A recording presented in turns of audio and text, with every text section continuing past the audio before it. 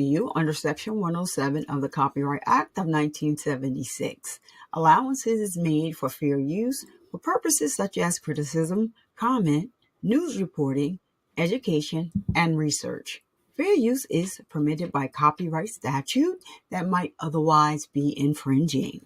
Smash that like button. Let's go.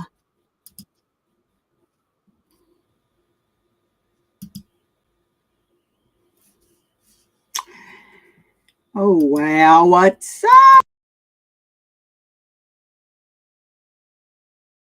Can't hear me. Here I go. Hey. What's up? What's up? What's up?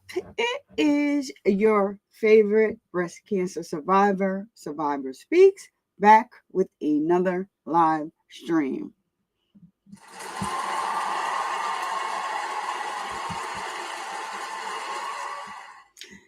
So in today's lives, we're going to discuss two young lives, two harrowing stories, and unsettling echoes that can't be ignored.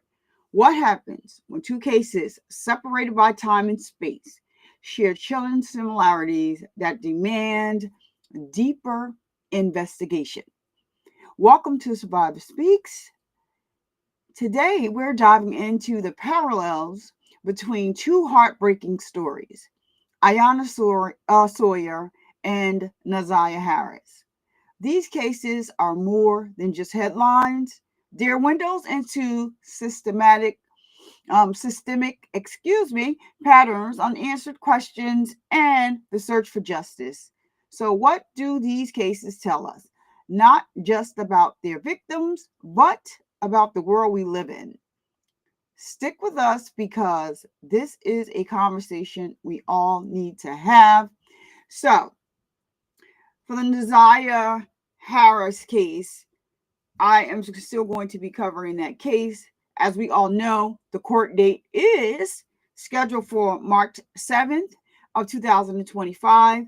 That is going to be a pretrial hearing and a calendar conference. So on March 7th is when we will find out when the trial date begins. I believe that for the people that are part of Survivor Nation, or some people that are, just came over to watch and get information, I believe that we have said all that there is to say about the case. As disturbing as it is,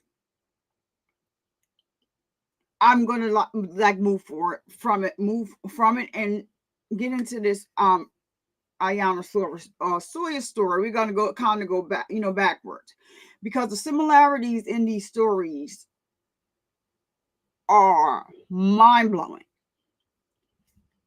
So like the Naziah Harris story, Iyana Sawyer's unaliver was married to her aunt. I don't consider these people uncles at all. They didn't treat these people like they were family, these young women, like they were family, niece, anything like that. The difference between Jonathan Quiles and Jarvis Butts is that Jonathan Quiles was married to Iyanna's aunt. He was this guy that was charming, and a lot of women would fall for him. A lot of women would fall for him. Difference between him and Butts is that he had a wife, one woman, from what we know, what we've learned, but he messed with underage women. These men, social media, people have to get a hold to their teenagers and social media and what they're consuming. Because this guy decided that he would take their conversations from text to Snapchat. And if anybody knows how Snapchat works, the messages instantly appear. But they do have settings where you can take a screenshot or save your messages or what have you. But they also have a feature on Snapchat that if you take a picture of the messages, it will notify the other person. But then they have a feature where you can disable it. It's somewhere on there. I'm not too familiar with Snapchat. I just know those things about Snapchat, and the part about getting the other person knowing that the message has been snapped, or that or that they can disable that feature. I learned from watching trials, y'all, because I go already on Snapchat and I'll be lost. How this thing work? I only started Snapchat for one reason. But I'm not going to, because we're going to go through the prosecutor's opening statement right now. They're going to tell you everything that you need to know. So I'm not going to do too much talking about this. What I am going to do is, let me get over here and let's see who is in the chat. I'm sure other people will join in, but it's me and FFS Survivor. Man, we talk about this entire case out of nowhere lately last night. This guy, yes. Really? I don't know if you're telling the truth. Now, this is a serious situation, FFS. Serious situation, okay? I don't know. But shout out to the brother of this young lady who decided that he was not going to hold his brother's secrets. He was going to let his brother's secrets out. Like he has children. What this could be my child. And I'll take my hat off from him. So they John Quiles moved to Florida with and that's where he met his family, and he's originally from New York. So his brother still resides in New York. So shout out to him. Shout out to the people watching on Facebook, Twitter. Shout out to you guys. I do see we have some people in the building from from there. Here, so right. So that is true, FFS. Like I said, there are features that you could set up on the phone where your children won't be able to download anything unless you approve it. I only know about iPhone, and I know about it because that's what I did with my daughter. And if you're here, and it's not like spying, because no, it's just that before she can download the app, I would have to approve it first. I would limited her screen time. Like I said, her phone went off at 9, came back on at 7 a.m. because she had to be to school, and I definitely wanted to send her to school with a phone. And if you are here and watching, please hit the like button. If you are in the bushes, hit the like button. Thank you very much. But we're going to dive right into this. I don't know if I want to look at this on 1.5 speed, or just go ahead and keep it on the regular settings. We'll see. So we're going to get right into it. Not going to beat around the bush too much and be going over this and that. And we're going to be jumping right into the prosecution's opening statement.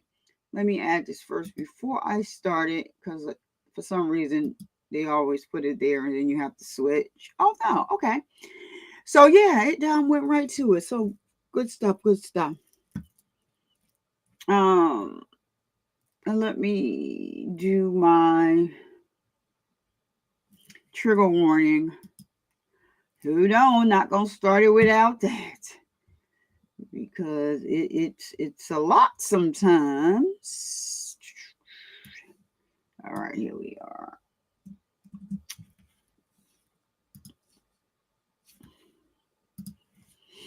I'm like, not the whole screen. FFS, and you hear me? Okay, I just wanted to make sure. You could put a 1 in the chat. All right, yeah, I know that already. Oh,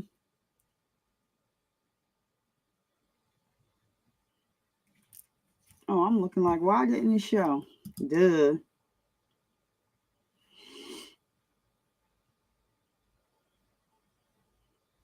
I don't know if I like this better than the other one. Hold on.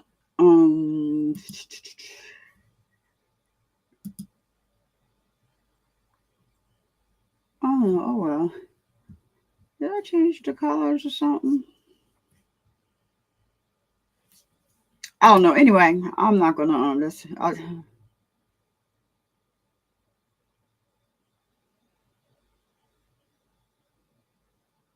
Okay, FFS. So yeah, they can actually like turn the phones off and on. You can turn the phones off and on. You can monitor. If the child has an iPhone, you can definitely monitor, and that's your right. Because yeah, these creeps are up to nothing. They know how these phones work. They know about all that, and they're up to no good. So definitely, I would recommend, uh, you know, looking into something like that. But some people just think, oh, the phone they're in. These kids know more than about phones and electronics than we do. So let's get started. It's the opening statement for the defense. Listen closely, because she's going to tell you everything you need to know.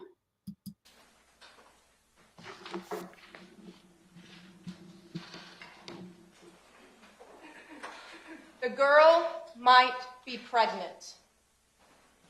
I can't lose my family if she has the baby. I have to get rid of the body. What was her name? Iyanna. She was 16. She was pregnant. 5 months. Talked niece Iyanna into running away. Planned. FFS, I'm gonna her family doesn't love her. See, tell me if you can hear. Had her come to my job. I'm gonna put a Ace 1 pick in the apart, chat when I want off you to of tell North me if Main you can Street. Hear. Hold on. Why your job? I'm trying something. The dumpster's at my job. I control what gets dumped.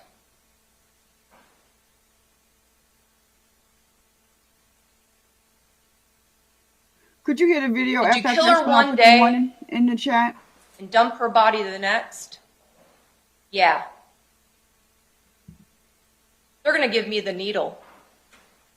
Why? 1, premeditated murder. 2, young adult with an unborn child. 5 months. They consider that too. Did you shoot her? Did you shoot her in the head? No. Not head. Heart. Ladies and gentlemen of the jury, those statements you will hear not only from the defendant's voice or through his own biological brother, Joseph Quiles. So good morning, ladies and gentlemen of the jury, the state of Florida, Mr. Skinner and myself, my co-counsel. We appreciate the time and attention that you all have given already this week. And we appreciate the time and attention that you all will give for the remaining of the trial this week and next week. As you had heard during jury selection, the state has two things to prove. Was a crime committed, and was the defendant the one who committed the crime? And in this case, there's an indictment for 3 crimes that we're going to ask you all to consider. First-degree premeditated murder of I.S., first-degree premeditated murder of her unborn child, and sexual battery. There will be material facts that your honor will instruct upon, and then you, as the fact finders, will weigh that evidence presented during the trial of whether or not the state of Florida has met that burden beyond a reasonable doubt to all of those material facts. Now we're about to go through a little synopsis because opening statements are not evidence. They are what we believe the evidence will show throughout the pendency of this case. And there's going to be several witnesses called and also many items of physical evidence. I like to use the analogy of you're starting off with a puzzle. That's where we're at today. We just purchased it at the store. We got the box. We're dumping out the pieces. We're laying it on the table. And one by one, state submits to you.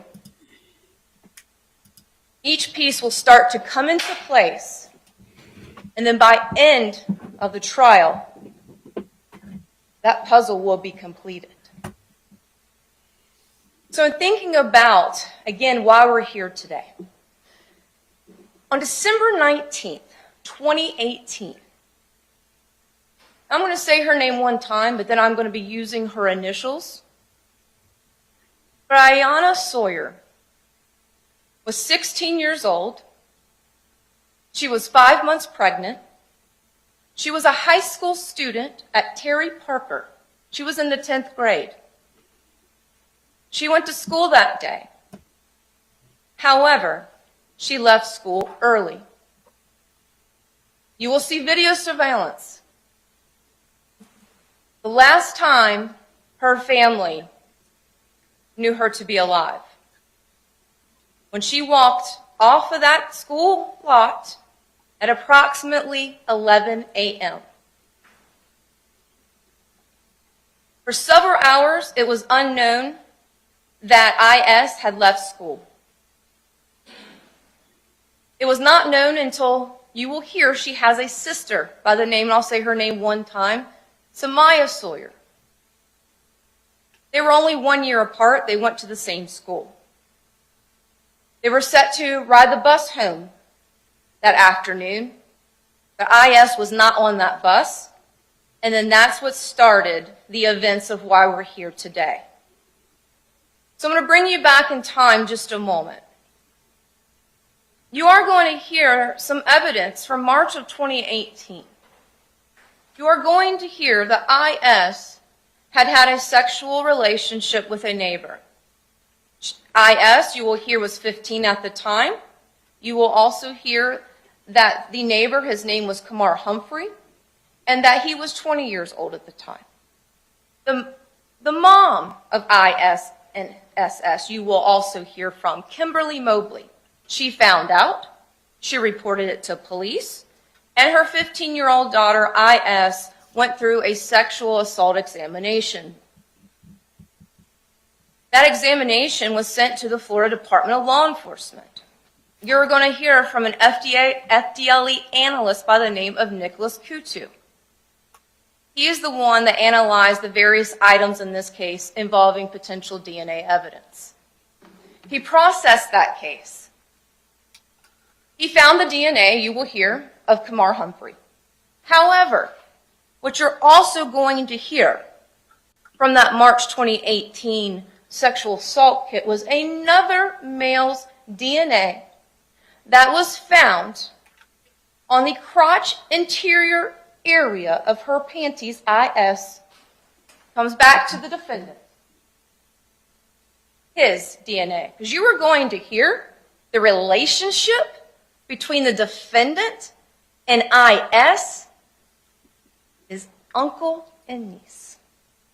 The defendant at the time in 2018 was married to IS's aunt, Naomi Mobley. So it was an uncle by marriage. And at the time, back in 2018, the defendant was at the age of 32 and 33 based upon his birth date in April.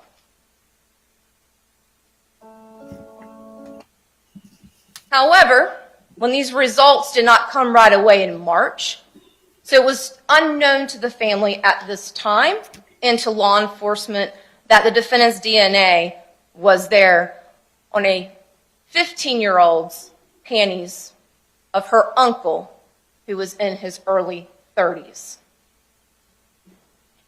Again, fast forwarding, July of 2018. It is learned that this is when IS becomes pregnant. This, though, was not learned by Kimberly Mobley till December 3rd of 2018. Her daughter was already approximately 5 months pregnant.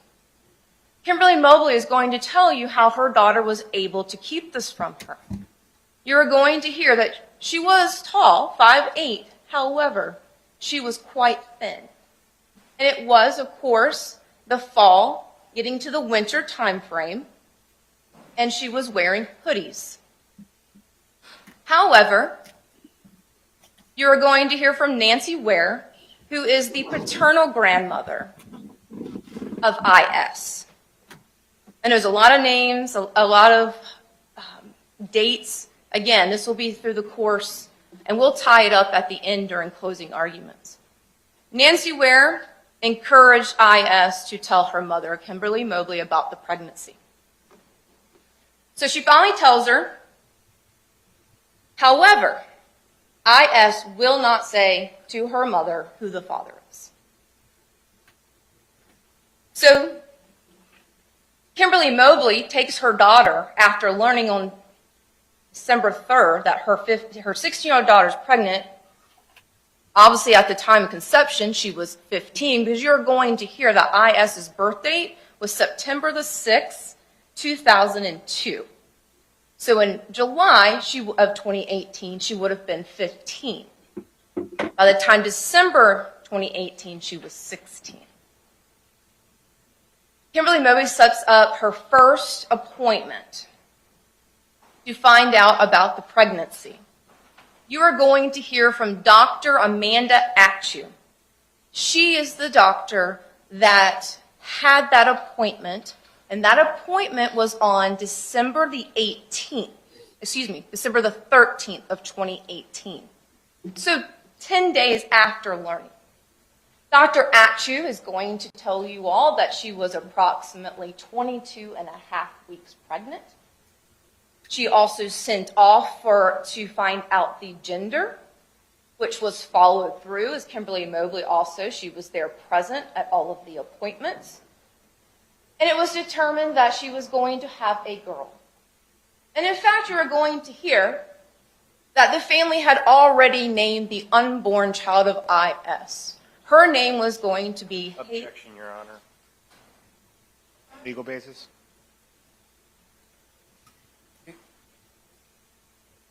Speculation and inflaming the jury. Overruled. May it please the court. That her name was going to be Hazel Michelle. And that is important, ladies and gentlemen, because that's count 2. We are alleging that the defendant killed an unborn child. And you're going to hear that the approximate birth date due date was April the 12th of 2019. Then, thinking about that time frame in December, confirmation of pregnancy on December 13th, it's spreading now through the family of Kimberly Mobley, because you're going to hear Kimberly Mobley has a large family. She has 4 sisters. She has a brother. And of course, you've already heard that one of her sisters, Naomi, was married at the time to the defendant.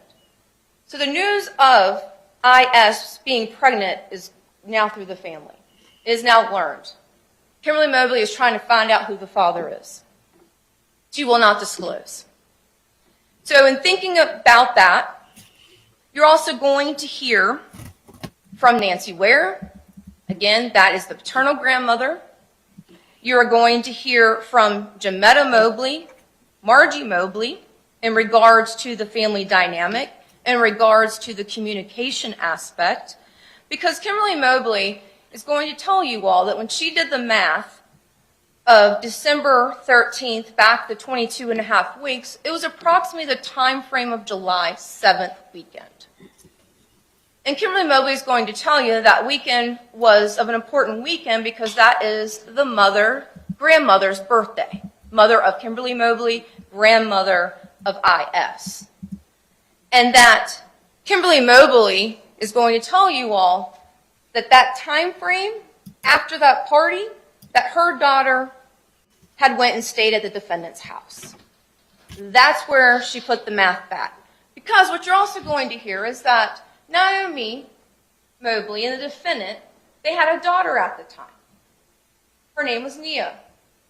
And you're also going to hear that Naomi was the breadwinner. She's the one that had the full-time job. Now, the defendant worked. Please, I'm not trying to say that he didn't. But she had the full-time job that kept her out of the house quite a bit. So, I.S. and I.S.S., while their mother, Kimberly Mobley, would be at work, they would go often to the home of the defendant. You're going to hear that I.S. was a creature of habit. She would go to school. She would come home. Sometimes she would go to her father, Willie Sawyer's house. You will hear from him as well. He's also here locally in the area. But mainly school, home, and the defendant's home. The defendant would be watching over them while their aunt and their mom was at work. And then they would also help with the young daughter of the defendant, their baby cousin. And you're going to hear that this was throughout a period of time. Then you're also going to hear that, though, from December 19th, 2018, no one has heard from her. Chick-fil-A, where she worked, you're going to hear she never picked up her last 2 checks. A teenager, right before Christmas, never picking up her paychecks. Period of time. Her phone. Then you're also going to hear that when she left Terry Parker High School on December 19th, her phone shows you it's turned off. Never heard from again. Banking with Navy Federal Credit Union. No banking activity post December 19th, 2018. Submit to you, ladies and gentlemen, you're going to hear from the family, her inner circle, her world. You're going to hear from her friends that she's known. She had a close-knit group of friends. You're going to hear from some of them. Nobody in this 16-year-old's circle, you will hear that no one has heard from her since December 19, 2018. So you're going to hear that missing persons started investigating this case on December the 21st, 2 days later.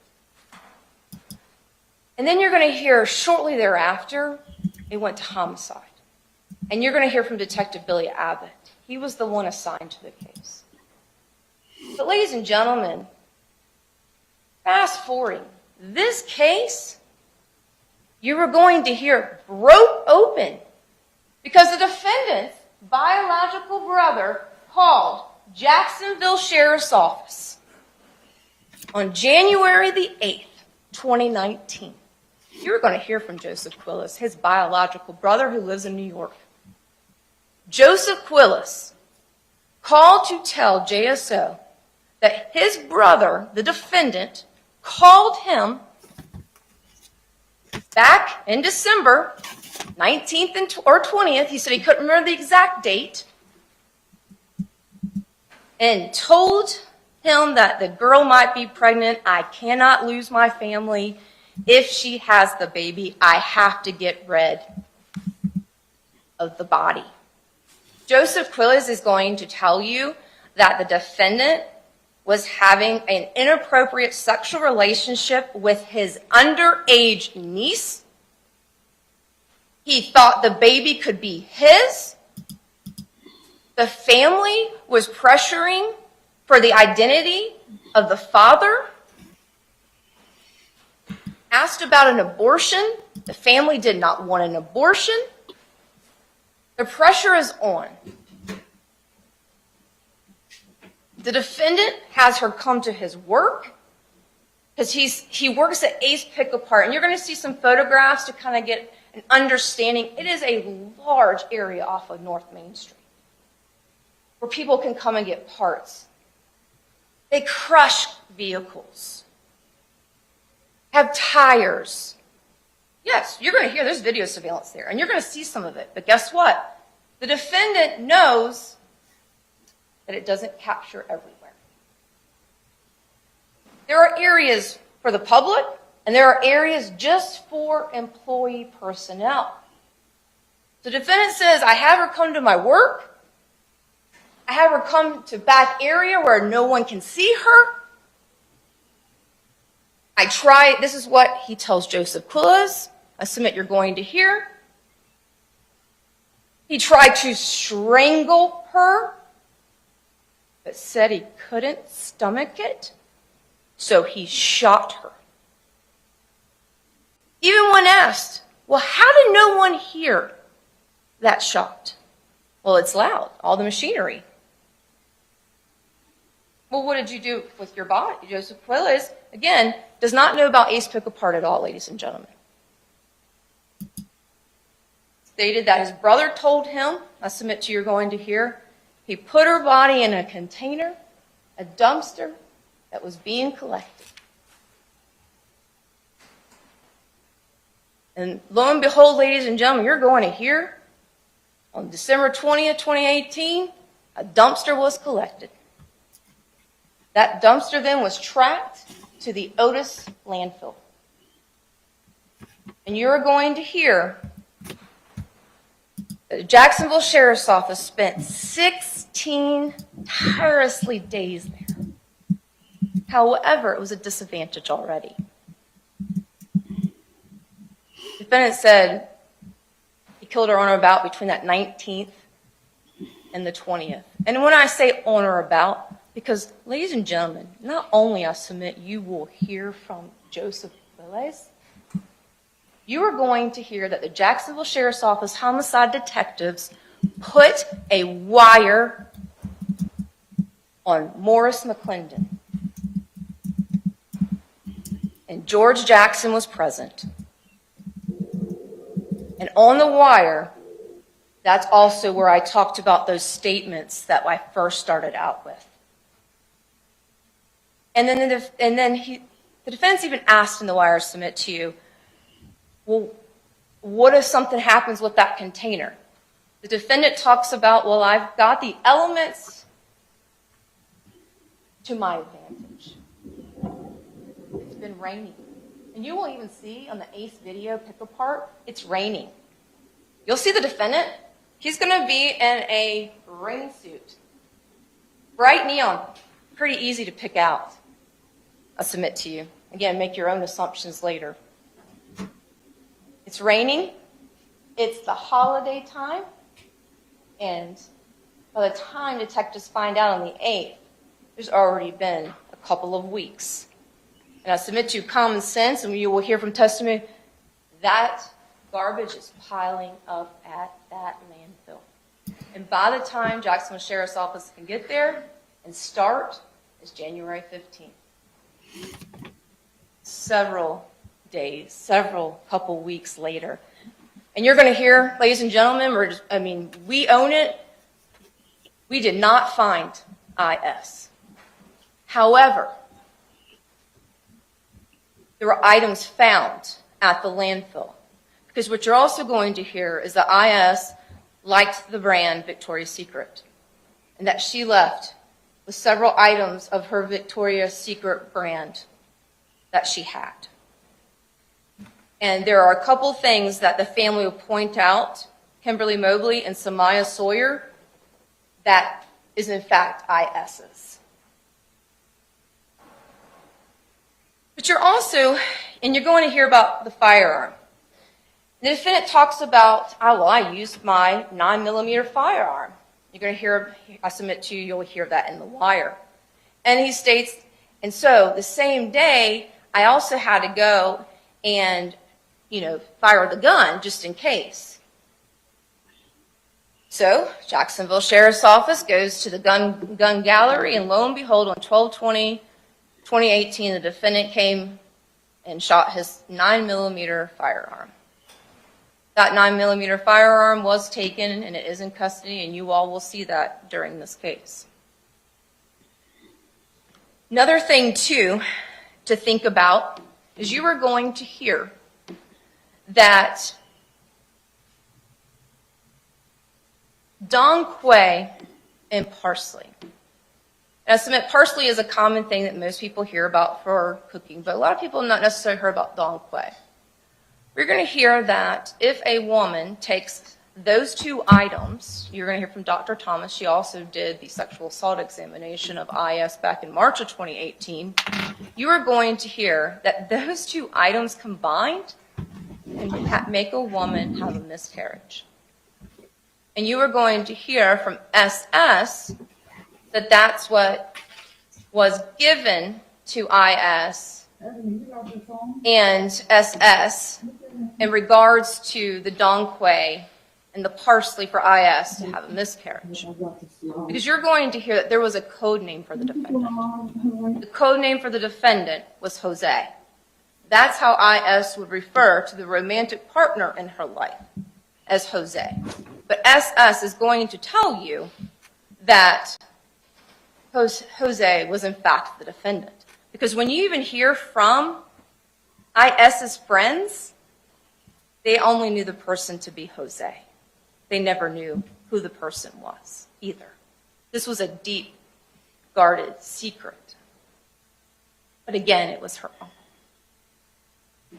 And so what we're going to find out from those two items, they are found in the bedroom because IS and SS shared a bedroom. Now, what we're also going to learn, though, those two items were purchased on the defendant's Amazon account from their Wells Fargo bank account, was paid for in October of 2017. So again, going back to linking those items to the defendant. Now, the defendant talks about, I submit to you all, and the Wire as well, about having an inappropriate sexual relationship with the defendant.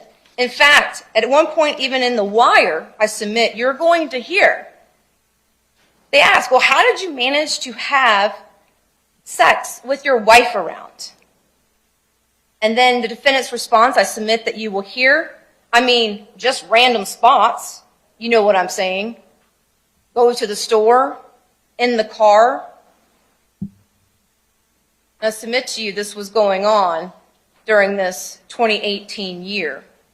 Because there's another thing you're going to hear from SS. The defendant liked to talk to SS and IS on Snapchat. Not regular texting, not regular phone, but Snapchat. And SS is going to tell you the reason why is because Snapchat messages disappear. However, IS had more than one Snapchat account. She had XS Iyanna. Iyanna was a nickname of her first name. And then she had Princess 446.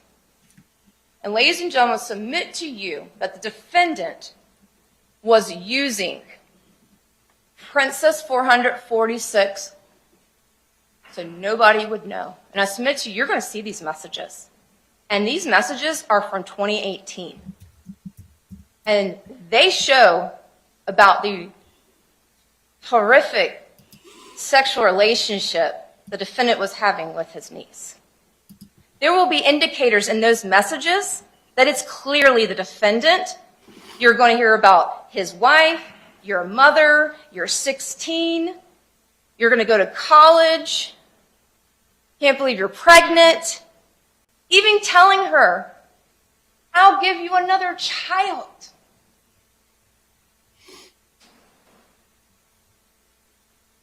So there's a lot, ladies and gentlemen, and obviously thinking about all of this too, you're going to hear from another inmate as well that says the defendant confessed to him. You're also going to hear that the defendant stated he never left work that day on December 19th, 2018. However, it's going to be refuted, I submit to you all. One, Ace video. The defendant leaves Ace at approximately 11:15 a.m. and is gone for about an hour and 15 minutes. And the time the IS leaves Terry Parker is about 11 a.m. And then you're also going to see that the defendant's timesheet also says that he never left that day. He told police that he never left work that day. But again, the physical evidence will refute that. So ladies and gentlemen, after you hear all the evidence, and again, it's going to be a lot, think about the dates, thinking about how each item, each person is bringing those puzzles to make that grand picture so we know what we're finally getting to. That defendant, again, with that statement of couldn't have her have the baby. Because you're also going to hear that all of defendant's children look just like him. He knew he couldn't take that risk. So the defendant, I submit to you after all the evidence, it will show that the defendant had an inappropriate sexual relationship with his 15 and 16-year-old niece. And that familial custodial relationship of him being the uncle. And that when she got pregnant, she wasn't having an abortion, and he knew the consequences of his actions. It was at that time to get rid of the evidence. However, thankfully, based upon the evidence we'll present, coupled with the defendant's own statements, his own words, we are confident that the state of Florida has proved each count beyond a reasonable doubt, and we will ask each of you to render a verdict of guilty to all counts. Thank you.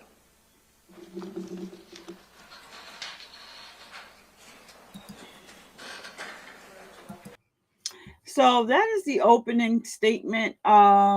If you were here for the whole opening statement, I wanted to let the prosecution tell that opening statement because they actually summed up the whole case. Many similarities to Naziah Harris. And I also, if you go to my community wall, I did put the information for the petition there.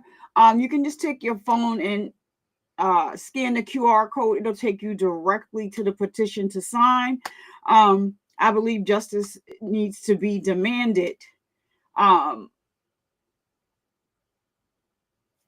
from the Detroit Police Department, and Annette, who is the grandmother of Naziah, and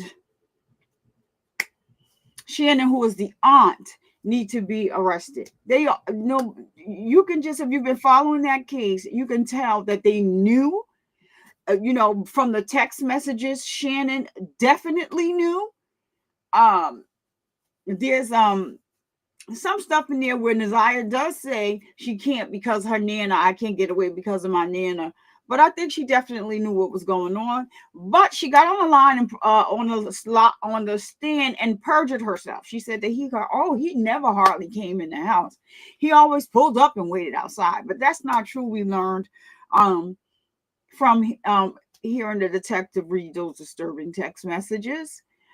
So I believe they were complicit and just stood by and do nothing. And not only that, what wasn't in the text messages is some of the family members that were uncomfortable with it, that didn't live in a home, that saw how he approached the children in a home.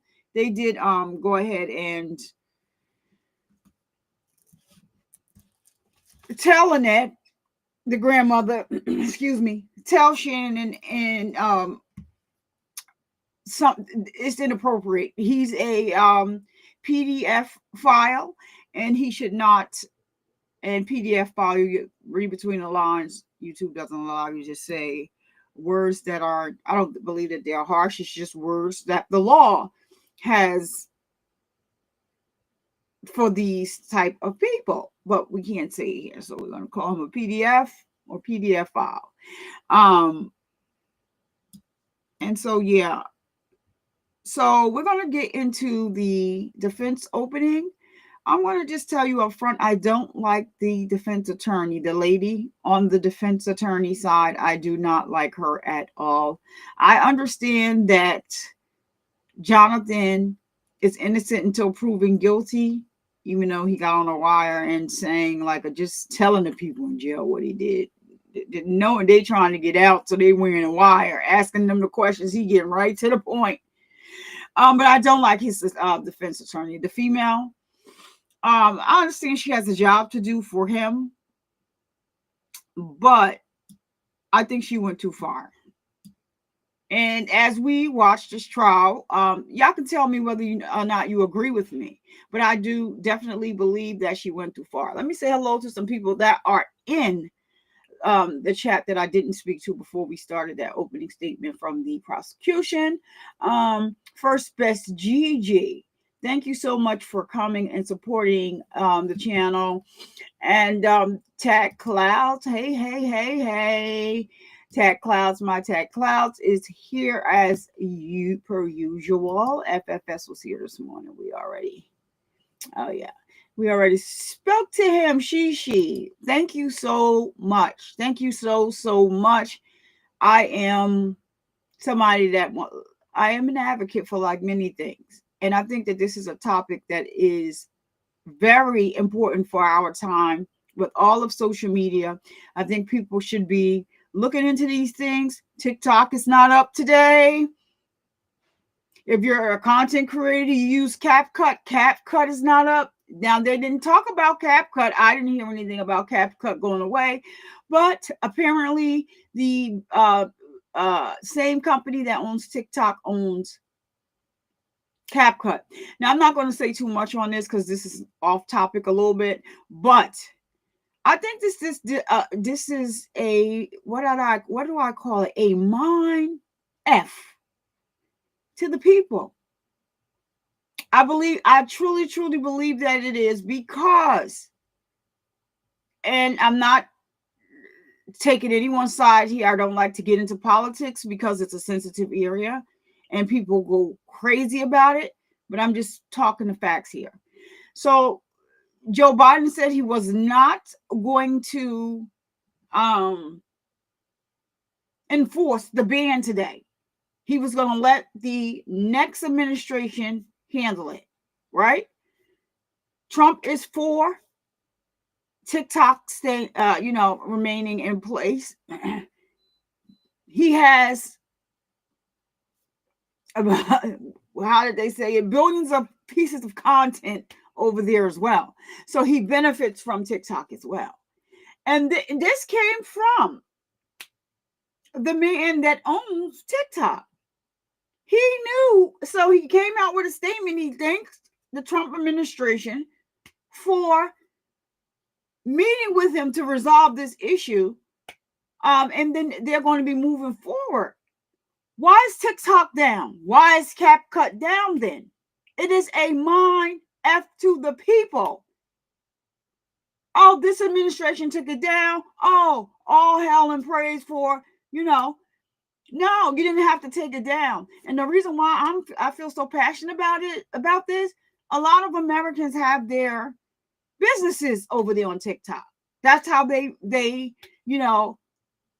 legally make their money. TikTok is not just for kids. It is not just a platform where you go over there and you dance and all that. And it's not just that. People have their businesses over there. People sell products over there. And so that's how they feed their families. I went to the store last night. I could not believe it. I just happened to look up and see, like, I was looking for some cheese and looked up and saw salami. $7.89 for the small pack of the small packet of Oscar Mayer hard salami. What are we doing? But we have money to send everywhere else. But it's people right here that are hungry. And it's crazy to me. A lot of other countries have a lot of things figured out that we don't have figured out here. Free college, free healthcare, all that. So anyway, I'm going off topic. I'm sorry. I'm passionate about a lot of things. So sorry. Let's get back on topic. That's my fault. First best Gigi. Hi. We got DM. Hi.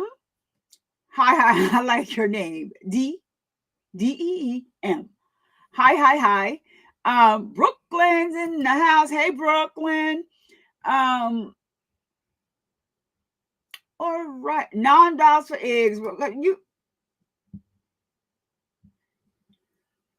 You will be going when they have stuff on sale. I'm gonna go to ShopRite and get me some eggs. I'm gonna go to Walmart and get me some milk. I gotta go all the way down this store. I read online they got bread on sale right now, but you gotta get it right now for $1.99. Maybe let me see let me comb through and see what stores got. By the time you go around all the stores to pick up the food that you can't afford, you're out of gas.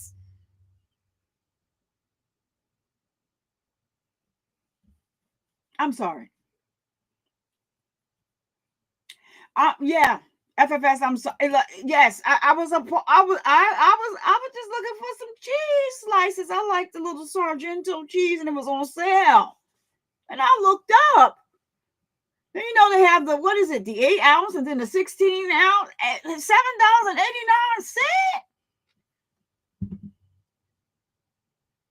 Just give me a feeding tube at this point, because this is way too much. It's not. It is a shame that jobs are being taken away. Jobs are being moved to different companies for cheap labor. In the meantime, we're suffering here, and that's everybody. And so we're going to see what's going to happen, because so many people believe that we're going to come up. I'm somebody that just likes to sit back and watch. I'm not part of the 1%ers up top. I just think that we're getting beat up in the middle, in the lower class. And a lot of people out loud, they say one thing, but they do different things. I'm for all the people. All the people.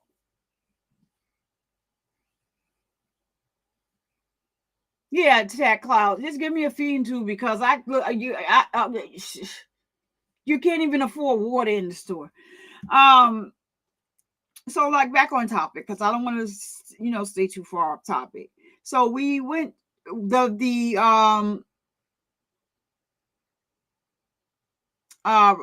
defense attorney in this case, the young woman, I don't like her. I think she went too far. throughout this trial, if you listen to it, I think that she was so hard on Iyanna's sister. Now, people are forgetting when you're watching these trials or covering these young women were children. It doesn't make a difference if they were teenagers. Teenagers is worse. They're impressionable. You still could put fear in teenagers. She was 16. Her sisters was 1 year younger than she was. They're children. They're impressionable. They can be groomed. This guy is a monster. And so I just disagree with this attorney and how she handled it. But nonetheless, I think I said, oh, Jason is here. Hey, Jason, I was getting ready to go on here back to the story.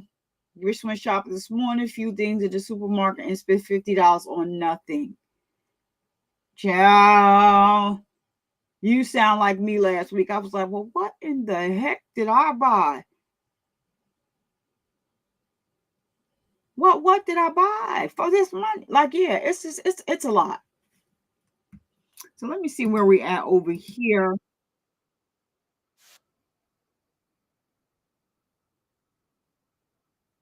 Okay, so the I just wanted to make sure I remember I love the judge on this case, by the way. I liked him. I thought that he was a fair judge, very mild mannered, but did not come to play. And I like that about him. He moved the trial along. Oh, let's okay. Yep, you have that. Yeah, we're going to get that taken care of right now. Let's move it right along. Okay. He was very mild mannered, straight and to the point, and I love a judge like this. He's sitting there. You can't like. I'm just doing the job. I'm just doing the best that I can. So I like Judge Anthony Saylor. He gets a plus from Survivor Speaks. Not like some of the other judges that did just all right, just they not what this they not they are not what's going on. But yeah, here we are. Let's go. Let's move this over here. All right. I don't know why it does that each and every. These are great people that have a very tough job. Yeah. But that does not mean that they don't have to meet their burden. Burden is they have to prove that Mr. Quiles is the one that committed this crime. That crime, He already said it. as you can see, is that a premeditated first-degree murder. They have to prove that Mr. Quiles is the, in fact, person. Why is this stuff jumping? And I'll say it just once, Iyana Sawyer and her unborn child. They have to prove that. I don't know why it's jumping, y'all. That's not me. I'm just getting ready to open And it they so also y'all have can to see. prove that he But premeditated it and did it in such a way to make sure, as the state said, that this was a heinous crime. I submit to you, as you hear the testimony over the next week and a half, the state will not be able to meet that burden. You, ladies and gentlemen, are the trier of fact. You are going to be hearing the testimony. You will be determining who's telling the truth. You will be determining who's making assumptions and who is not. Now, next one, Kristen. The state has also proved the issue or the charge of sexual battery. They are saying that Jonathan Quiles did, in fact, have sex with his niece, Did.S. That's the state's version. That is what they are saying. I submit to you, ladies and gentlemen, that at the end of the day, they will not be able to meet that burden. After you hear all the testimony, they will not be able to prove that Jonathan Quiles is in fact the father of the unborn child.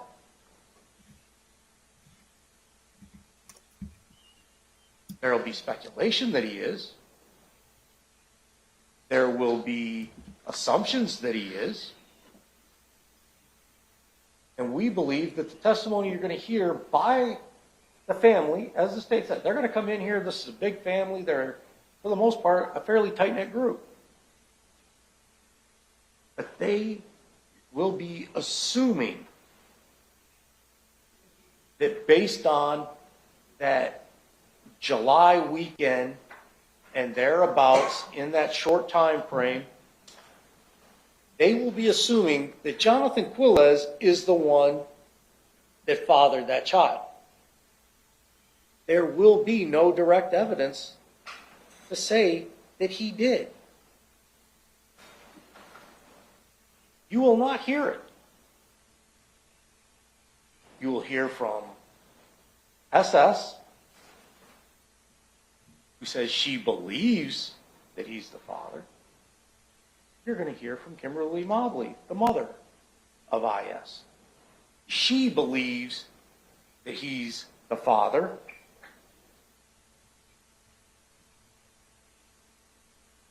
But again, there will be no direct evidence. There will be no DNA to say he's the father. There will be no corroboration of that other than they believe he did it.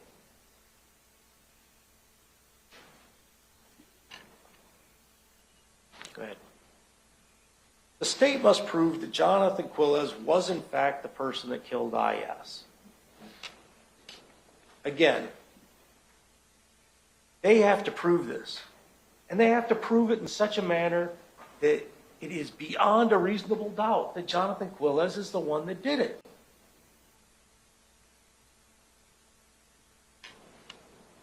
The state is going to bring in detectives, various witnesses, all kinds of people from throughout the county over a very lengthy investigation.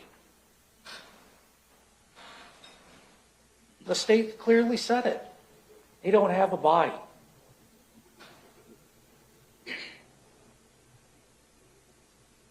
We believe that you are going to hear that they're assuming that the scene is Ace Pick-a-Part, where Mr. Quiles worked. You will hear the testimony that, yes, IS left Terry Parker High School and she was last seen around 11 o'clock on December the 18th.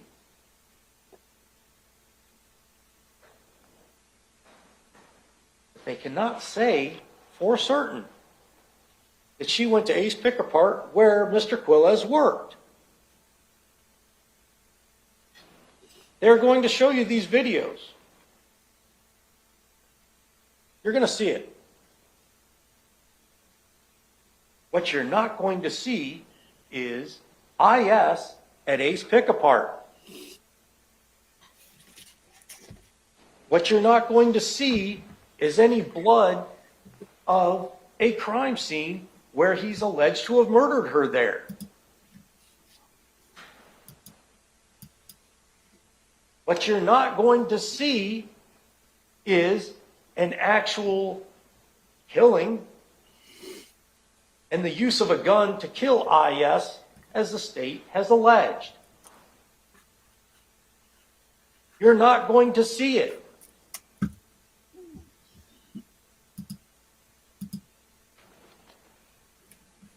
Therefore, we believe they cannot meet their burden of premeditated murder. And therefore, we believe there will be reasonable doubt. Oh, let me tell her.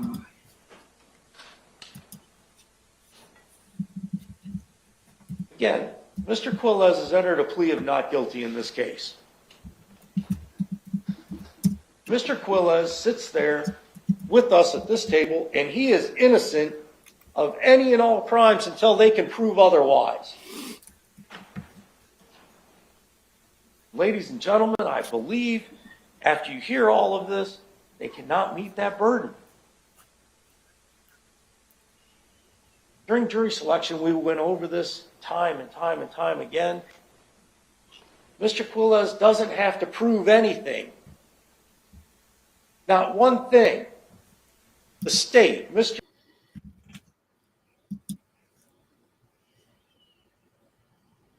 Oh, hold on. What does this thing do? Skinner and Miss French are the ones that have to prove it. And the person and the people they have to prove it to is you, ladies and gentlemen. You are the trier of fact. You are the ones that have to be the ones to listen to the evidence and listen to the testimony and view the evidence. And the state has to prove to you that a crime was committed. And we submit to you, ladies and gentlemen, they can't meet that burden.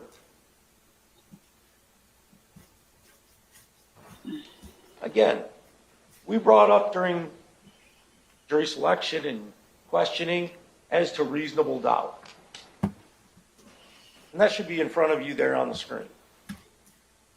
Reasonable doubt is that is speculative, imaginary,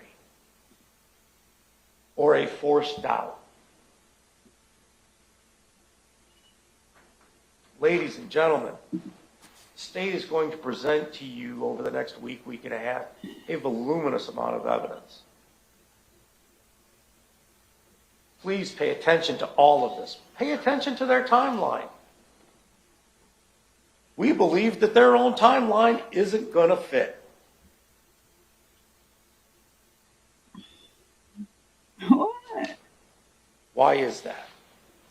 We believe you're going to hear testimony that she was actually seen on the day of and after when the state is alleging she's dead. That's horrible. They know they lying. That is reasonable doubt. They're saying she's dead, and people are saying they see her and are calling into the police to say that they've seen her. Horrible. As the state has said, this started off as a runaway case. She was deemed a runaway and missing for a substantial period of time. More than a week. During the holidays. It isn't until approximately 3 weeks, close to a month, before they make a determination to go and search the Otis landfill.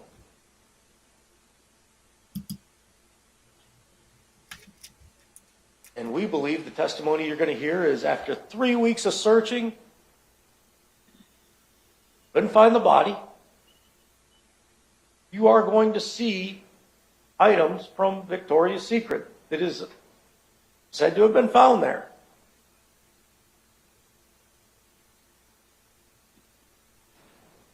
You're going to hear testimony that they believe that these items belong to IS. Ladies and gentlemen, these items that are found, that are Victoria's Secret, are sold in every Victoria's Secret store throughout the United States, if not the world.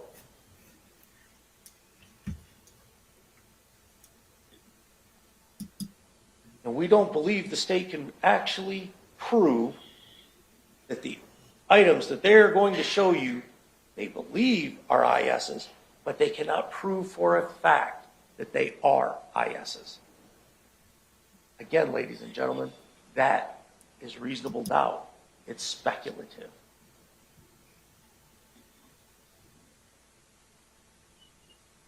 You're going to hear from law enforcement witnesses.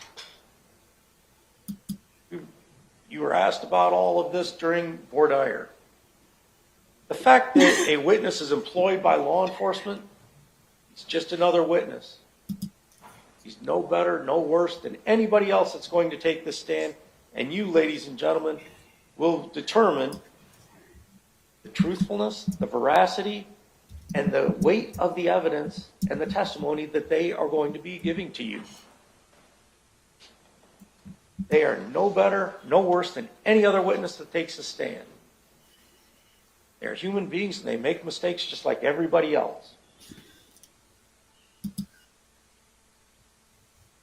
Now, this was brought up to you again during voir dire. The fact that if the defendant does not testify, meaning Mr. Quiles, if the defendant exercises his fundamental right to not testify, you cannot view this in any way, shape, or form as an admission of guilt. He has an absolute right to sit there and not say a word. Again, can't emphasize this enough. They have the burden. They must prove he committed a crime.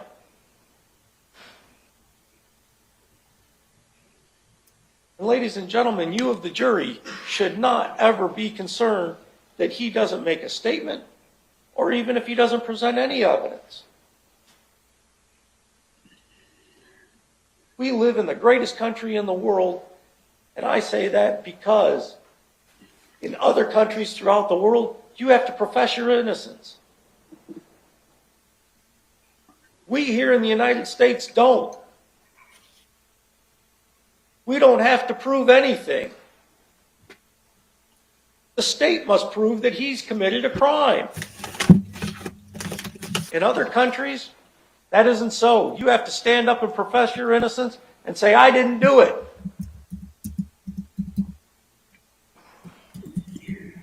You don't have to do that here.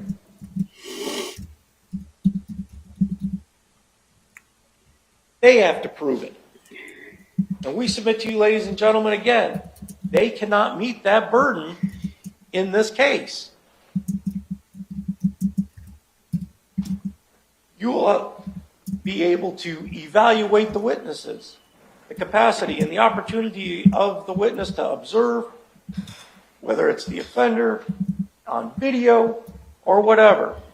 At the time of the observation, the conditions at the time, whether it was day, night, raining, and the lighting in the distance. This is going to be critical in this. You are also going to be listening to a lawyer. Look at and listen to the fact of these people that they're presenting. They're inmates. Well, those inmates are looking to gain favor by testifying against Mr. Quiles in an effort to get a reduction in whatever case they have going on. And you are going to hear from them when the state calls them. And you're going to hear what they have to gain by giving their testimony. Please pay close attention to that, because they have something to gain.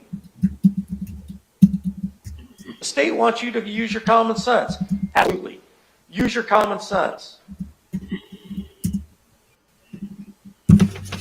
But when you use your common sense, that doesn't mean that you check at the door and say, okay, just because I'm using my common sense, that relieves them of their burden to prove beyond a reasonable doubt that Mr. Quiles has committed a crime.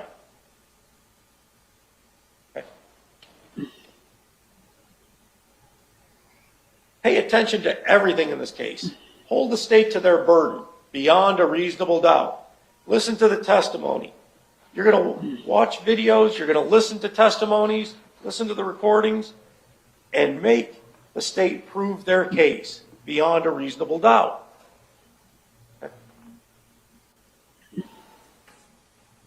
Some of the things you're not going to see in this case. The state will not be able to show you the body of IS. or that she's dead and no remains were ever found. You are not going to see an actual crime scene at A's pick-apart as the state is alleging. She was murdered there. Mm-hmm. You're going to hear from their testimony into which She was. they cannot say, after searching A's pick-apart multiple times, you're going to hear that they went there with cadaver dogs. Never found a body. Cadaver dogs gave hits, but remember, this is a place where vehicles are taken after multiple crashes. And people have been hurt in crashes or whatever. But they cannot say I.S. was actually killed at A's pick-apart. They want you to believe it, but they can't prove it. You're not going to see any blood at the scene that is related to I.S. Again, you're not going to see any physical evidence that a murder actually occurred there. And there will be no physical evidence to prove as to the manner of how the state is alleging I.S. died. None. Again, no actual evidence. No physical evidence of a murder scene. There's no blood. There's going to be lack of DNA. Complete. The state is going to allege that the gun that our client, Mr. Quiles, owned is the murder weapon. But we submit to you, ladies and gentlemen, they have the burden to prove that he actually used that gun to kill her.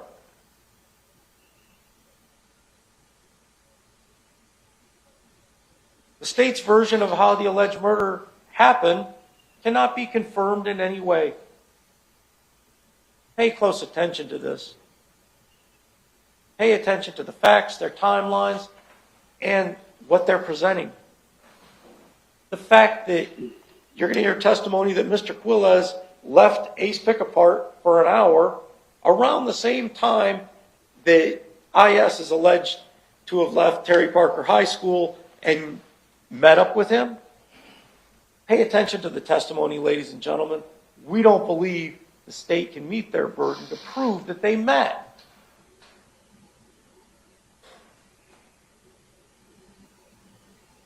Because Terry Parker High School is a long way away from where we believe the evidence is going to show that Mr. Quiles went for work up to an auto parts store near the airport. There's a long way away. And how does I.S., a 16-year-old who's on foot when she leaves school, get from Terry Parker High School to the airport? Multiple people see I.S. again. You're going to hear testimony as to this, that the state assumes she was killed, and they want you to believe that. But these witnesses are going to say she's seen after the time and date that they're alleging she's dead. That, ladies and gentlemen, will lead to reasonable doubt. The state will not be able to prove premeditated murder because they can't prove she's dead in the first place. Focus on the testimony. We believe you're going to hear from Kamar Humphrey and his relationship with I.S. and the fact that he is the one that sexually battered her previously during February or March of 2018.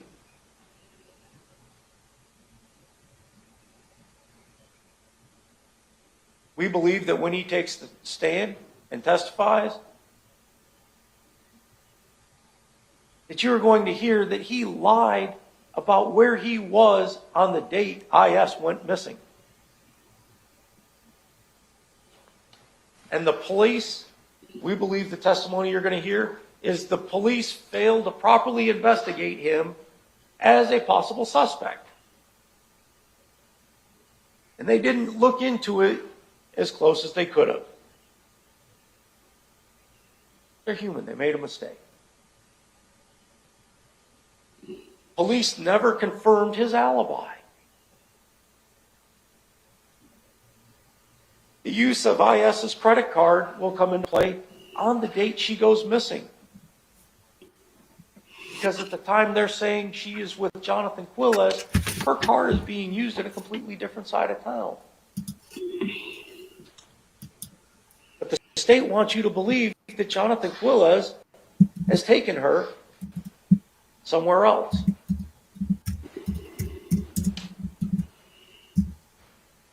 And please, listen to the testimony that you're going to hear as to the area she is seen in on the date she goes missing, as well as where these other people see her after the fact. These will be critical elements, and we believe flaws in the state's case. There's going to be several things in evidence and testimony that you are going to hear that we believe are in question. That of Joseph Quiles. Yes, his own brother is going to come here. He's coming here from New York. You're going to hear from his own brother that these two have a very strained and complicated relationship, to put it mildly. And the dynamics always are.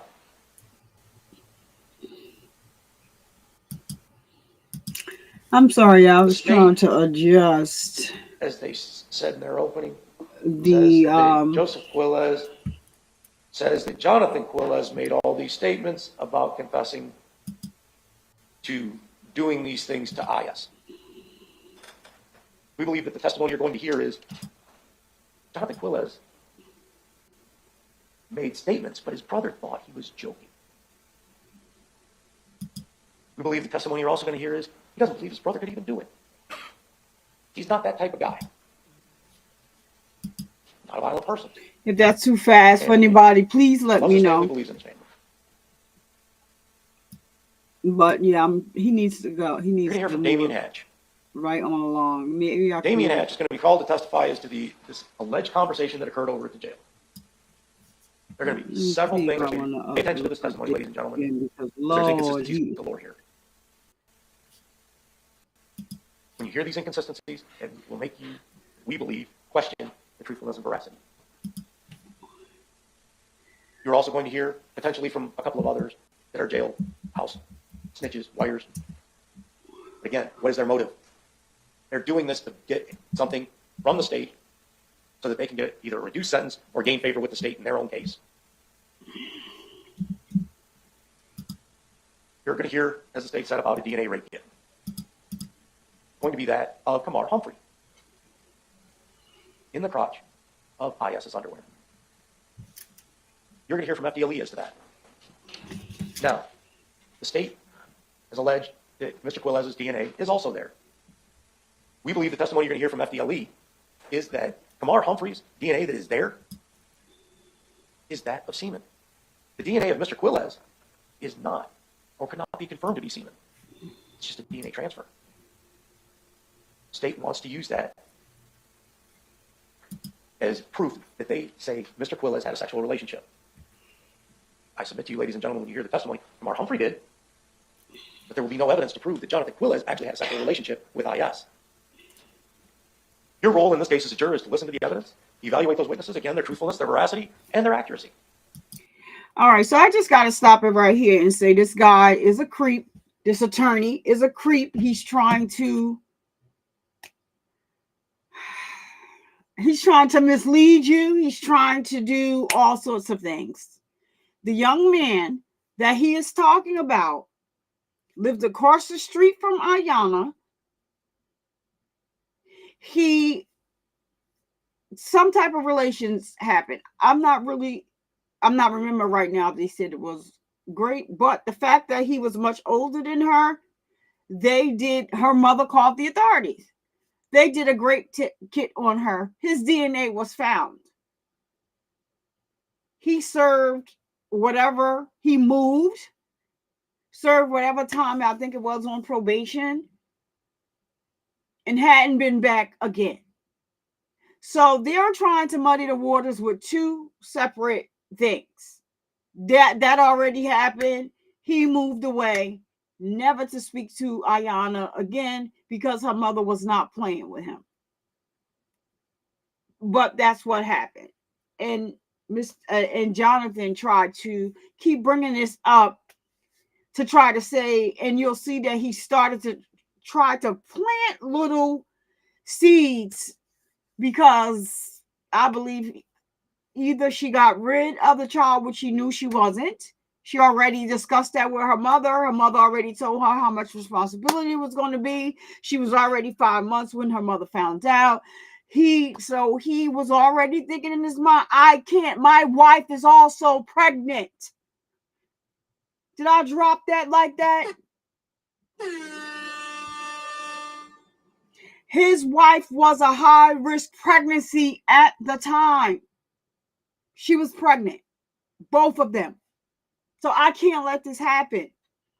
So now you'll see him start to send things to Ayanna's phone about messing with somebody else, about the guy across the street, all this other stuff, just to muddy the waters. I just thought I wanted to stop that and pause that right there, because I don't like what he's doing here. But anyway, I put him on speed 1.75. He is still slow. I don't want to up it too much because I don't want you guys to not be able to hear it if it's too fast. But if it is too fast, then just let me know in the chat. But if it's at a fine pace, until he should be done already, because I just wish he would just go ahead and. But he wants to keep going, so we're going to go ahead and let him do that one. And just please remember to go to my community tab. There is the petition to sign for Naziah Harris's aunt and grandmother to be arrested. I said what I said. I'm not taking it back. They knew. You got to understand. And you perjured yourself. You lied. You were complicit in this case. All the above. Go to jail. Take them to jail. Do not pass go. Do not collect 200. Y'all need to be held accountable as well. But okay, let's get back into this, because I just wanted to stop it there, because this man, I just need to kumbaya just a little bit, take a little kumbaya from his voice, because what he's doing right here is disgusting. Okay, the guy did his time, and he's going to testify in this case as well. Okay, thank you, Northern Dane. Pay attention to these inconsistencies. We can't emphasize this enough. Inconsistencies lead to reasonable doubt is what will lead to a not guilty verdict. Make sure that the evidence presented by the state actually applies to this case and is not there to inflame or reach to your emotions, which will lead to allegations and assumptions. Pay attention to the reasonable alternatives. That's where using your common sense, where the state says, you can go ahead and use your common sense. If A happened, B must have happened. Well, just because A happened doesn't always mean B happened. It could have led to C. Your job here is to weigh the evidence and determine, again, who's telling the truth and whether or not the state has met their burden. When questioning the evidence that the state presents, make sure you establish that a crime was actually committed here, and that the person that committed that crime was Jonathan Quiles. Again, we don't believe the state can meet that burden. When weighing the course of the evidence through the course of this case, we believe you will still question as to whether or not this gave rise to reasonable doubt, and that reasonable doubt, at the end of the case, you will have to find Mr. Quiles not guilty. At the conclusion of the case, you will be given rules for deliberation. They're there on the screen in front of you, and these are very important. The case must be decided, as we stated multiple times during voir dire, only on the facts and evidence presented here in this courtroom. And the state must present those facts and evidence to prove the case beyond a reasonable doubt, and we don't believe they can. Reasonable doubt is, again, one that wavers, vacillates, or becomes speculative in nature. Remember what we say as lawyers? We're here to say this, to give you a guidance of what we believe you're going to hear or not hear in this case. What we say is not evidence. What those witnesses say when they take the stand, that's the evidence you have to pay attention to. And that evidence, at the end of the day, will again lead you to a not guilty verdict in this case. Your feelings in this case should not be influenced by prejudice, bias, or sympathy. We believe you're going to hear from several witnesses that will be here to testify for that very purpose. Stick to the facts. And we believe the state will not be able to prove those facts. And at the conclusion, based on those facts, you will find Mr. Quiles not guilty because the state can't meet this burden of beyond a reasonable doubt to prove he committed a crime. Thank you, ladies and gentlemen. Members of the jury, it's 10:37. It's probably a good time to take our mid-morning break. Given the number of you, let's take 25 minutes. Let's come back out at I'll say 11 o'clock. Well, let's keep it to 11:05 or so. That's about 25 to 30 minutes, given the number of you guys. We'll go from there, then take our lunch break, and then kind of have all the same pattern that we did during the past few days as well. Please remember, do not discuss the case among yourselves or each other. Do not do any independent research, and you guys have a nice break. All right, so let me get past to where they are coming back from break. So you heard the opening from the prosecution and the defense. And let's see, I believe the first witness will be, I think her mother. Yeah, her mother is going to be on the stand. So I'm just going to bring it back, pull it back just a little bit from where the judge says what he says. And then her mother's the first person to testify. In this case, her name is Kimberly Mobley. Unlike, this is where the similarities differ between Naziah's case and her case. Iyanna's mother, she did not play that. And so, you know, whatever happened between a young boy across the street. She called the authorities, the right thing to do. Everyone was teenagers. I don't know what type of teenager you were, but, you know, everybody has been teenagers at one time or another. I don't know if he took advantage of her or not. However, Jonathan Quiles, you were having these relations with her wherever you could, outside, but mainly for the majority of the time, because his wife was the breadwinner and she worked overnight. Mainly, Iyana Sawyer was over there supposedly helping with the kids, but he was over there sleeping with her. So that's that on that. Let's get back on topic. Well, that was topic, but let's get back into this case. Okay, let me bring it right back on. I have it queued up to where we need to be. I don't know why it just doesn't go back to where it needs to be, but it's fine. All right, and so we're going to move right along to what's coming next. I may have to slow it down. Still, let me know in the chat if it's too fast and I need to slow it down. I sped it up for the who was that? The defense attorney. He was getting on my nerve. He was. All right. So here we go. All right, here we go. That's right. Judge Anthony Salem. I like him. Nessa said, good morning, everyone. Good morning, everyone. You are the jury here in court.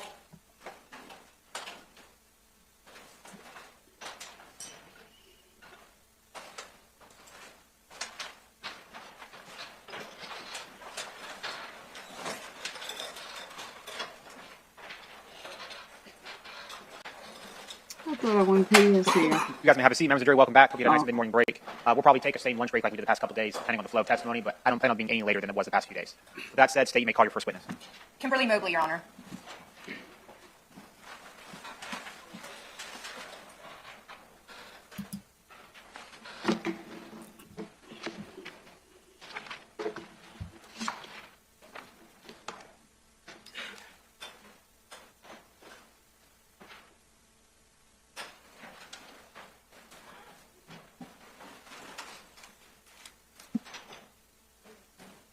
Swear affirm the testimony you give will be the truth, the whole truth, and nothing but the truth, so help you God. Ms. Mobley, good morning to you, ma'am. Just have a seat. Just watch your step as you come forward. If you need a glass of water or something, let us know. We'll certainly do our best to accommodate you.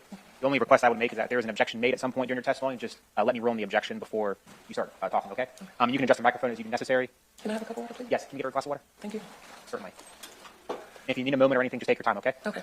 With that said, Ms. Reach, you may inquire. You're ready. Yes, sir, Your Honor. Thank you. Good morning. Good morning. Can you please introduce yourself to the jury? Yes, my name is Kimberly Mobley. And ma'am, can you spell your last name? It's Mobley. Yeah. And where do you generally live? No. In Arlington, Is that here in Jacksonville? it is Jacksonville, Florida. And how long have you lived in the Jacksonville, Florida area? 38 years. Would that be your whole life? Yes. What do you do for a living? I'm in the medical field. And how long have you been practicing in the medical field? 13, almost 14 years. And ma'am, do you have children? Yes. How many children do you have? I have 4. And could you please tell me their initials, and if you could just tell the first 2 their date of birth and the second 2 just current ages, please. Okay. First 2 date of birth is September 6, 2002. And can you give the initials of that child, Yes. ma'am? I.S. Thank you, ma'am. I want to make sure that we don't speak at the same time. Oh, I'm sorry. That's okay, ma'am. It's all right. And your second child, ma'am? SS, September 25th, 2003. And then September 17th, 2005. And what's the initials of that child? SG. And is that a son? Yes. Okay, yes, ma'am. And you said you had a fourth child? Yes. KM, May 11, 2009. And up until recently, did all of your children live with you? Yes. When I say recently, I'm referring to your 3 youngest. Is that a yes? Okay. And is your oldest daughter, your second oldest daughter, SS, has she graduated high school? Yes. Now, are your 2 younger children still in school? Yes. Now, does IS and SS have the same father? Yes, they do. And what is his name, ma'am? Willie Sawyer. And could you spell his name, please, for the record? Yes, it's WILLIE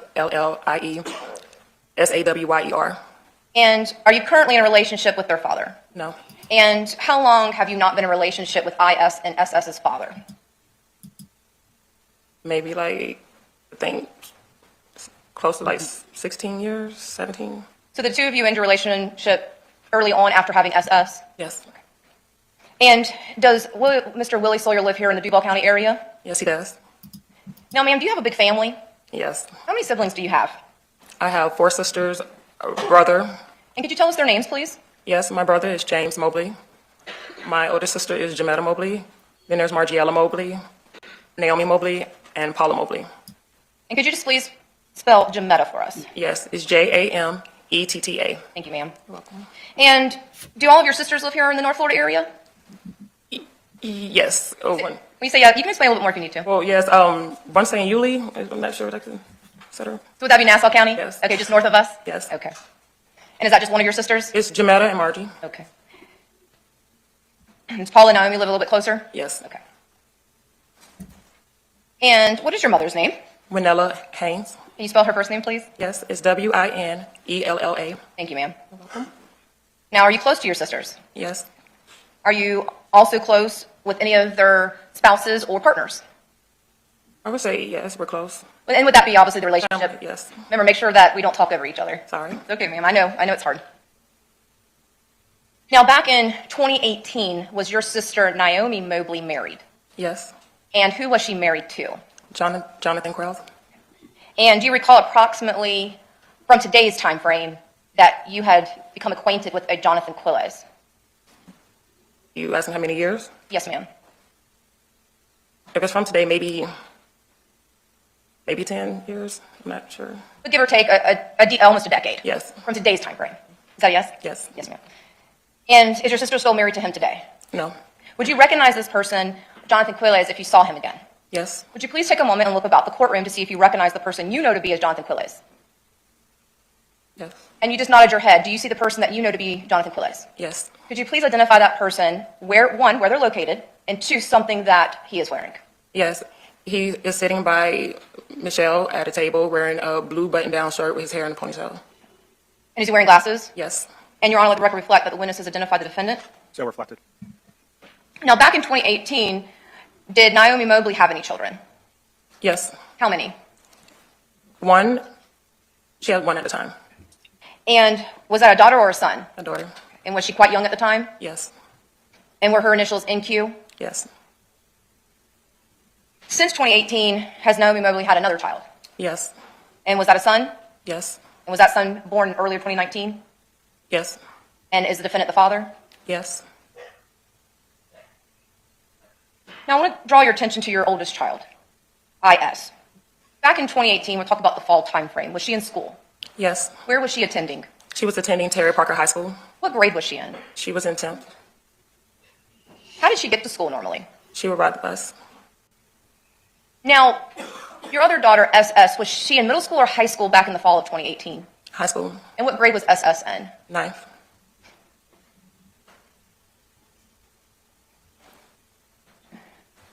Was IS considered a homebody? Yes. And why is that? She enjoyed being around family. Where are the places, generally speaking, that IS would frequent? To my house and my sister's house. And when you say sister, you've got four. Naomi house. Now, were you working full-time back in 2018? Yes. And did Naomi Mobley help you when you were at work? Yes. Now, was Naomi Mobley the only one in her household that would help you with your children? No, she wasn't. And who else would assist? Her husband, ex-husband, Jonathan. The defendant that you've identified? Yes. Okay. And would that include all four of your children or a variation of your children? Sometimes all four. Were there occasions where just your two daughters would go over to the defendant's home? Yes. Now, did the defendant live in Naomi Mobley, your sister? Did they live far from you? I won't say too far, no. Did they live at more than one location back in 2018? I want to say it was just one location at 2018. And do you remember where that was at? It was off of 16th Street. What about did they ever live at a location off of Trout River Road? Yes. Was that the second home they had lived in? Yes, it was. Now, did IS have a close group of friends? Yes. Can you just tell us their names, please? Some of their names are Alberttha, Marie, Hailey, Sabria. Had your daughter IS known them for years? Yes. And would that include elementary school? Elementary. And some I would say kindergarten. Would IS go over to any of her friends' homes? Not really. She visited Sabria before a few times, but she never stayed the night. In fact, did IS ever stay the night at any of her friends' homes? No. Where are the places that IS would stay the night? My house and her aunt's house, Naomi.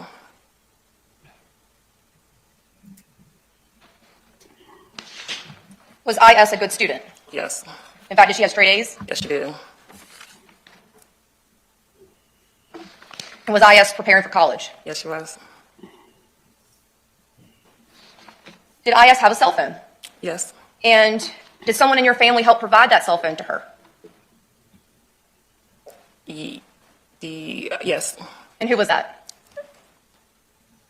I think the cell phone that she had, it was her cell phone services through her grandparents. Okay, that's just all I'm asking right now. And would that be on your side, ma'am, or her father's side? Her father's side. And are their names Nancy and Clifford Ware? Yes, it is. Now, ma'am, I'm going to draw your attention right now to the early part of December of 2018. Did you find something out pretty shocking about your daughter, IS? Yes. What did you find out? And again, try not to go into statements, just what you learned. That she was with child. How did you feel after hearing this? Because how old was your daughter at the time? 16. Okay. I was a little upset at first because I didn't want her to get in way of college. You know, her dreams got her dreams. She was in between, like, choosing to be a lawyer or a doctor. So I was upset at first, but when I came home from work and first time I felt that baby kick, it was out the window. I just wanted to be supportive and be there for her. Did your focus shift at that point? Immediately.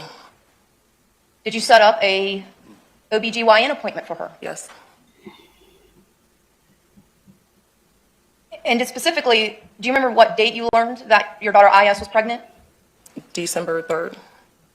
And was the appointment you set up on December the 13th, 2018? 13th, yes.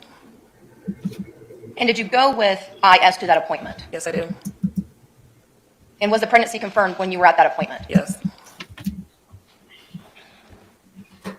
Did you also learn how far along IS was? Yes. How far along? She was about 5 months, 22 weeks. Now, how did you not know that your daughter was pregnant since she was already 5 months along? Iyanna, From a standpoint, I apologize for interrupting. Iyanna, she's tall, she's slim, and then also she wore a lot of hoodies over her. In fact, was she about 5'8", Yes. but quite thin? Yeah, she's thin. Was abortion ever an option? An option. Abortion. No, not for me. I didn't. No. Okay. Was the plan for IS to have the baby? Yeah, she wanted to. Did you find out the gender of IS's child? Yes. And what was it? Gender was a girl. And had she been named? Yes. And what was that name? Hazel Michelle Mobley. And again, not going into many details of statements, did you ask your daughter who was the father of her child? Yes. Did you ever learn who was the father of your child from IS? No, no, she gave me a name. Was that name Jose? Yes. Now, did you do some math regarding that approximate 5 months time frame that your daughter was at? Yes. And what, if you're subtracting that 22 and a half, 5 months, what date did you get to? July. Yeah. Now, in July of 2018, how old would have been IS? 15. And shortly before that July 2018 timeframe, did IS and SS go somewhere that summer? Yes. Where did they go? To the grandparents' house. Would that be Mr. and Mrs. Ware? Yes. And do they live out of state? Yes, they do. In fact, do they live in Columbus, Georgia? Yes. Do you know when SS and IS came back from Georgia? Yes. How do you know that? Because it was my mom's birthday. And what day is your mom's birthday? July 7th. Did you and your family have a birthday party for your mother? Yes. And was it actually on her birthday? Yes, it was. Was it a weekend Yes. that year? Now, did SS come home with you after the party? After the party, I'm talking about SS. like to grab clothes from the house. I'm just asking that, well, let me rephrase my question. Maybe this will be a little bit easier. First, I'm about SS. Did SS come back to your home and stay at your home? Oh, no. What about IS? No. And where did IS and SS, if they even stayed at the same place, go to? Their aunt house, Naomi. And did they stay the night over there? Yes, they did. And just to be clear, that's also where the defendant was living. Yes. Now, prior to, and we'll get to, again, why we're ultimately here on the 12/19 date, but prior to that date, ma'am, did you accuse someone of being the father of IS's baby prior to her disappearing from Terry Parker High School? Prior to it, there were some accusations, yes. Did you make an accusation? Yes. And who was that against? Jonathan. And is that because of the math time frame that you calculated? Yes. At that time frame, I'm just talking about from the July time frame to the December time frame of 2018. I'm talking about personal knowledge, okay, ma'am? Not what you've heard, but just personal knowledge. Were you aware of any boyfriend-girlfriend relationship that IS was in? No. Now, kind of going back, thinking about potential boyfriend-girlfriend situations for IS, going back earlier in 2018, did you also learn something involving your daughter and a neighbor? Yes. And was that person Kamar Humphrey? Yes, it was. And back in March of 2018, how old was your daughter? 15. And was the neighbor 20 years old? Yes, Did you report that to the police? I did. And the next day, did you accompany your daughter to have a sexual assault examination? I did.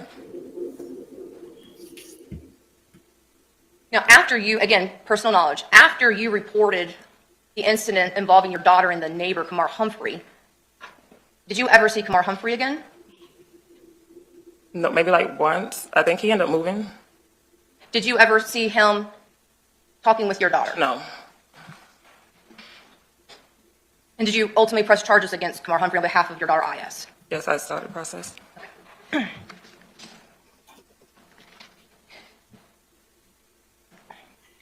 Now, did your daughter like a particular brand? Yes. What brand was that? It's the Victoria's Secret pink clothing line. And did she like all the aspects of that brand? Yes. And when I say all aspects, I'm just meaning from like the beauty fragrance all the way through undergarments. Yes. And did she have a lot of those items Yes, she did. associated with that brand? Yes. Now, ma'am, I'm going to draw your attention now to December 19th, 2018. Did that start off as a normal day? Yes. Did you go to work? Yes, I did. Did your children go to school? Yes. And did your children ride the bus? Yes. However, did that day end normally? No. At some point, did you learn that your daughter, IS, did not ride the bus home? I did. Since you were at work, did you call on other family members to assist? I did. And were they Margie Mobley and Jemetta Mobley? Yes. Who, and again, not going into statements, but who told you that IS had not come home on the bus? SS. Okay. Was that abnormal? Yes, it was abnormal. Did you normally have frequent contact with IS? Yes, Now, after hearing this, did you try to call her? I did. Were you able to reach her? I was not. Were you able to leave work? I did leave work. Did you go to Terry Parker High School? Yes, I did. Did you reach out to friends? Yes. Did you contact police? My sister started it off. She called the cops for me. Did you speak with the police later on? Yes. Did you create flyers? Yes.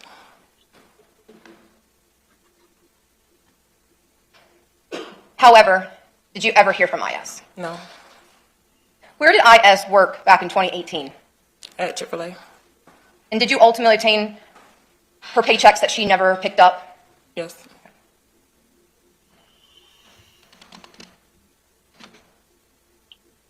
Now, did you go through IS's room? Yes. Were you trying to find anything and everything to find out why your daughter was not home? Yes. Did IS and SS share a bedroom? They did. What did you notice was missing from IS's portion of the bedroom? Some of her underwear, bras, her clothing. That was from that Victoria's Secret pink brand? Yes. Did you let police know? Yes. Now, we've been talking a lot about IS. So I'm going to approach. Just give me one moment.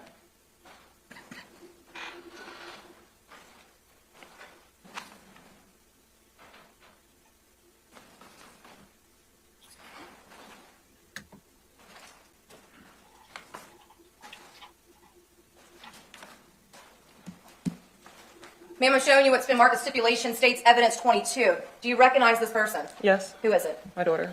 Is this IS?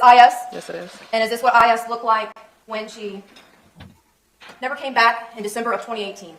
Yes.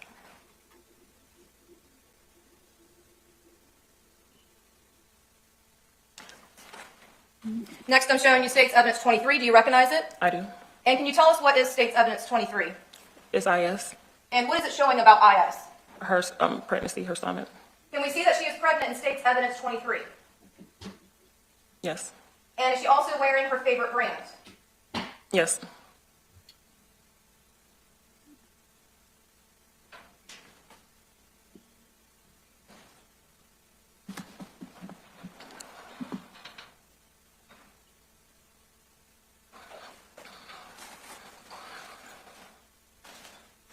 Okay.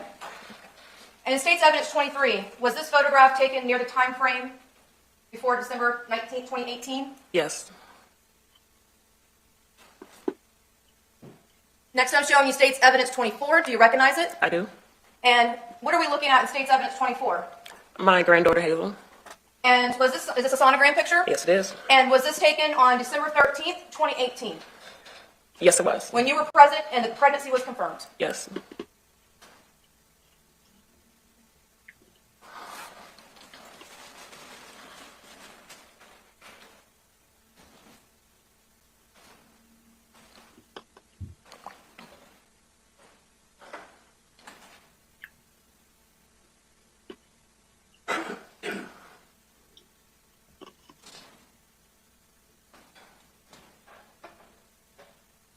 Now, ma'am, at some point, did you get contacted by homicide detective Billy Abbott?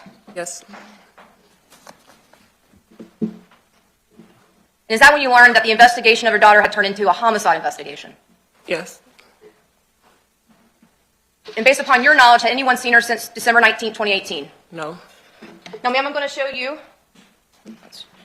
which marked as state's evidence 25, that's been stipulated into evidence.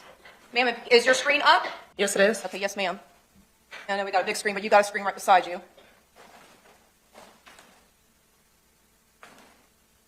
Members of the jury, are your TV monitors working? Okay. If at any point they're not working and you think they should be based off what your testimony is, just raise your hand, let me know so I don't have to keep asking you this.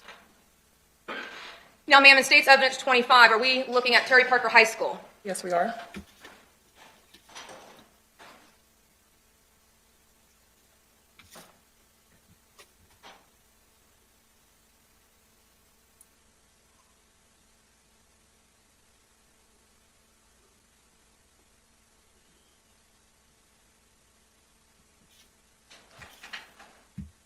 Now, ma'am, we just saw an individual in State's Evidence 25.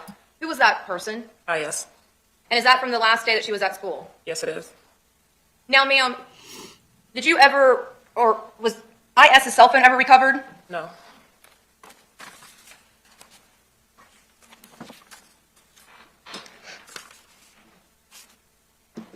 After speaking with Detective Abbott,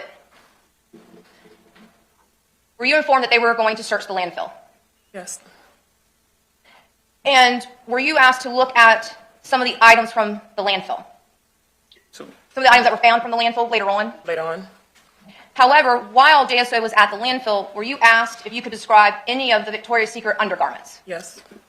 Was there a time frame that you and your sister and yourself, and you can clarify which, I believe it was Jemetta, or is it Paula? Paula. Thank you, I appreciate that. That you, Paula Mobley, and then your daughter I.S., did the three of you get matching undergarments from Victoria's Secret? Yes, And did you describe those undergarments to police? I did. And were they for a specific seasonal time frame at Victoria's Secret? It was. And was that for Valentine's Day? Yes, it was. And have you ultimately had a chance to look at that undergarment that was found from the landfill? The actual item? Yes. And because of that item, did you then provide some items to JSO? Yes.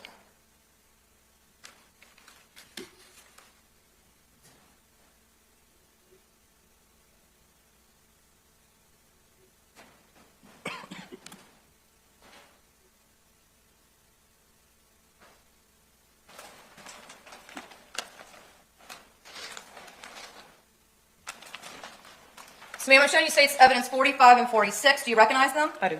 And how do you recognize State's Evidence 45 and 46? Because Can you reach, I'll stand up to make sure the microphone. they were a gift from my sister. And can you tell us what they are? They're Victoria's Secret Valentine's Day underwear. And are these the two items that you provided to JSO? I did. Now, were you shown the item, like we talked about, in State's Evidence 42? Yes. And did you recognize State's Evidence 42?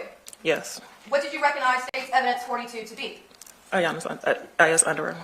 And that was, again, the matching pair to what you and your sister had. It is.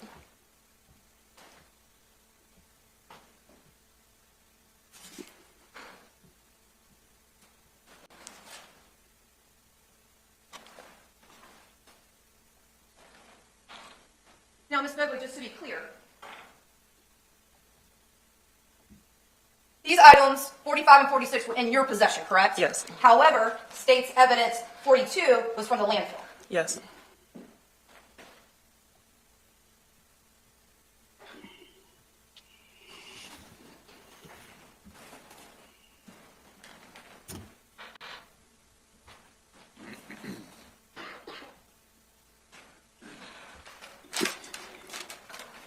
I'm showing you now what's been marked and stipulated as State's Evidence 43A. Do you recognize it? Yes. Now, is it a bra? Yes, it is. Is it from Victoria's Secret? Yes, it is. And did State's Evidence 43 in the landfill look similar to a bra that I.S. had? Yes.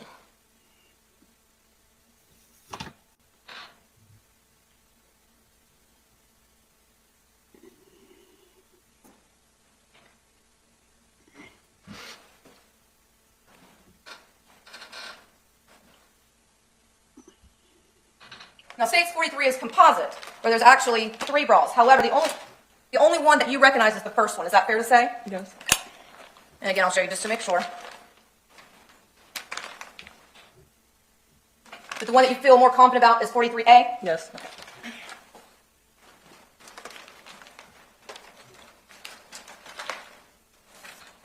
Next, Ms. Mobley, I'm showing you what's been marked and stipulated to as State's Evidence 44. Do you recognize it?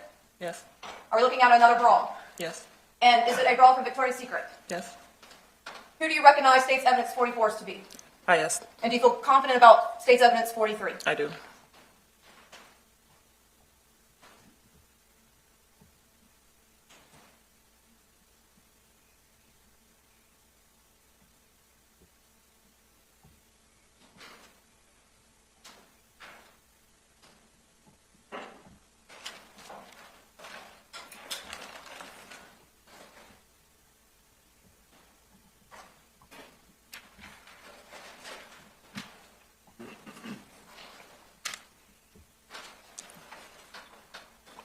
Now, ma'am, drawing your attention back to your residence, did you find something of interest in IS and SS bedroom, I did.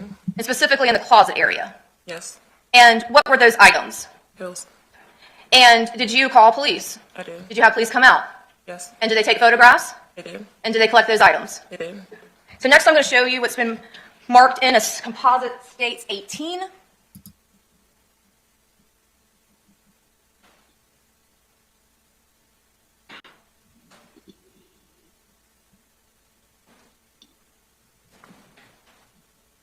Now, at the time, were you living at 7834 India Avenue? Yes. And that's where IS was living as well? Yes. So I'm showing you states 18A. Can you tell us what we're looking at? My house. Now, in states 18B, can you tell me what we're looking at? Yes. IS room. Now, it looks pretty messy. Tell us about that. That was my doing. I was going through everything. I did let them know, the police officers, that I was going through everything, so it may be a little messy, but they told me to leave everything alone. But I went through books, shoes, blankets, closets, trying to find anything that could help locate her. Now, what side of the room would be associated with IS? D left. And if you actually just take your finger, you can draw. Do you mind just circling? Yeah, take your finger. You can actually touch the screen. Yes, ma'am. Oh, okay. And so just to be clear, for record purposes, is it fair to say, Ms. Mobley, that you have circled the bed that has hot pink and black bedding? Yes. Next in states 18C, is this just another view with some items picked up off the ground? Yes. Okay. Now in states evidence 18D, what can we see that she again, her favorite brand? Pink, Victoria's Secret. Now in states evidence 18E, can you describe what we're looking at? Their closet. When you say the closet, we're still in the bedroom of your daughters? Yes. Now, is there a certain item in the closet that caught your attention? Yes. Can you please circle that for us? Well, it's a shoebox. Here, I'll let you start over, no worries. There you go. Is it a shoebox? Yes. Is that an Adidas shoebox? I don't recall the exact shoebox. That's okay, no worries. What color is the shoebox? I don't recall the exact shoebox. That's okay, all right, let's keep looking here. States 18F, is that a closer view of shoebox? Yes. All right. Now I'm showing you states 18G. Do you recognize it? I do. How do you recognize it? Because those are the items I called about. So is that the shoebox that we're talking Yes. about? Does that help refresh your recollection? Yes. Now, are these the items that you found within that shoebox? Yes, I did. And what were those items? Parsley and Don Quay. And was there some tissue paper, an old Foot Locker receipt, and then a shoe tag? Is that fair to say, ma'am? Yes. Was there anything else that was in that shoebox that's not depicted in states 18I? No. And did law enforcement come and take those items? Yes, they did. Now, again, I'm just asking you a very general question. Did you learn that those pills could be connected to the defendant and your daughter, IS? Yes. Okay. Is that why you wanted law enforcement to have it? Yes. Now, did you physically touch those items? I did. And based upon that, were you asked to provide your DNA? Yes. Okay. And did you willingly provide your DNA? I did.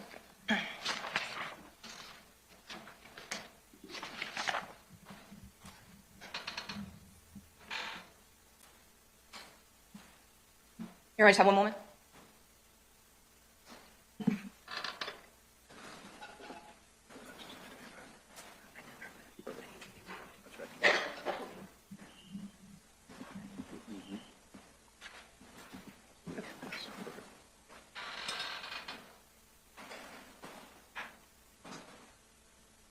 Ms. Mobley, as we sit here today, September the 14th, 2023, have you had contact with your daughter, IS, in any format No, I haven't. since December 19th, 2018? No. No further questions, Your Honor. Thanks.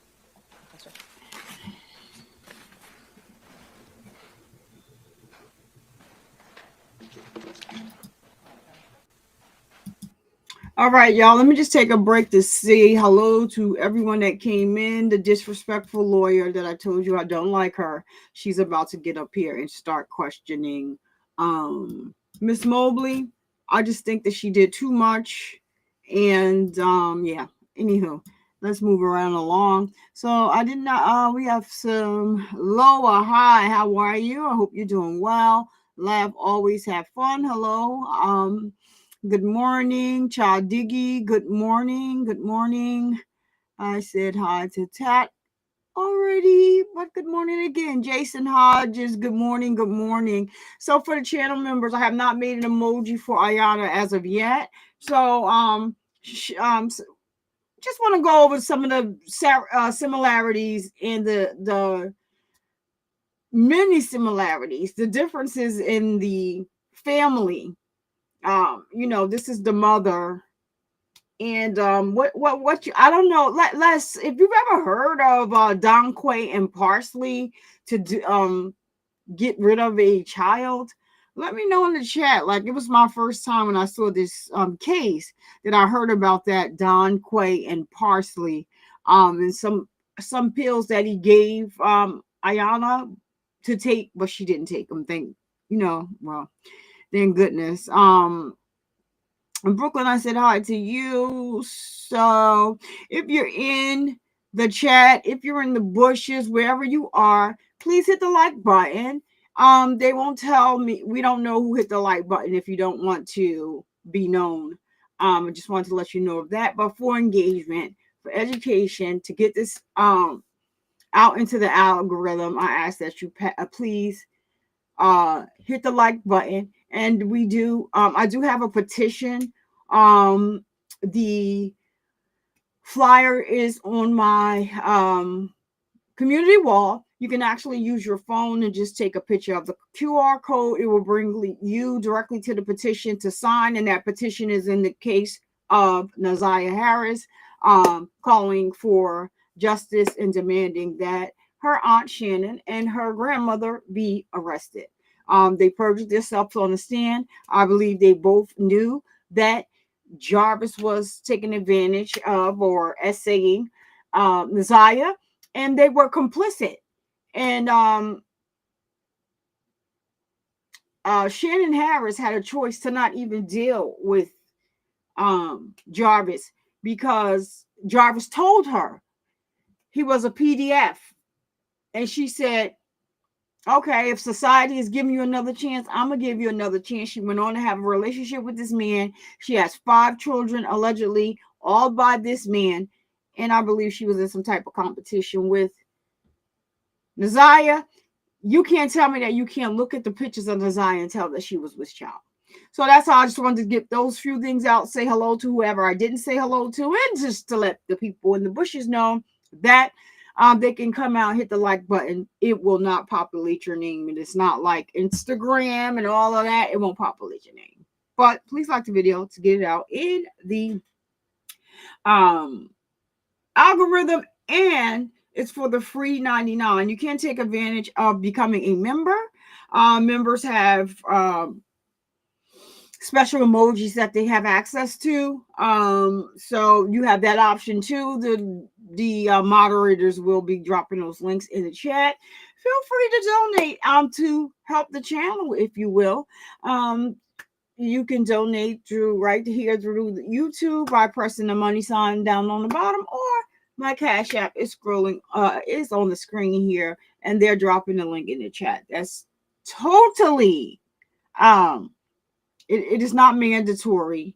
It is based on whatever you want to do, but it is an option. This is a job. This is a job. Like I take hours, out of the day just to bring you the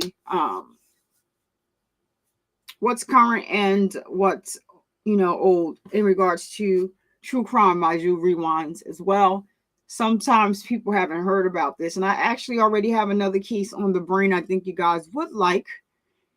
I don't know what's going on with Florida, but it's been a lot coming out of Florida, like for the last couple of years. But anyway, let's get back to this testimony here.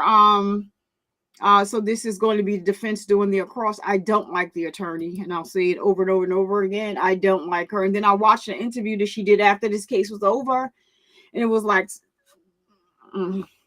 I'll refrain. I'm sorry. I'll keep it.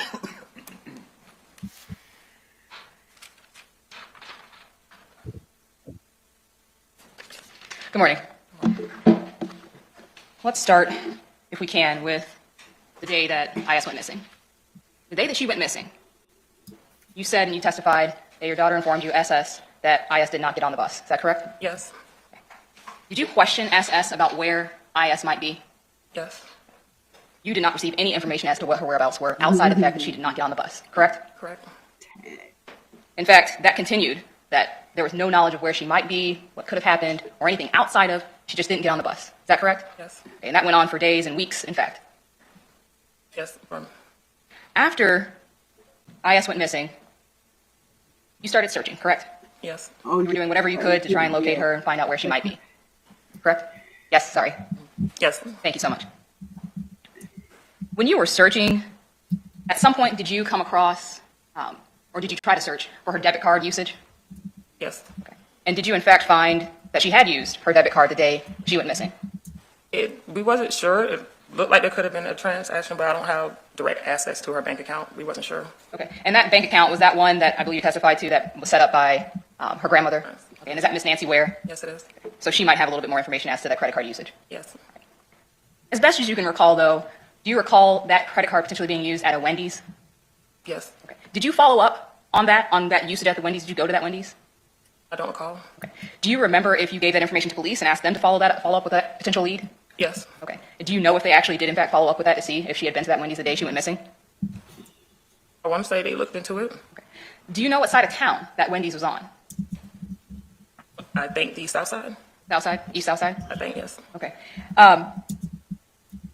Outside of that particular lead that you discovered in looking at her debit card usage, did you search other locations of where she might have gone and where she might have been? Yes. Okay. You were kind of doing that on your own, correct? It was just you and your family trying to find her. Yes. At that point in time, police weren't really doing the things that you all were doing. Is that fair to say? Yes. Okay. And after she went missing, the police actually listed her as a runaway at that point, according to you. Yes, I want to say. Okay. And you're pretty upset with police. Is that a fair characterization? Yes, I was a little upset because I didn't believe that she was a runaway. Understood. And more specifically, were you upset because they weren't publicizing her being missing in the news and media? I was upset because my daughter, she's pregnant, she's missing, and I didn't get a ton of updates immediately. Okay. Do you recall actually calling the police and demanding that they do so, that they put her on the news and that they start to publicize that? I called the sheriff office and asked them about it. Okay. And I mean, fair to say you were trying to do anything you could to get them to publicize her being missing. Is that fair to say? Publicized, yes. I was trying to get updates. And you had made flyers, you had posted it on social media, you were doing whatever you possibly could to get the fact out that she was missing, correct? Yes. Okay. I want to talk a little bit of the background that you gave as far as where IS would stay. You stated that she was at your house, obviously she lived with you. Yes. She stayed with her Aunt Naomi and her Uncle Jonathan. Yes. But she also stayed at her grandparents' house in Georgia, correct? Yes. And she spent that whole summer before she went missing in Georgia with them. Yes, she did. And the date that you recall her coming back was July 7th of 2018, correct? Yes. Okay. And was that all four of your kids, or was that just IS and SS? IS and SS, who was out of town. Okay. So when they came back, you said they came back for your mother's birthday party. Yes. And you remember that distinctly and confidently. That's the date. Yes. All right. And that, to you, is that the reason why, as you said, that you believe that that's the time period that she... Hold on, y'all. So JDT, I'm not sure who that is, but on Wednesday, I never really check it, but I have to stop and, say thank you for JDT. I don't know who that is. Send a cash app. I normally don't check it, and I just looked in here and I saw it. So I thank you kindly from the bottom of my heart. I greatly appreciate that. Thank you. Conceived the child that she was pregnant with when she went missing. Yes, you said is that the reason Why you believe that's the time period that she conceived the child that she was pregnant with when she went missing. Yes. Okay.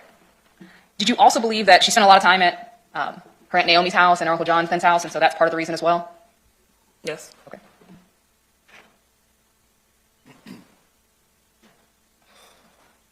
I want to talk a little bit about Jose. You stated that the person that she told you the father was Jose. Is that correct? Yes, that was the name she gave me. But she also gave you several other names. It was another one that she did. There were more than two names. Is that fair to say that she provided you with? I don't recall. I think I know of at least two. Okay, maybe more. I don't recall. When you, at some point, I know you were trying to figure out who these people who she named as the father were. You were actually doing investigation trying to figure out who that might be, correct? Correct. Okay, so you were calling people, talking to friends of friends to figure out who it could be. Yes. Okay. At some point, did you find and give information to police that you believe that IS and Jose were together in Azalea Ridge Apartments where Willie Sawyer, her father, was living at the time? I don't recall. You don't remember giving that information to police? If I did, anything that I heard or seen, anything that I heard, I gave to the police. It was a lot of things. Like, if I hear this, see this, if I see somebody on Facebook or social media making comments, I gave it all to the police. I don't remember every single thing, but I did turn it over to police, anything I thought that may be useful. Understood. As far as Jose, did you also at that time believe him to be, and I'm quoting, a Hispanic and black male? Hispanic? Okay, the black male portion, you don't recall that? I don't recall. Okay, you don't recall him being described as being mixed in any way? I just know she said Puerto Rican. Okay. And you don't specifically remember anything as it relates to Jose residing in the Azalea Ridge apartments? Not that I can recall of. All right. You talked about your feelings about finding out that Iyas was pregnant. You said you were upset at first, but you decided to be supportive of her. Yes. When you were upset, I imagine that you were pretty irate to find out that your 15, 16-year-old daughter was pregnant. I was shocked. Did you yell at Iyas about that? I did not yell at her. Did you call her any derogatory names? Not directly, no. If I vented a little bit, it'd probably been my sister, but to be honest, I thought it was a prank. You talked about finding out that she was pregnant. You believe it was in December. Yes. December 3rd specifically, maybe even. Do you recall that as the date? December 3rd.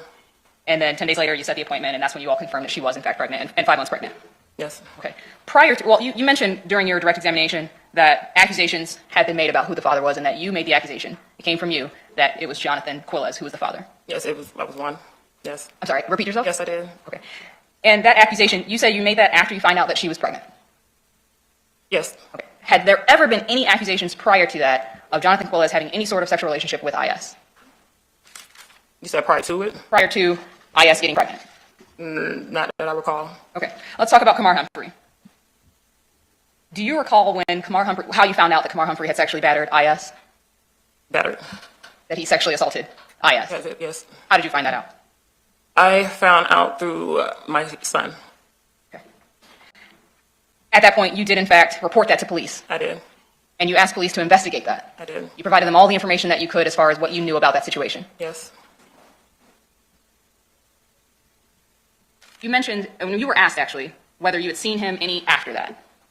And you stated that you don't think you did, you think he moved away. Yes. Do you remember when he moved away? No, I think it was like very shortly after the situation where I called the cops on him. So according to you, Kamar Humphrey was not living as your next door neighbor across the street at the time that Iyas went missing? I said, no, at the time she went missing, I don't think he was. Okay. And did you know him? Did you know him well? No. Okay. Had you seen or talked to him before? He used to play basketball outside sometimes with my kids. Okay. So outside of seeing him playing basketball with your kids outside, you didn't know anything else about him. Had you ever had any personal conversations with him? No. Just like when, at the time I called the cops, but outside of that, no. So you actually confronted him about that situation when you called the cops? Yes, I asked him about it. Okay.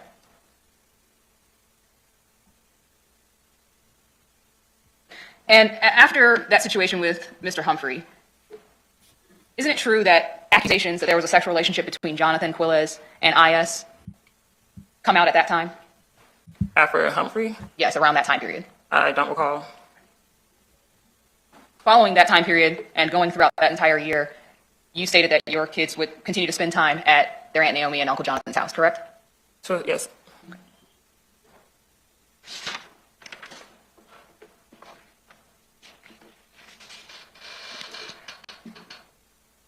As far as Kamar's relationship with Iyas, outside of that one incident that you found out about and reported to police, were you aware of their relationship and maintaining like a continuous relationship between them? No. Okay. And you don't actually know when or if there was any sort of relationship? Oh, so y'all saying that was JT. Oh, JT, thank you so much. I just looked and saw it. I don't think she's in here. And she sent that on Wednesday. So thank you. From the bottom of my heart. She jumps in here, I'll stop again and just make sure she's. Then I say thank you to her. I don't really normally pay attention to my Cash App like that unless I have to. So I just looked in there and saw it now. I don't want anybody to think that they're donating to me or the show from the bottom of their heart, and I'm not appreciative of it because I am very grateful. So I just saw it, so I wanted to hop on and say that. All right, back to Miss Mobley. That occurred after that? Not to my knowledge, it wasn't. All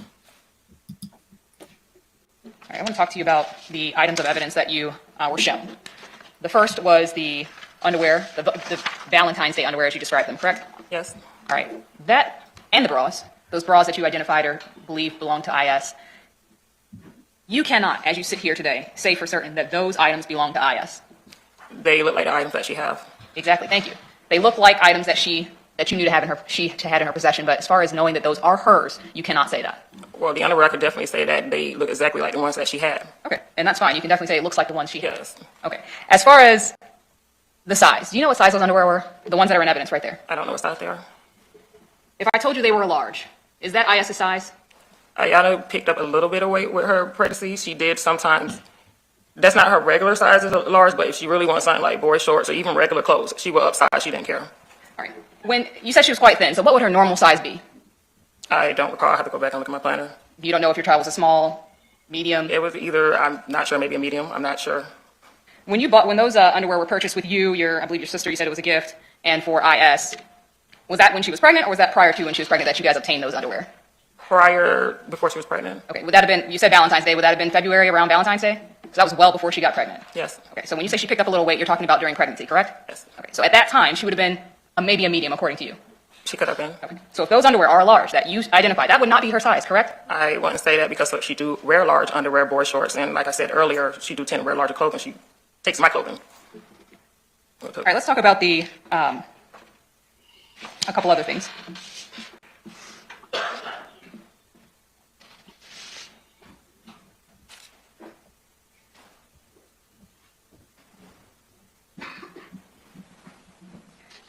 As far as, well, let me ask you another follow-up question. I apologize. Let me back up just a little bit. You set the appointment to confirm IS's pregnancy, correct? Yes. And when you went there, you actually asked them to do a panorama, which would confirm the sex of the baby.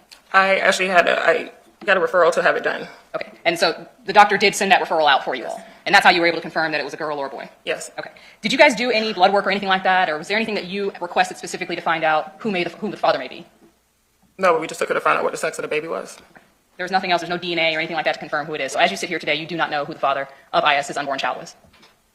Can you rephrase? I'll repeat it. You want me to rephrase or Yes. repeat what I said? Okay, let me try again. Sure. Okay. You don't have any DNA nor anything else to confirm who the father of IS's unborn child is, correct? I don't personally have DNA, no. Did you know IS to be in any other relationships? I mean, like boyfriend-girlfriend type of relationships during that time period? No.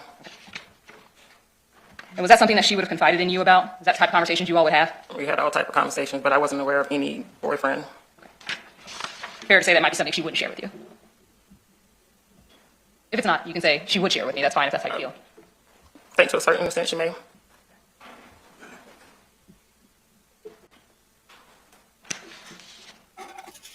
right, I want to talk about the last thing you identified.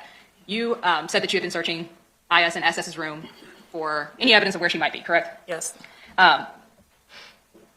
Do you recall finding items? I know you said there were several places that you tried to look and you can't recall all of them. Do you recall specifically locating some address that you believed IS could possibly be at? Do you remember this?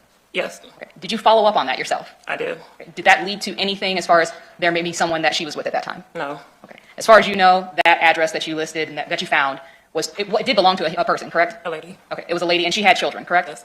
And those children there, they denied having anything to do with IS's disappearance. Correct. Did you provide that information to police? Yes. Did they follow up on that? I don't know. To your knowledge, no, or you don't know? I don't know. Okay. And the other thing that you talked about finding in the very end there was that shoebox. That shoebox, we saw pictures of it, was in the top right-hand corner of the closet that IS and SS shared, correct? Yes. And that box had been there since IS had gone missing. Is that fair to say? I don't know. I was just going through their room. I'm assuming yes. Okay. It didn't look disturbed in the picture, so I'm asking, did you move that there? Did you put it there? Or was that somehow you found it? Oh, it was there. I went through the shoebox. Okay, that's what I was asking. So Yes, sorry. where is pictured it, or where you see it in the photo is where you found it? Yes. And obviously you've taken it down and looked in it. Yes. But then you returned it back to the spot before police arrived and looked through it. Is that correct? I don't recall. You can't recall if you put it back there or not? I'm not 100% sure. I just remember taking out the box. I pretty much tearing out the room, looking through everything. I just know Then he asked, where did I get the items from? I'm not 100% sure. I don't recall. Fair enough, and that's okay. As far as the pills that were found inside that box, your DNA is on those pills. Yes. No one else's DNA is on those pill bottles as far as you know. Oh. You said no? I'm sorry, I couldn't hear. I know mine's probably on it because I touched it. Okay. But as far as anyone else's DNA, you're not aware of anybody else's DNA being on those pill bottles? I don't recall. Okay. And that was found several months even after IS went missing. Is that fair to say? I don't recall how long ago it was, like prior, after she went missing. Okay. Was it quite some time after she went missing, or was it immediately after she went missing? It wasn't immediately like the next week or so. I don't remember. You can't remember if it was weeks or if it had been a couple months or anything like that. I don't remember.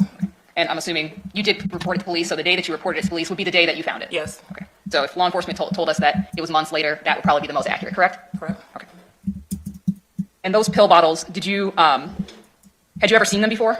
No. And I assume you asked your other daughter, SS, since it's in her closet, about that. Yes. And about their room, they both had beds in that room. I know we couldn't see two beds, but there are two beds in that bedroom photograph that we saw, correct? Yes. And I know you circled the one side that was IS's. The side that you can't really see, that's where SS was sleeping. Yes. That closet, however, that we saw, that's a shared closet that both of them used. Yes. Okay. And so you don't know for certain whether or not those pill bottles belong to SS, if she put them there, or if IS had put them there? I don't recall when I asked her. And you said that I know it was a little messy, and you had gone through a lot of stuff. At some point, police told you, don't do anything else, don't touch anything else, leave it as it is. Is that correct? Yes. Did you after that touch anything else in that It area? was a scene straight out of a After picture. that? Correct. No. Okay, you didn't disturb anything further? No, I left out the room. Okay.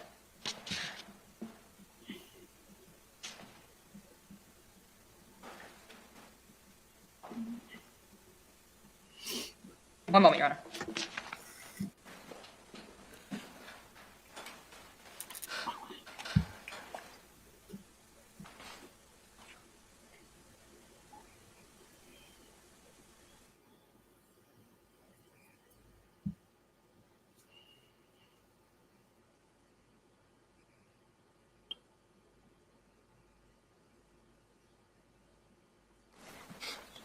Just one other follow-up question.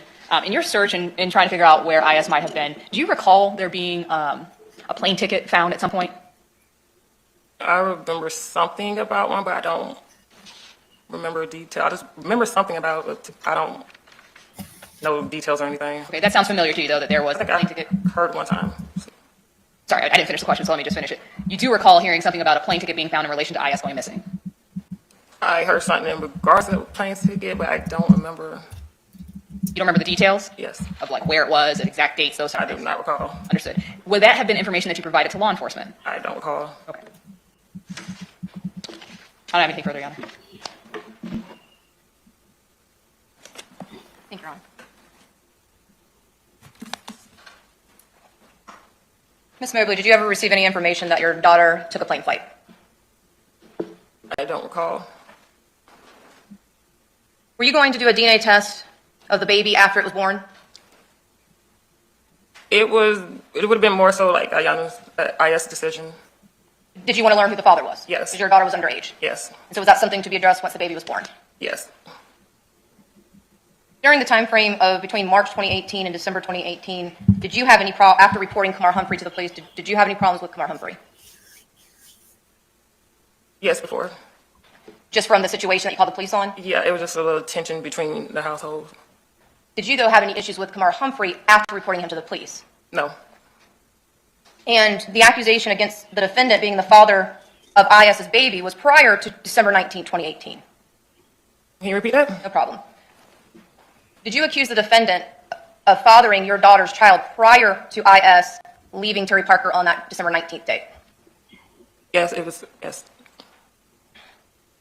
Prior to December 19, 2018, had your daughter ever went anywhere without your knowledge? No. Had she ever gone away for the night without your knowledge? No. Was this completely out of normal? Completely, yes. No further questions. Ma'am, good to see you. We'll see you soon. It is 12:20. Are you able to call another witness, or is it going to be 10 minutes? Your Honor, we do have a short witness I believe we can call before the next break. Within 10 minutes? Yes, sir. Okay. Call your next witness. Willie Sawyer, Your Honor.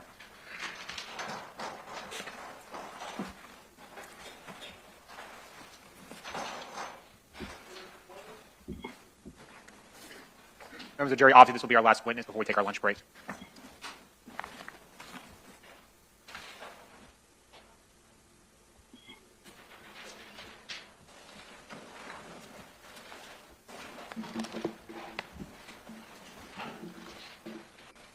Sir, come on forward.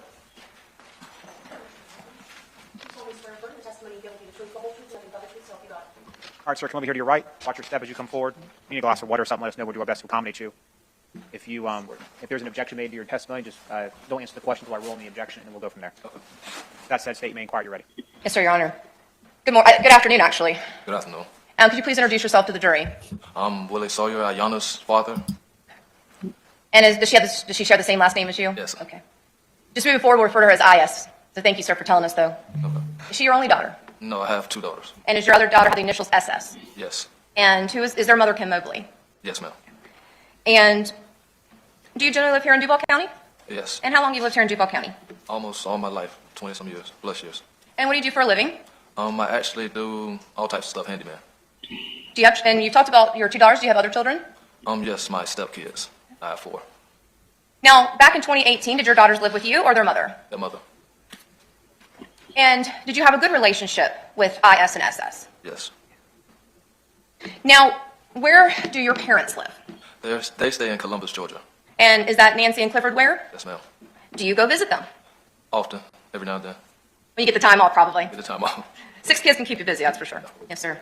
Now, were there times that you would take your children, including IS and SS, up to Georgia? Yes. And in the summer of 2018, did you take your children to Georgia? Yes. And when you all were in Georgia, were you all focused on the family? Pretty much, yes. And were the activities family-based? Yes. Now, at some point, sir, before I get to that, actually, would IS come over and visit you? Yes. How often do you think that she would actually stay the night at your house? It was mostly weekends. And as she got older, with a little less? Yeah, a little less. However, did you maintain communication with her? No longer than 2 weeks the most. And so you would not go longer than 2 weeks without speaking to your daughter? Is that a yes? Yes. Okay. Would that include SS as well? Yes. And how would you communicate with IS? It's both texting and phone calls. Did you ever use any social media to contact her? We had social media, but never really on social media. I call her or text her. Yes, sir. Now, in December 2018, do you recall the last time you had seen her? The last time I actually seen her is when she was in Georgia. That was the last. So that would have been the summertime of 2018? Yes. And I think you said that you had communicated her about 2 weeks prior to why we're here today? Yes. Now, did you learn that IS was pregnant? Yes, I did. Who told you IS was pregnant? My mother. Is that Nancy Ware? Yes. Did you have an opportunity, without going in statements, to speak with IS about it? No. Now, how did you find out that IS never came home from school on December 19, 2018? My kid's mother and my child actually called me and let me know. Would that be SS? Yes. I just want to make sure you did not hear from. Did you hear from IS on that day? Maya? Yes, I heard from Maya. And is that a nickname for SS? Yes. That's okay. I know it's difficult. You don't refer to your child with initials. Is that fair to say? Yes. Okay. So I know it's odd. So I appreciate your patience with that. Just to be clear, you heard from your daughter SS on that day. Yes. Did you hear from IS on that December 19th day? No. After you learned that she did not come home from school, did you attempt to contact her? Yes. And was that through the telephone? Yes. Were you able to? No. Did you help look for IS? Yes. May I just have one moment?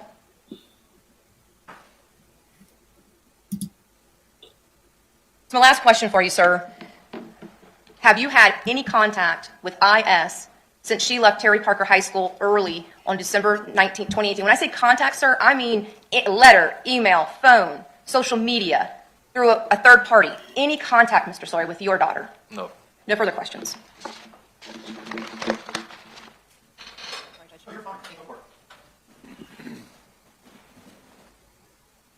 Good afternoon, sir. I'll be brief. Second to last question to you was, did you help search for IS after she went missing? And you said you did. Yes. In fact, you actually looked where you lived at that time, correct? Yes. And can you tell us the name of the apartments that you lived at that time, what they were called? Azalea Ridge. Okay, at the Azalea Ridge apartments, you searched around and talked to people to try and find out if IS had been there, if they'd seen her. Yes. Okay. Was that based on information that you received that she had been there? Not really. I was just looking anywhere. Did you ever? I'm sorry. The Go ahead. the school is pretty much right by the apartment, so Okay, and you're within 5 minutes of the school, Terry Parker School. yes. Okay. Did you ever receive information that IS was believed to be at your apartments? Yes. Okay. And so you searched before you found that out. Is that fair to say? Yes. Okay. After you found out that she was believed to be where your apartments were, did you search again? Did you go around and talk to people? Yes. Okay. Did you interact with anybody that knew her? I tried to, but I never got a chance to reach that person. Okay. So there was a person there that you believe knew IS, but you never did get a hold of them, correct? Yes. Okay. And that person, to this day, you've never been able to get a hold of them to find out anything? No. Okay. Did you provide that information to police? Yes. Okay. And do you know if police followed up on that? I'm not sure. Okay. As far as you know, they didn't, but you're not sure. Is that correct? Yes. One moment. You talked about your parents. Your parents, they have a great relationship with your daughters, correct? Yes. Okay, and you said that the last time you had seen IS in person was when they were spending the summer of 2018 with your parents in Columbus, Georgia. Yes. Okay, and you actually were there in Georgia with them, visiting during that time period that they were staying with them. Yes. Okay, after that, the only contact you had with them was on the phone or text. Yes. Okay. And sir, do you know who Jonathan Quiles is? I met him one time ever in my life. Okay, Yes. so you've never really known him in any capacity outside of the one once meeting him. Yes. Okay. Had you ever heard any allegations, any accusations, or anything along those lines of Jonathan Quiles having a sexual relationship with your daughter, IS? No.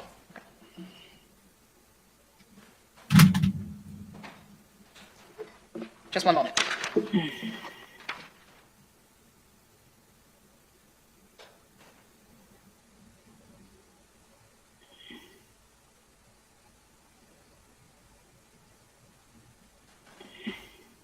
All right, and I'll just take you back to that time period in the summer of 2018. Were you with them that whole summer, or did you just visit like on the weekends when you were off from work?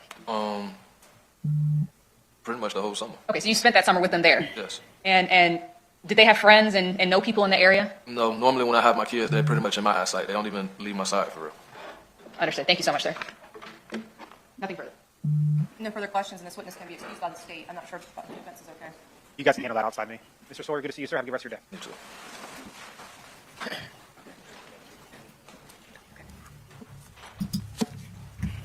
All right, members of the jury, this is a good time to take our lunch break. It's 12:31. Let's come back at 1:35. We'll commence from there. Please remember, do not. All right, let me move this right past lunch. So, welcome to everybody that's here watching here on YouTube, Twitter, and Facebook.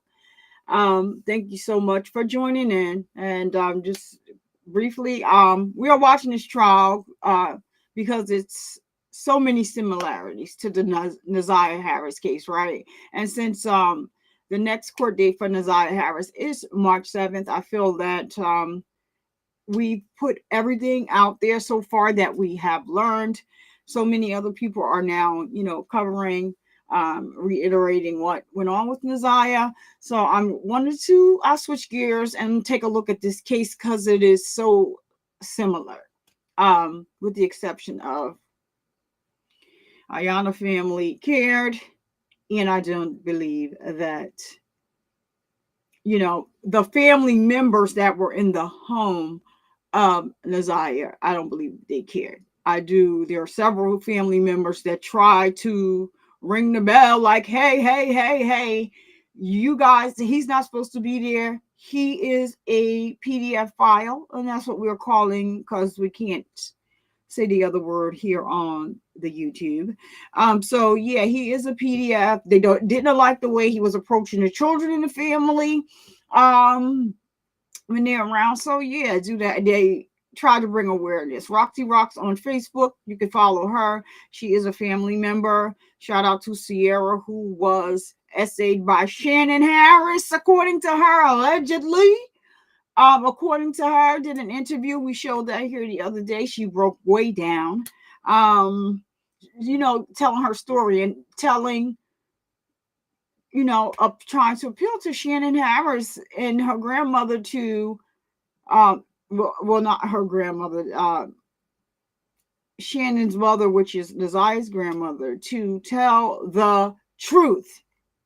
They have a cousin named Janelle, who had been very vocal way prior to Naziah's unaliving, and another cousin, which she has a name that is, I don't remember it off the top of my head, but she also tried to, get them to the authorities, CPS, all those people to step in, because she shouldn't have been around.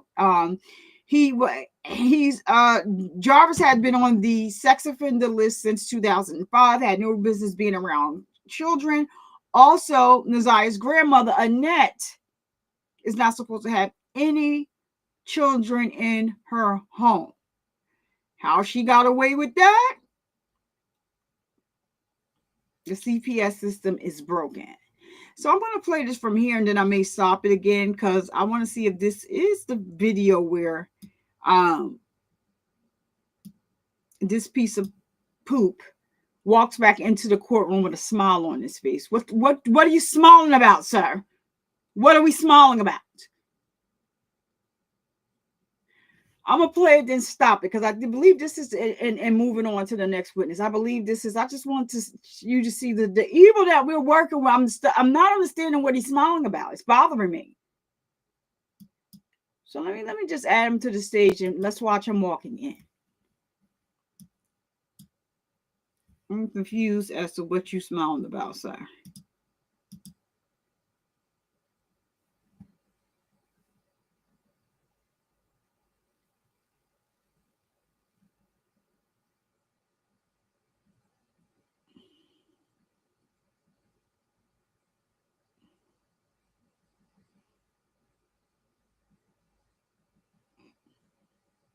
All right, so that wasn't the one. Okay, so and he has on this and the other one where he smiled. He was smiling walking to the courtroom. It bothered me.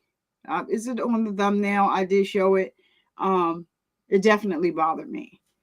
Piece of garbage, taking advantage of little girls. Your wife and her niece is pregnant at the same time.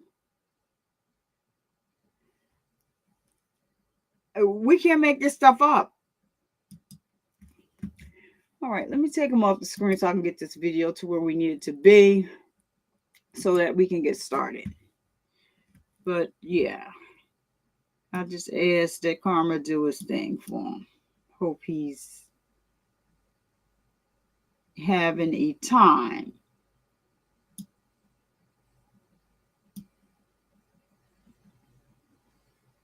All right, so next up is going to be Naziah. Lord, she's always on my mind.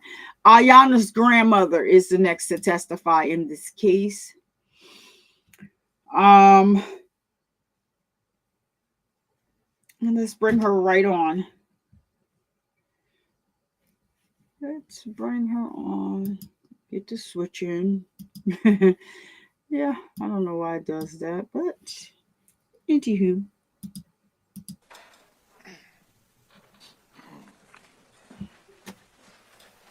Jury was just seated.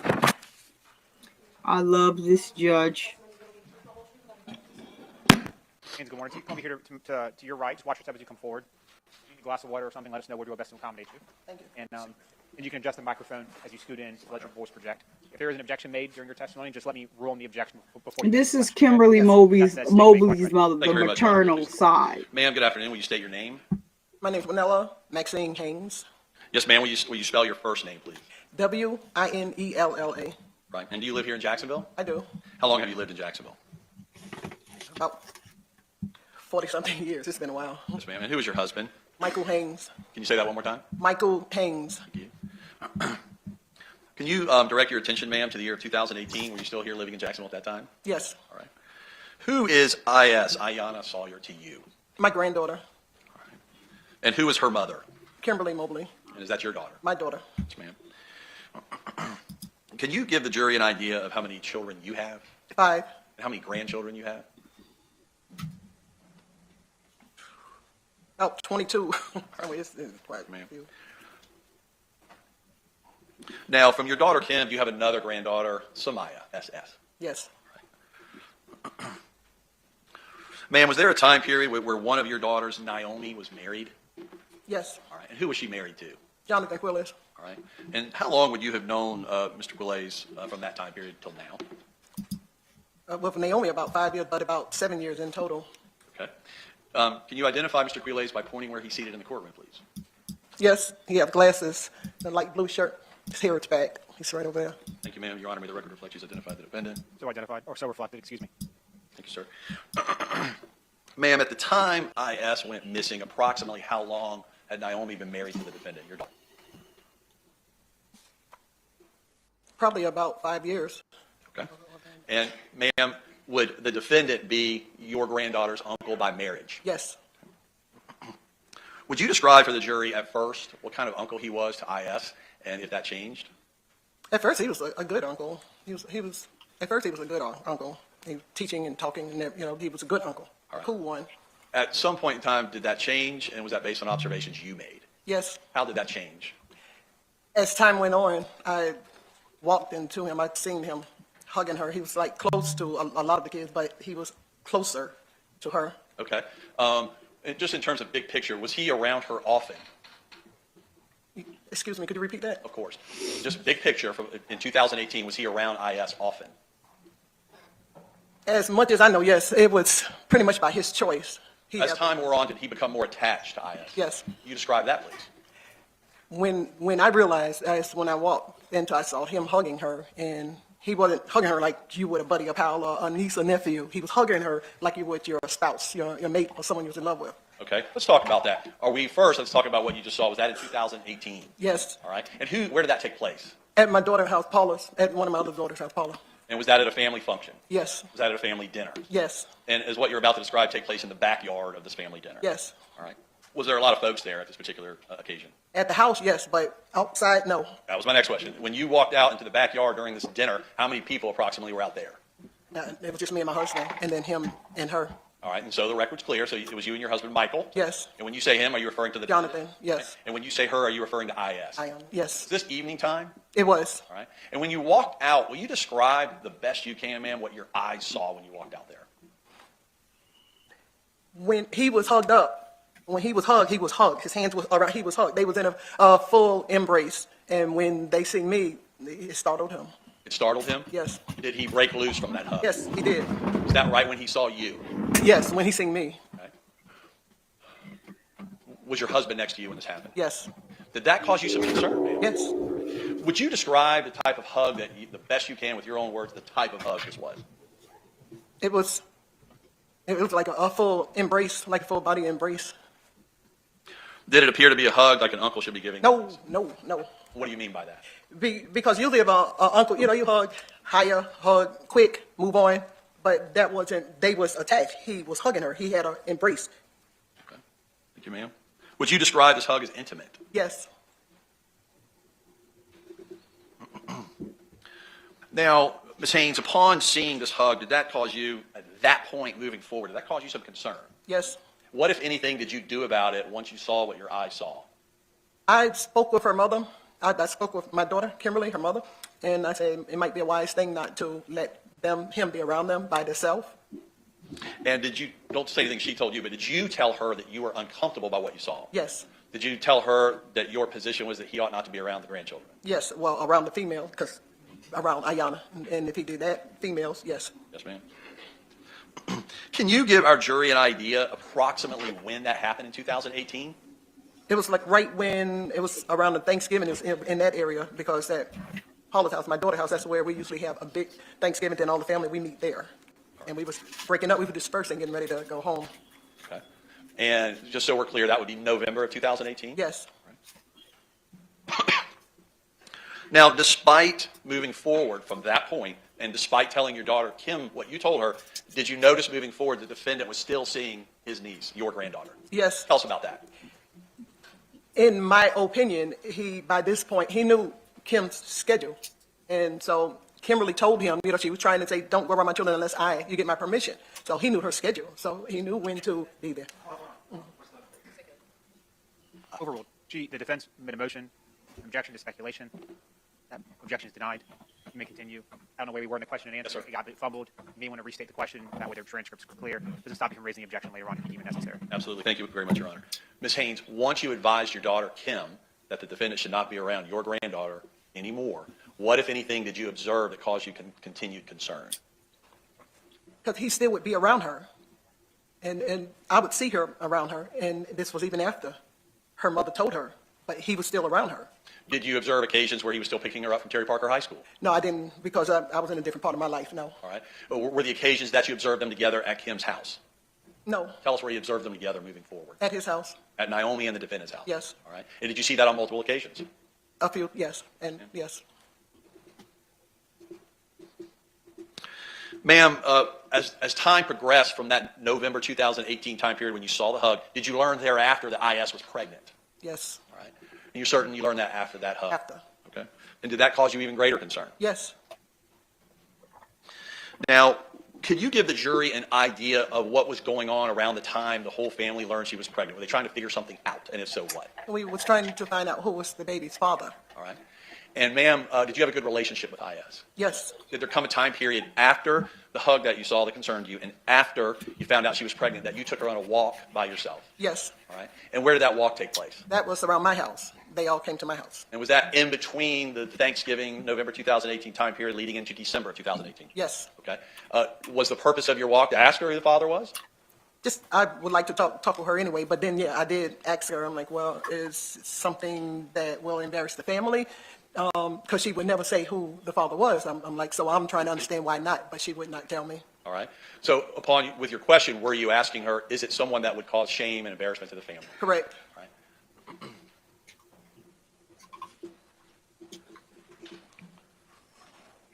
Moving forward from the walk that you took with her, just you and her, did it ever surface in the family who the father was leading up to when she went disappeared? No.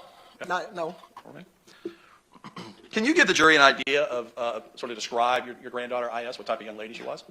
She was very smart. That was my little lawyer. She had other dreams. She wanted to be a surgeon, but that was my little lawyer. Because I would see her work her way out of situations or, like get excused from school or well, because of this and this is this. And she would present her case until so she was my little lawyer. No matter what her plans was, she was my little lawyer. Yes, ma'am. Did you know her to be doing well in school at that time? Yes, she was very smart. She was taking college course along with high school. Can you describe the relationship between IS and her sister SS? They was really close. As you know, they was younger. They had their own language between them. They was really close. Some people, if they didn't know, they didn't think they was twins because they was really close. They had a strong bond. Right. Did you know them to share a room together? Yes. All right. Did you know them to be around each other most of the time? Yes. Did you know them to always get along well with one another? Yes. Right. Did they have any major issues between each other? No more than other children, but they was good children. Would you describe them as close, like yes. sisters that would share things amongst each other? Yes.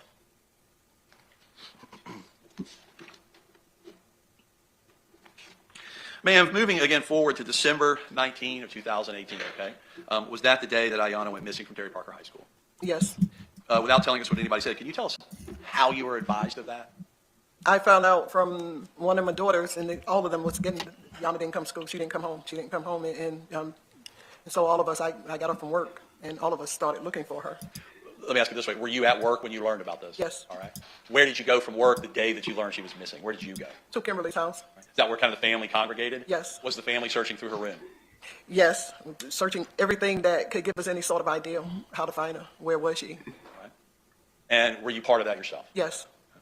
I know that was probably an emotional time period. Let me ask you, can you give the jury an idea of the types of things members of your family were looking at in her room? Yes, Her you can. computers, through her drawers, her clothing, dressers, through her book bags, through her phone, anything that we could find that was hers. We was trying to find it. And her mother was trying to contact her friends. We just going every way that we could. And early on, around the December 19, leading into the next day or two, was there anything that led to her whereabouts during that time period at all? No, nothing. Was that very unusual for your granddaughter? Yes, it was. Had she ever run off the road before? No, sir. Now, eventually, the police get involved with the investigation. Is that correct? Yes.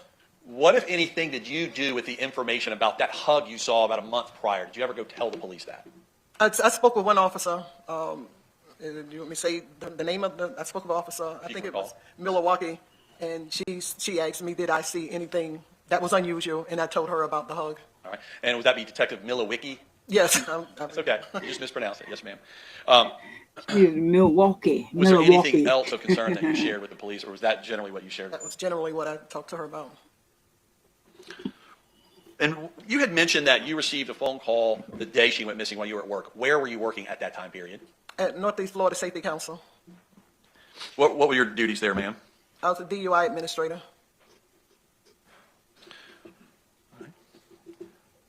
As days wore on, did you continue with your family to continue looking for ways to search for IS? Yes. I'll drive around looking at different houses. Just everything, but they was more involved because they knew more of, her friends. But No, I didn't go as far as that, but we would all talk about it. But All right. Let me ask you directly, ma'am. These are some tough questions, but I just need to ask you to make sure our record is clear. Did you ever hear from IS again? no, Did you ever receive a letter from IS ever again? no, Did you ever receive any type of social media interaction, communication with her ever again? no, Have your eyes ever seen her ever again? no. Is there anything you could tell this jury that would give you an indication that your daughter is alive, your granddaughter is alive, ma'am? I wish it was something that I could say. I have no idea, nothing, because it was that we would communicate, and nothing. Yes, ma'am. Thank you. One moment, Your Honor.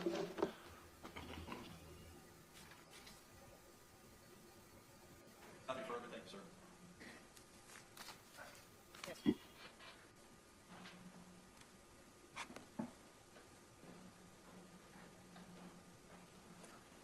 Good afternoon. Good afternoon.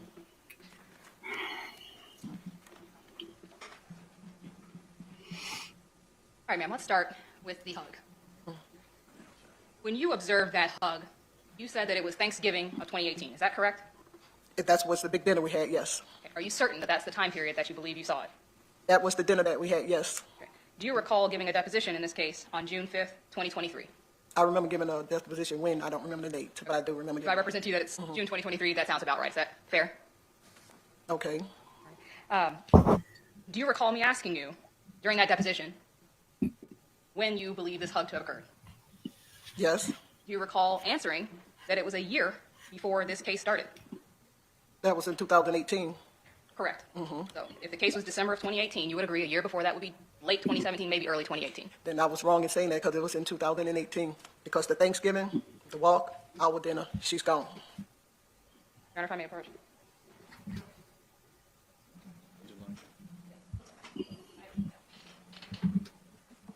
And I, oh,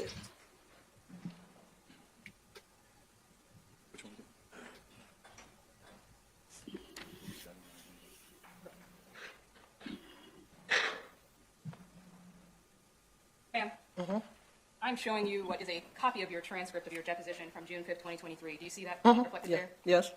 If you wouldn't mind turning to page, so you do recall giving a deposition? Yes. Okay. And if you wouldn't mind turning to page 7 for me. We go back to voting for the question and answer. Of course. Absolutely.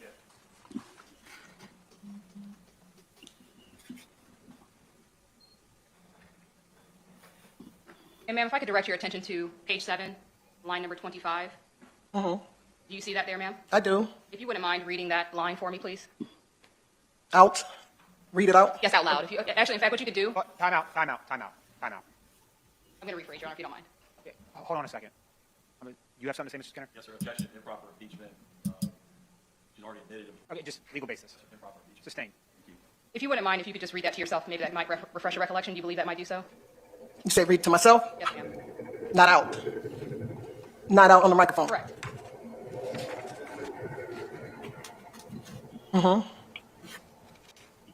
And ma'am, if you could go through to page 8 through line 8. Okay. Have you completed that, ma'am? Yes. Okay. Now that you've read that, does that refresh your recollection as to what you told me at that time period? Then I was wrong on that time period because it wasn't 2017, it was 2018. When you observed this hug or embrace, however you want to call it, did you observe Mr. Quiles in any way touching IS in an appropriate way? Yes, his hands was wrapped around her body. She was very thin, very skinny, little young, something like your size. She was a very thin young lady. His hand wrapped around her body. Okay, was he touching her on the buttocks or in some other private area? His hand was just wrapped around her body. When I seen him hugging her, I wasn't trying to follow, I startled him. You just was too close. Is that fair? It was too close. Prior to you walking out there, there was a big family dinner going on. People, from my understanding, they were leaving out. People were dispersing at that point. Is that correct? Correct. Okay, so people were greeting each other or having final conversations before they left? Most of the people was in the front of the house. They was going to their cars. Okay. And when you said it was a big family dinner, you're talking grandkids, aunts, Yes, uncles? yes. Lots of people were there. It was all about family, yes. Okay, and people were all over the house. It wasn't just in one area. They were all over? We was dispersing. Most of the families was going to their cars. Okay. And you have no idea the conversation or anything leading up to when you walked out there. All you saw was a hug. It wasn't just a hug. From your perspective, of course. It wasn't just a hug. If I hug my children, it's one way. If I hug my husband, it's another way. It wasn't just a hug.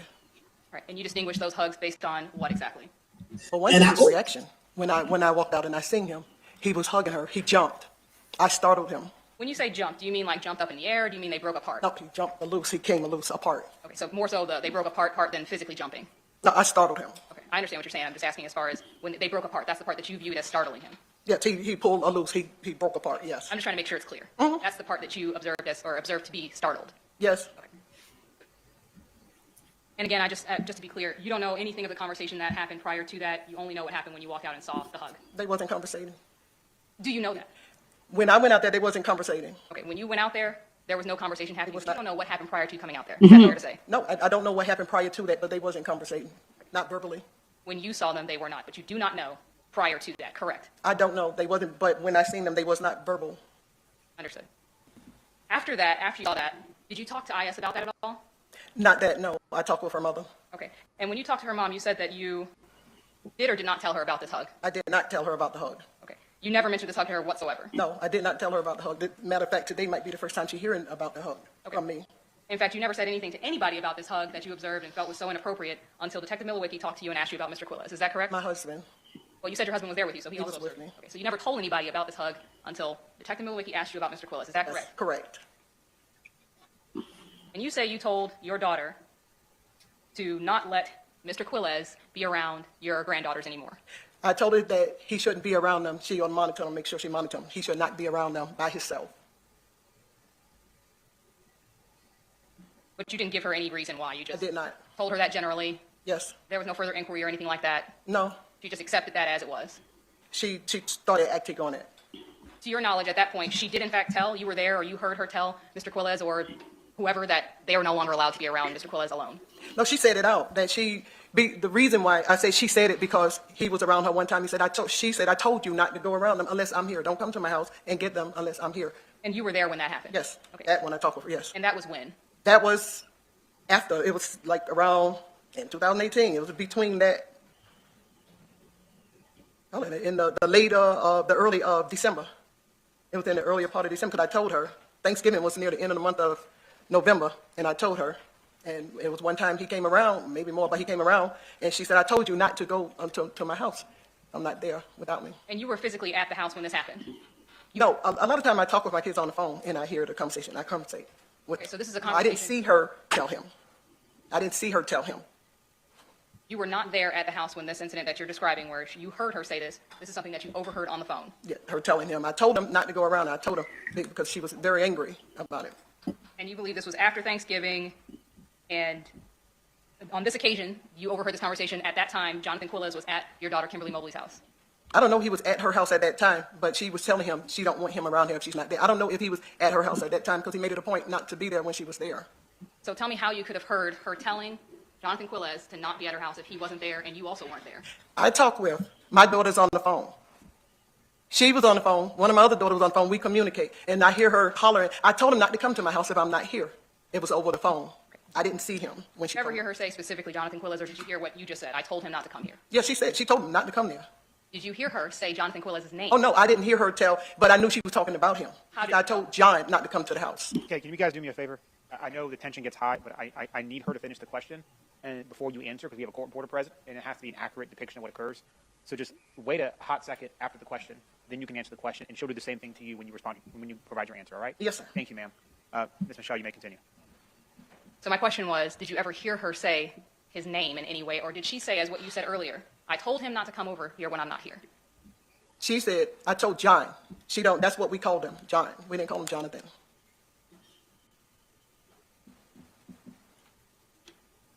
All right. Outside of that, hearing that conversation about this occasion where she said, I told John not to come over here when I'm not here, do you know any of the other information as it relates to whether he had been at her house, whether the kids had been at Jonathan and Naomi's house, or anything along those lines? Anything but, because I don't want to say like hearsay. I know they all would go there repeatedly. So to say when I seen them anytime after that, I don't remember seeing them at his house after that. Yes, I do. I was going to ask you this earlier on direct examination. You said you observed IS, at least, at Jonathan Quiles' house. Mm-hmm. Is that true? Yes, when they moved to Trout, yes, she was there. Do you know when they moved to the Trout River? I'm not sure. Okay. Would April of 2018 sound about correct? I'm not sure. It was in 2018 that they moved to the Trout River? Yes, around that time, because I know they told me I couldn't come there. Okay. After they moved to Trout River Drive, this would have been, and I'm just talking specifically after the time period that you said you advised your daughter to tell them not to be alone with him. Did you ever see any of your grandchildren at Mr. Quiles' house? Yes. Okay. You personally saw that? Yes. Okay. How were you in a position to see that? Okay.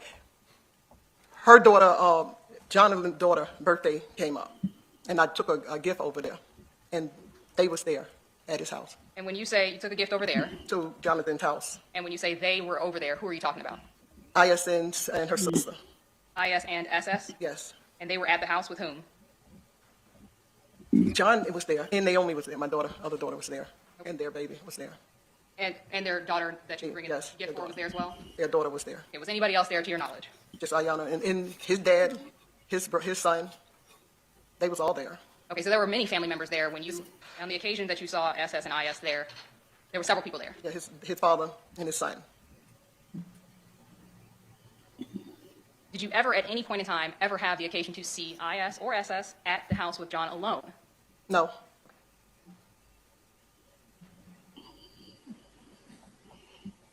I want to back up a little bit because I understand that a lot's happened. It's been a long time. Prior to this incident occurring, what was your relationship like with Mr. Quiles and with your daughter Naomi Mobley? I thought it was good. When they first got together, he came to me and asked me, could he marry her? Like, as long as you don't hit her, I raised her, don't hit her. And they was good. I thought they was a good couple. And did you and Mr. Quiles have a relationship, a close relationship, or a good relationship? At first, yes, we did. And did you get to know him? I just knew him as a son-in-law. I didn't know a whole lot. I used to talk with him, hear him talk about a lot of different things, but. And did you know him to be a fairly affectionate person? Overall, yes.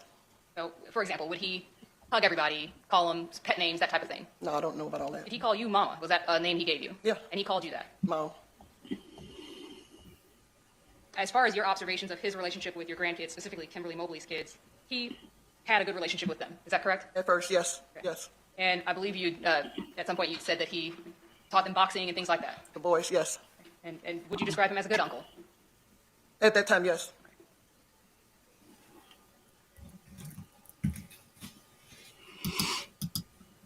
And obviously, again, the case might change things, but prior to this, you observed him doing normal uncle things, nothing out of the ordinary, correct? Nothing out of the ordinary. Is it also fair to say that since this case has started, that may have tainted your view of some of the things that you saw prior to? Even before this case started, yeah. I started noticing changes. Okay. And would that have anything to do with the allegations and the accusations that happened around that time that said that IS's unborn child was Jonathan Quiles? The father of her unborn child was Jonathan Quiles. Could you repeat the question again? What I just asked you was whether that may have tainted some of your view of him, of Mr. Quiles. You said yes to that, but my secondary question, follow-up question to that was whether that also was influenced, that tainted view of him, if that was also influenced by the allegations that had been placed out there that Jonathan Quiles was the father of IS's unborn child. Your Honor, objection, form of question, confusion, compound question. I was asking counsel to break that up. That's a lot. Overruled. You can answer, ma'am. Okay, actually, one more time, I'm sorry. I know the interruptions sometimes can be hard, so I'll try to shorten it just a little bit. You said that your view of Mr. Quiles was tainted, right? So I'm just asking, was that also tainted because of the allegations that Jonathan Quiles was the father of IS's unborn child? No, it started changing when I seen them hug, maybe just a little bit before, but when I seen the hug, that's when it started changing totally. It was totally changed. Okay. And prior to that hug, you had never seen anything inappropriate between them, correct? No. Okay. So there was no reason for you to have any suspicions or anything. Is that correct? No.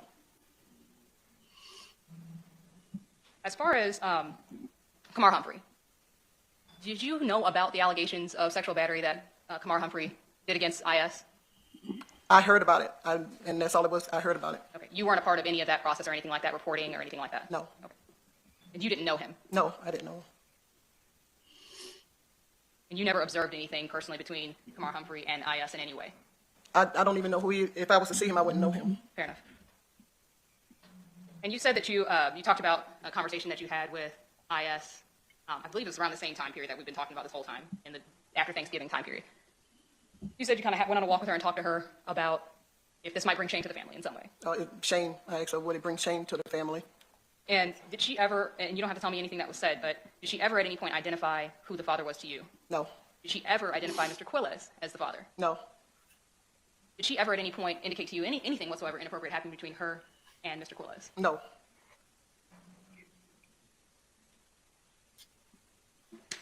Just a moment.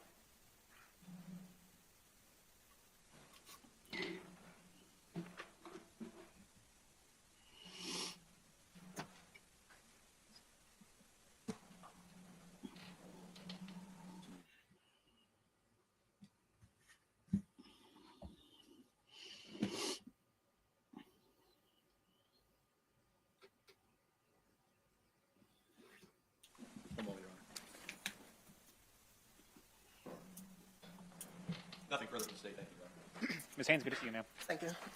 State, you may call your next witness. Yes, sir. State of Florida calls Nancy Ware. Ms. Michelle, do you need your paperwork? While they bringing that on, Northern Dame, I don't know why she just told them what I typed that the girl shouldn't be allowed around them, but she didn't tell them tell her why. I guess the daughter just listened to what she said.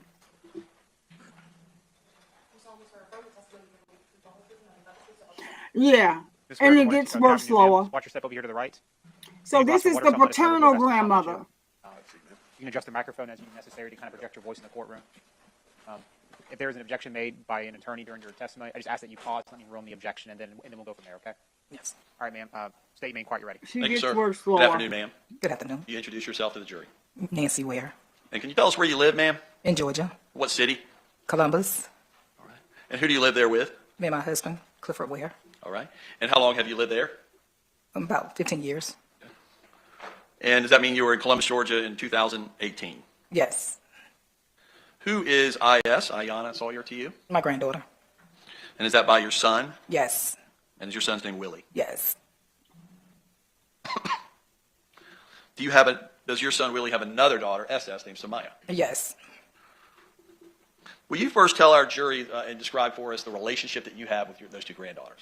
I have a beautiful relationship with my granddaughter. We used to get them on the summertime, and I would take them to church and go to the beach and to the park and just have a family time. All right. Would they come visit with you each summer, generally speaking? Yes. And when they came to you for these visits, how long would they visit you? Probably around June till about to the end of July. All right. And that's typically? Yes. All right. And was it generally just the two of them that came to visit you and your husband? Yes. Would your son sometimes come? Yes. Anyone else? No. All right. And when they would come stay with you, would that be at your residence, your home? Yes. Now, I want to direct your attention specifically to June of 2018. Did they come stay with you that month? Yes. All right. Now, as you develop your relationship with your granddaughters, did there come a time period where you set up any kind of account for them? Yes, we set up a checking account for them. All right. And what about a cell phone? Yes. Okay. Let's just first talk about the checking account. Can you explain to the jury why you did that? So we did something so they can have in their pocket. All right. And did you do that for both IS and SS? Yes. Okay. And did those checking accounts, were they somewhat like a ride-along account with your account? My account. Okay. Were you the sole owner of that account? Yes. Right. Have you had a chance to look at the records prior to coming to court today about that account? No. All right. Ma'am, I want to ask you, with respect to the amounts that you were putting into these particular accounts. $25 every 2 weeks. And that's my next question. How often would you put that amount in? Twice a month. Okay. And did you do that for both granddaughters? Yes. And was that for the purposes of just giving them spending money? Yes. Right. And can you give us an idea about how long you were doing that for each? Probably about 3 years. Okay. And would that be leading up to when IS went missing? Yes. Right. Obviously, you probably continue to give to SS after that? Yes. Okay. You're under my approach, so I'm sorry. Ma'am, I want to show you what's been marked as State's Exhibit 26 that has been admitted into evidence. Do you recognize this, please, ma'am? Yes, I do. What do you recognize it to be? A checking account. All right. This checking account, will you first tell us what's the name of the bank at the top of this record? Navy Federal Credit Union. Is that where you do your banking? Yes. All right. And is your name noted at the top of this account looking at page 2? Yes. Does it have your account number on it? Yes. Does it have your granddaughter Iyanna's name on it? Yes. Is the name of the account a campus checking account? Yes. Entry of each transaction that occurred on or between the dates of December 16, 2018 to January 15 of 2019. Yes. Were you the account holder of this account, ma'am? Yes. Did you do this for both IS and as well as SS? Yes.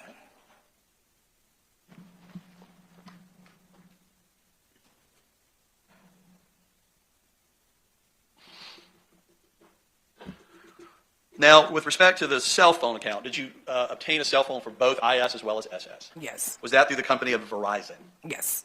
Were you the sole or majority account holder on that account? Yes. You and or your husband? Yes, both of us. Okay. And could you explain to the jury why you assisted them in getting them their own phone? So that way we can just stay in communication with each other.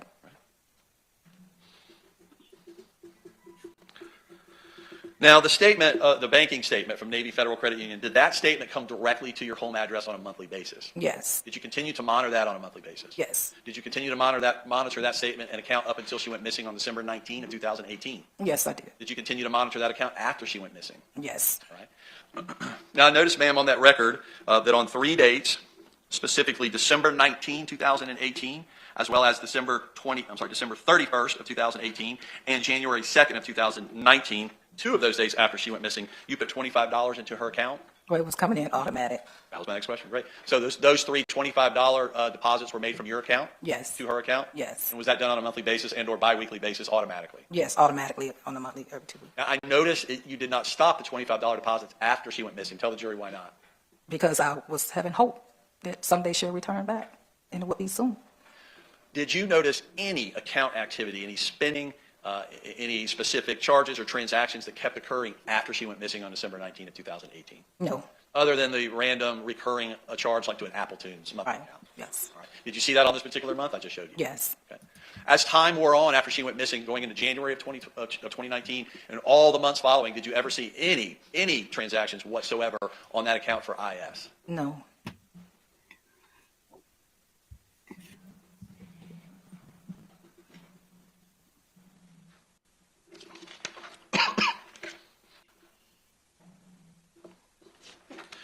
Now, ma'am, I want to direct your attention specifically to that summer visit between June and July of 2018.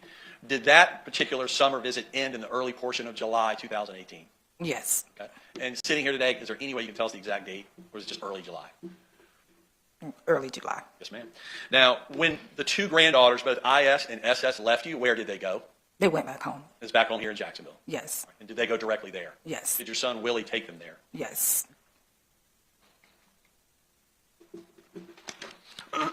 Ma'am, after she left your home in early July of 2018, did you learn thereafter that IS became pregnant? Yeah, back in November. That was the next question. So first, just answer yes, you did. Yes. All right. Can you give the jury an idea of what month you learned about that? She told me in October. All right. Try not to say what somebody else told you. Let me ask you this question. When you learned that she was pregnant, did you take that information and pass it along to somebody else? Yes, Who did you tell? I told her father. Is that your son? Yes. Did you tell Kim, her mother? I asked Iyanna to share it with her mom, and she did. Okay, that was my next question. Did you specifically tell IS to tell her mother? Yes. Did you learn later that she did? Yes.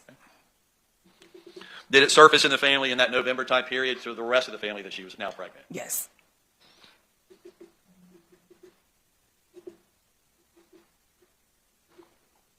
Now, with respect to that cell phone account, did you continue to monitor the monthly statement and or monthly charges even after she went missing? Yes. Did you monitor that account all the way up until approximately a year ago from today?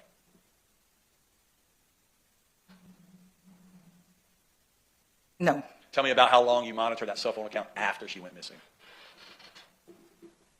I think till January Of what year?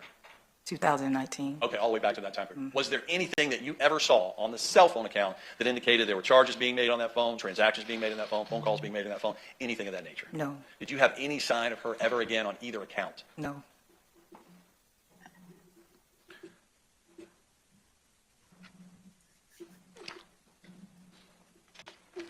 Ms. Ware, did you ever, after she left your home in early July of 2018, did you ever see IS again with your eyes? No. After December 19 of 2018, have you ever spoken to her again? No. Ever received any kind of letter or any communication whatsoever from her again? No. Did she ever text you or somehow try to contact you, DM you, direct message, any social media, any way whatsoever try to reach out to you in any manner or any capacity at all? Objection. No. Hold on. The objection's overruled. Now you may answer, ma'am. No.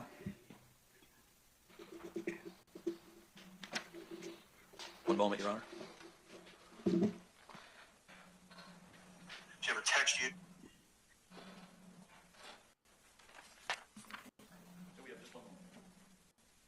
Ma'am, prior to us pulling the records, would you happen to recall what phone number your granddaughter's number was on that Verizon account? I don't know it by heart. Okay, if you saw it, would you be able to say, yes, that's her number? We're going to pull it up in 1 second.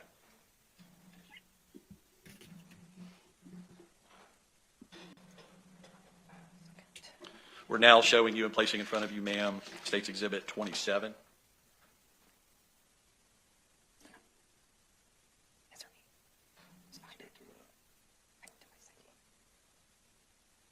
Just had it a second ago. Subscriber information. Okay. One. And the number is down here. So, show her that one. And come show her. One. So many things open. And good call. So that one. I just had it up too. Okay. Here it is right there. Take the 9293. It's right there. search off of the yours. Stay, do you mind unpublishing? Yes, Your Honor, it's up the page that we're after. Okay. Ma'am, can you see that on your screen? Did that come up on your screen? You see what we're all looking at? Yes. If you look at the bottom left-hand corner, and I'm going to read out 10 digits to you, 904-293-5139. Does that sound familiar to you, ma'am? Yes. Is that the phone number for your granddaughter on that Verizon account? Yes. And at the top left on line 2, do you see your name attributed to this account, Ms. Nancy Ware? Yes. Under the letters C and D. Yes. I'd help refresh your memory with respect to your granddaughter's phone number. Yes. Thank you, Your Honor. Nothing further. Thanks.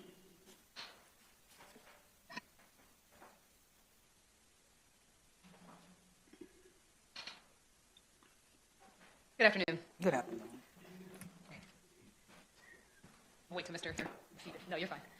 All right, ma'am, I just wanted to start by asking you, I know that you gave some testimony on direct examination, so I just want to follow up on a couple of things. As far as you can remember, IS told you first that she was pregnant, correct? Yes.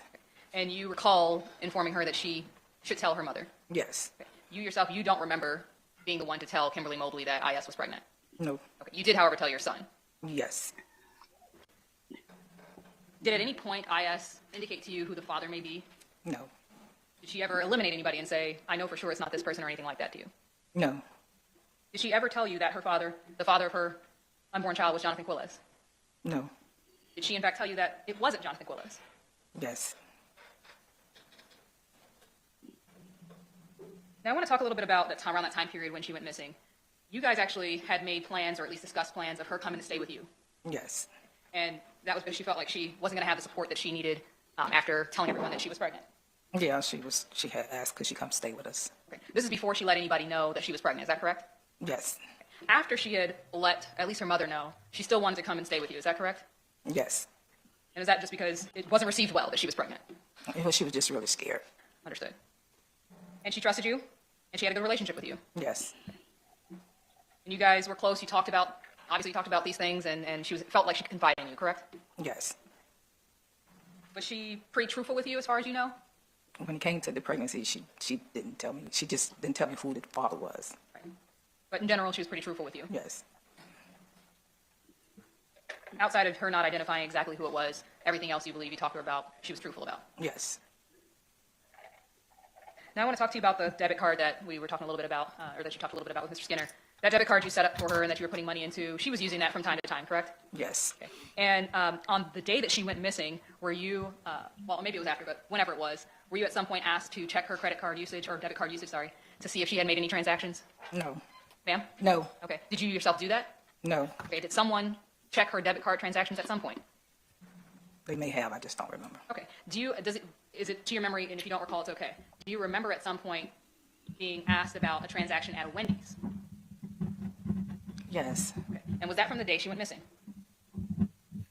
Yes. Okay. And I know it's been a while, so I can understand the memory might not be clear, but now that I've kind of asked you that question, do you recall checking her debit card and confirming that she had used her debit card at a Wendy's the day she went missing?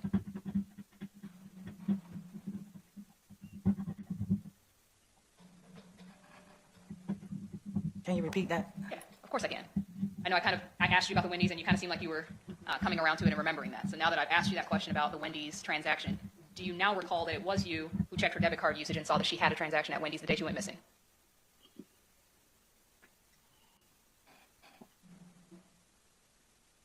Yeah, I think so. Okay. All right. And that transaction, I know that you don't live in Jacksonville, Florida, so you yourself didn't do any further investigation into that. No. But you did let Kimberly Mobley know about that transaction? Yes. Okay. And as far as you know, was that ever followed up on either by Kimberly or someone else? I'm not sure. Okay, fair enough. All right. Were you made aware of accusations of a sexual relationship between Jonathan Quiles and Iyana prior to her going missing? No. So you never heard anything like that until after she went missing? Right. That's correct?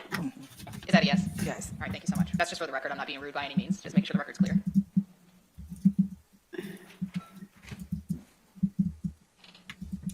And as far as her cell phone goes, I know you said that you monitored that until about January 2019, so maybe like a month or so after she went missing? Yes. Okay, and then after that, did you guys discontinue that phone number, or? Yes, we discontinue it. Okay, and that was something that you and your husband were paying for, Yes. for her to use? Yes. All right, thank you so much. One moment, Your Honor. Nothing further. Any redirect from the state? Very briefly. Ma'am, do you agree that the records I showed you in States 26 would reflect accurately when the Wendy's transaction occurred, the bank records themselves? Yes. Nothing further, Your Honor. Ma'am, good to see you. Have a good rest of your day. Thank you. State may call your next witness. Navy Federal Credit Union Bank Custodian Nicole Phillips, please. Now y'all can see why I did not. I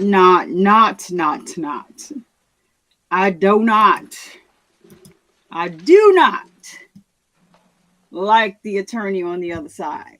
Like, come on, ma'am. And I get she's trying to sprinkle doubt in there, but really, Ms. Phillips, good morning to you, ma'am. You can come over here to your right. I can imagine this is not what you thought you were doing here today. If you need a glass of water or something, let us know, okay? Thank you so much. You can adjust the microphone up and down if you need to. Okay. If I just ask if there's an objection made by a party, just pause, let me rule on the objection, and then you can go from there, okay? Yes, sir. All right, ma'am. Thank you so much. State your name, quiet, you're ready. Thank you very much, Your Honor. Good afternoon, ma'am. Good afternoon. Will you state your name, please? Yes, sir. Nicole Phillips. And can you introduce yourself to our jury? Tell them where you are employed, please. Yes, my name is Nicole Phillips, and I work for Navy Federal Credit Union as a subpoena specialist 3. Thank you. I was going to ask you that next, your title. What does a subpoena specialist 3 do at Navy Federal Credit Union? Subpoena specialist 3 pretty much process subpoenas, income subpoenas that are served upon Navy Federal. We also pull telephone calls, and also video, along with records. Thank you, ma'am. This afternoon, I'd like to focus on some records that are affiliated with Navy Federal Credit Union, your employer. Can you tell our jury how long you have worked for Navy Federal Credit Union? I've been working with the Navy Federal Credit Union for 20 years now. And how long have you been a specialist number 3 in your current capacity? I just got a promotion last month, but other than that, I was a subpoena specialist 1, and then got promoted to subpoena specialist 2, and then recently a month ago to a subpoena specialist 3. you go, girl. In your capacity as a records custodian for the Navy Federal Credit Union, how often have you testified in court, ma'am? 10 times or more. Did you receive a subpoena in the case of the state of Florida versus Jonathan Quiles, the case you're here for today? Yes, sir. Did you travel down here to testify? Yes, sir. And where did you travel from? Washington, D.C. Can you give the jury an idea of what a records custodian is at Navy Federal Credit Union, please? The records of custodian of records is pretty much like someone who analyzes a subpoena, and we pretty much make sure that we retain records for whatever time span that the subpoena is requesting information for. Once we have all of the collective information, we pretty much provide it to the attorneys, DA, special agents, or whomever, for the time span in which is requested. Now, Ms. Phillips, is dealing with records something you do in the normal course of your business? Yes, sir, I do. Do you have complete access to records under the Navy Federal Credit Union umbrella? Yes, sir. Are records kept at Navy Federal Credit Union that you review in the normal course of your work? Yes, sir. Now, ma'am, I want to direct your attention to your screen and take a look at what's previously been admitted into evidence as State's Exhibit number 26. Do you see that on your screen, ma'am? Yes, sir, I do. Did you have a chance to review these records prior to coming to court today? Yes, sir. Did you review them last week during a pretrial and also this morning before coming into court? Yes, sir. All right. Can you identify first and foremost what we're looking at? What is this? What you guys are currently looking at is pretty much a monthly statement for Ms. Sawyer for the time span dated through January 15, 2019. Yes, ma'am. And do we find in the top right-hand corner, page 1 of 3, just underneath that, where it says statement period, is that where you get the dates from? Yes, sir. Right. Does that mean the banking activity on this account took place on or between those specific dates? Yes, sir, that is correct. Right. And when you mentioned the name Iyana Sawyer, is that one of the account holders for this account? Yes, sir, it is. Now, on the bottom left-hand corner, it says checking. Underneath that, campus checking. What does that mean? Campus checking is pretty much the checking account number that was generated for Ms. Sawyer to do certain transactions within her account. And is the number to the right of the words campus checking, is that the account number? Yes, sir, it is. The account number ending in 9563, look like. Okay, and no need to put that whole account number on the record, but right underneath that, ma'am, does it say joint owner Nancy Ware? Yes, it does. Did you even know who that is? Nancy Ware is pretty much the joint owner of the account, but once you retrieve the signature card, which is the grandmother for the account. All right. And do you know her personally? No, I don't. Do you know her if she walked out of the courtroom right before you? No, sir. Now, in the bottom entry on page 1 of 3, it appears to be the date of 12/16 of 2018, where it says beginning balance. Is that correct? Yes, sir, that's correct, in which I see $12.62. Right. Would that be the beginning amount inside this checking account on that particular date of December? Have you take a look at page 2. You see that well on your screen, ma'am? Yes, sir, I do. Make sure everybody can see that. At the top right, does it say page 2 of 3? Yes. All right. And are we still looking at the exact same account of one Nancy Ware for Iyana Sawyer under the account number you mentioned earlier? That is correct. All right. Explain first and foremost what in general are each line describing. Tell us what they are. Each line is pretty much generating the transactions that occurred on the member's account. All right. Let's start at the top line on the far left. We see a column that says date. Mm-hmm. Under that column, what specifically does that date refer to, ma'am? That date is referred to posting date for the transaction. So working down from date, would that mean that there are 3 transactions that actually posted on 12/17 on 3 separate occasions on that date? Yes. Okay. And then let's move across the first line, POS debit dash debit card, 7252 transaction date 12/16/2018 at a Circle K in Jacksonville, Florida. Will you describe that line for us, please, ma'am? Yes. That transaction occurred on December the 16th, 2018 for the amount of $1.09, which posted to the account on December the 17th, 2018. Yes, ma'am. So if I hear you correctly, is 12/16 the date of the actual transaction? That's correct. Is 12/17 the date that transaction posts at the bank record? That's correct. Right.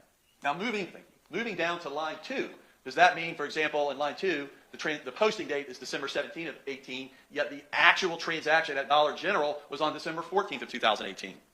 That's correct. Will you take us to a Wendy's entry, ma'am, about right halfway down to the second posting date of December 19th of 2018? Will you explain to our jury what that transaction is about and when it occurred, please? Yes. That POS debit transaction is when the member utilized the debit card on December the 13th, 2018 for the amount of $2.13. However, the transaction didn't post until December the 19th. All right. So, ma'am, we see that 6 days between when the actual transaction occurred to the posting date. Is that accurate? Yes. Is that unusual, or is that something that normally happens with respect to bank posting? No, that's perfectly normal.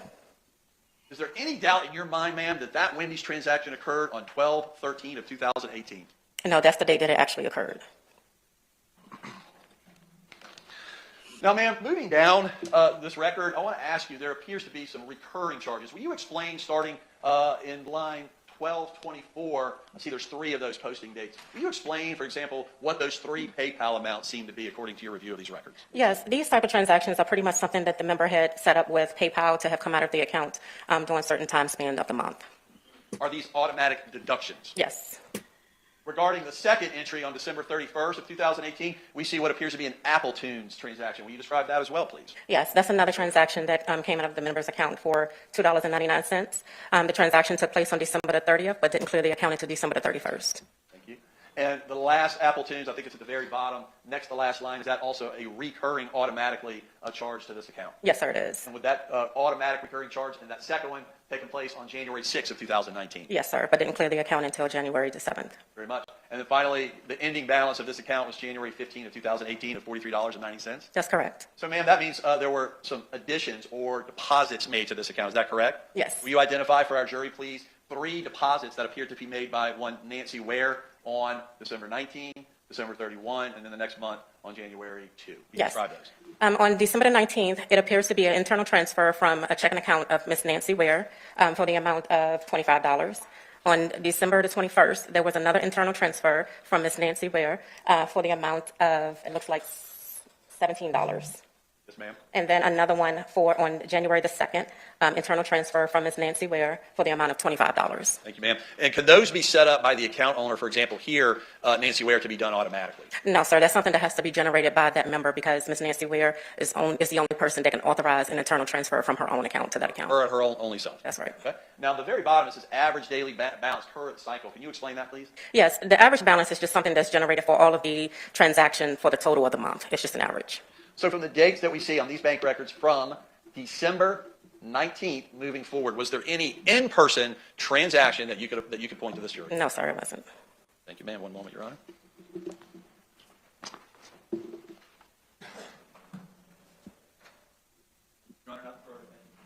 Defense. Show it to us.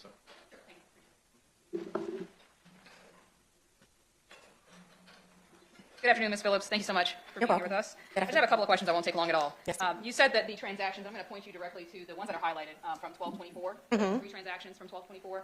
You said that those are automatic deductions. Yes. How do you know that based on looking at this, that those are automatic deductions? Because those are something that's for PayPal, that's for the amount of the dollar amounts. Understood. And because it says PayPal, that's what indicates to you that it's an automatic deduction, meaning not something that someone generated, but that means that that's automatically coming out. Yes, ma'am. Okay. Is it possible that that is a transaction for someone ordering a game, that type of thing on their phone, and using PayPal to pay for it? No, ma'am, that's something that I can't testify to. That looks like that's something that comes out of the member's account every month for like a membership or something like that they have for PayPal. Okay. And so if there's testimony that potentially was kids ordering something on a game, you don't think that that's possible, that that's what that transaction is? No, I don't. If someone did order a game on their phone and use PayPal, what would it look like instead of this, which you're saying is not what that would look like here? It would pretty much have the dollar amount of how much that game actually cost, and the date of the date that they ordered the game, and then I also have the posting date of when the funds came out of the account. Okay, so maybe I might ask the question slightly differently. Everything that you just described, I see on this line. So what would be different between what you just described and what we're looking at on this bank statement here? It just looks like something that's system coming out of her account on a monthly basis, like iTunes. Coming out for $2.99, $3.99, and then PayPal $1.99, and then $1.91 and another dollar transaction. And are you basing your opinion about that being an automatic deduction because of the amount? I'm saying this because it looks like something that comes out of the member's account on a monthly basis. Okay. And let me ask you about that. Is that based on your review of prior months and seeing those same transactions coming out month to month? That would be something that I would have to review for the prior months in order to see as far as the same total, because it depends. Sometimes a month before it can be different than a current amount.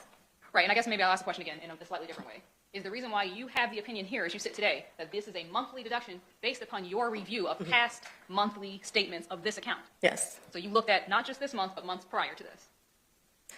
The records were provided back in 2018. I'd be more than happy to review the records that I provided to make that determination.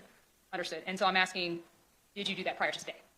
Look at the prior records? No, I did not. Sorry, I'm just trying to make it clear. I'm not trying to trip you up or anything like that. You did not review those, so you cannot confirm to us that those transactions happened in the month prior or the month prior to that. As of today, because I have not seen the records since 2018. But however, looking at the dollar amount for the transactions, they look like they appear to be monthly transactions that's being taken out of the member's account. Okay, understood.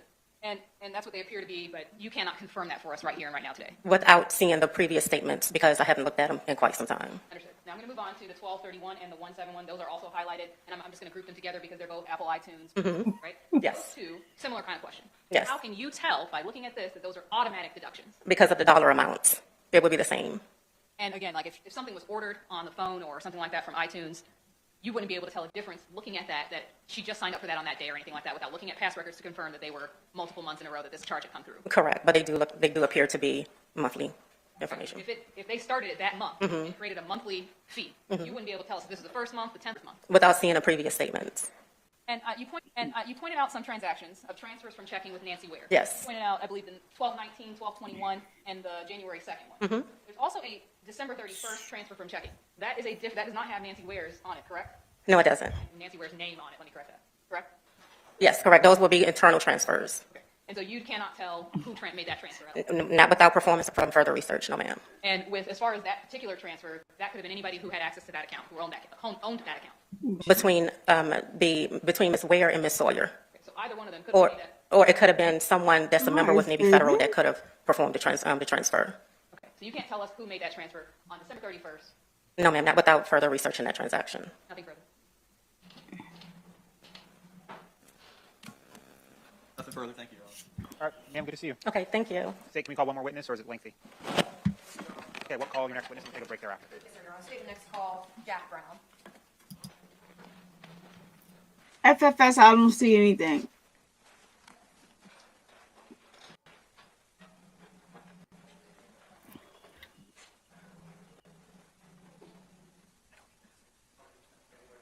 All right, so members of the jury, we'll do this one witness, and then we'll take about a 25-minute break, and then we'll have some more testimony this afternoon and finish up for the day.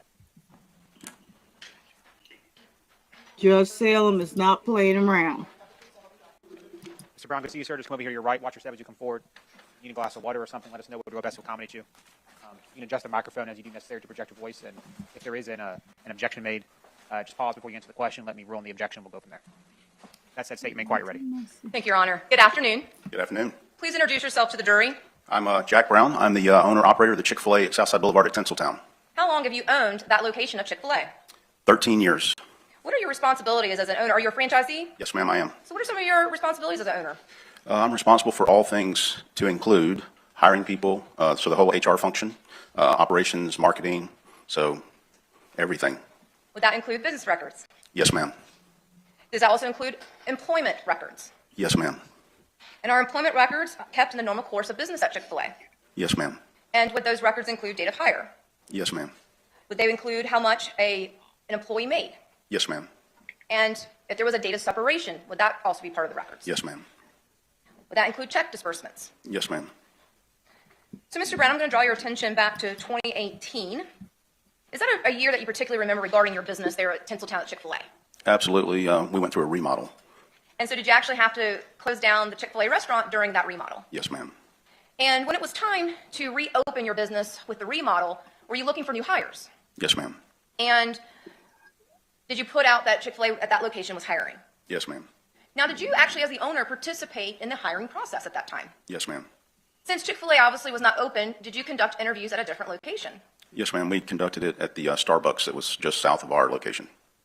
And was one of those potential hirees Iyana Sawyer? Yes, ma'am.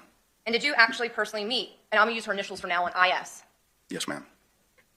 And after the interview, was she hired? Yes, ma'am. And do you remember approximately what month of 2018? She was hired in November 2018. At some point, though, did you have to make the decision to separate with IS? Yes, ma'am. And when was that? It was in December. I believe it was the 6th of December.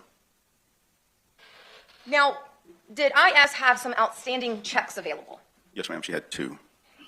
Back in 2018, what was the process of an employee to obtain a check? We would print the checks on Friday and put them in the safe, and they were available for pickup at 2 o'clock after we finished lunch. For the people who got checks, I'm sure there were some people who were on direct deposit, but being a relatively new employee, she would have gotten a check. And were those check amounts respectively $43.57 and $109.74? Yes, ma'am.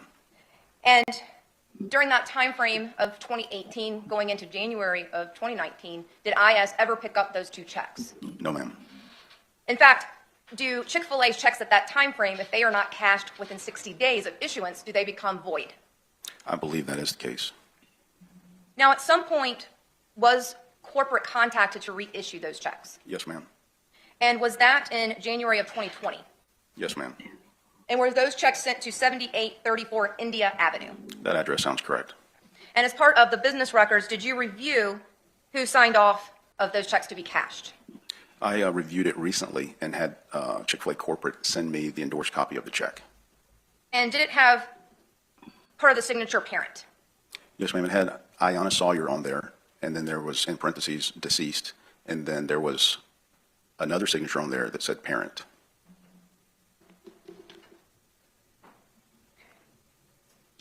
No further questions, Your Honor.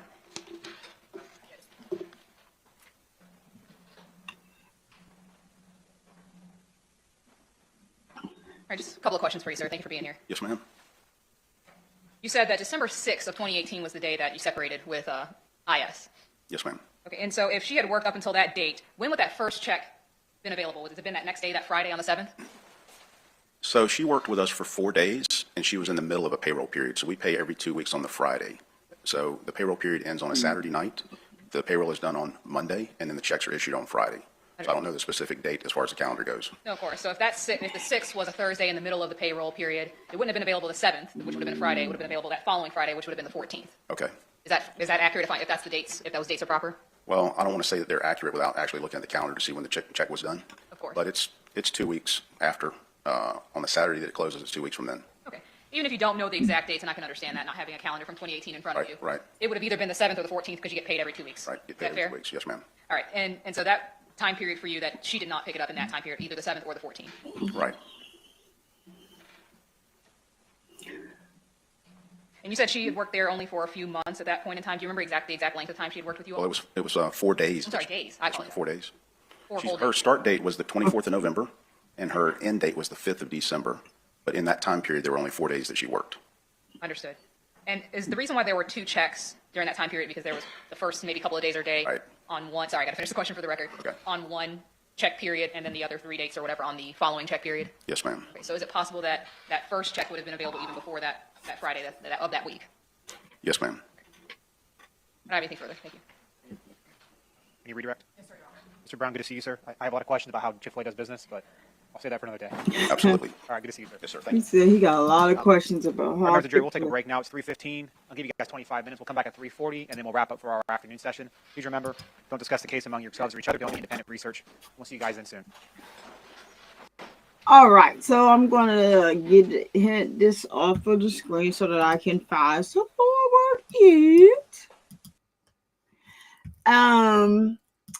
And shout out to everybody that's here. There are more people watching from Twitter than over here on the YouTube. I just wish y'all could just run on over here and just hit the like button, and y'all can watch from wherever y'all want, but it counts over here on the YouTube. But I do appreciate you guys over there watching on Twitter, and shout out to you guys watching on Facebook. This case is so important. It's important to me. It's important to a lot of people in the community, because it is very similar to the, like I said, the Naziah Harris case. There's the stark difference is the way the family handled this situation, and that they wanted to get listen. This is not her, from her daughter. You know, her father is definitely in her life, and that's just that. He's in her life, and he's, you know, her grandparents, both sets of grandparents in her life. Her mother is, you know, they have a great family dynamic.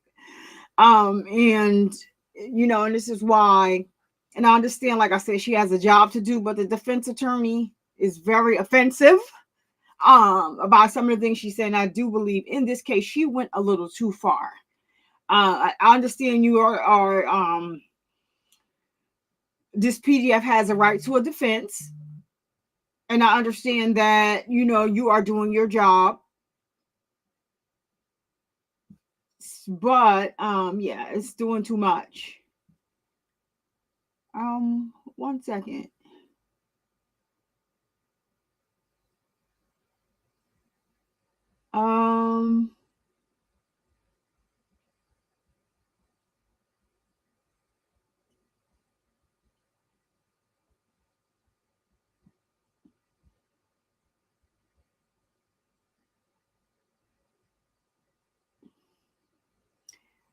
Hold on 1 second. We're gonna get right back into it.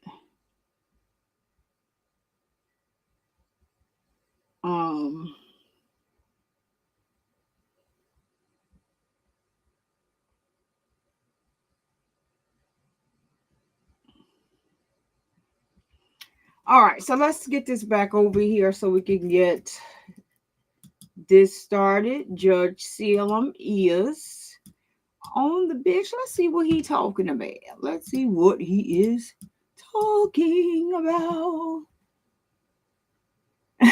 Ted Klaus, you don't think he should have access Go back to to record a 19 defense? Jonathan Quiles, I have counsel state defense. Mr. Quiles. That's how we do here. Bring the jury out, please.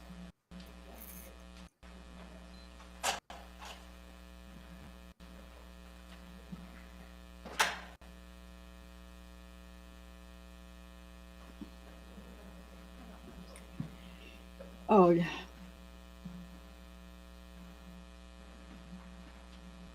Is there a noise? Mike, there's a static noise up here. Oh. There's feedback, Judge. The order of the jury returns to the court.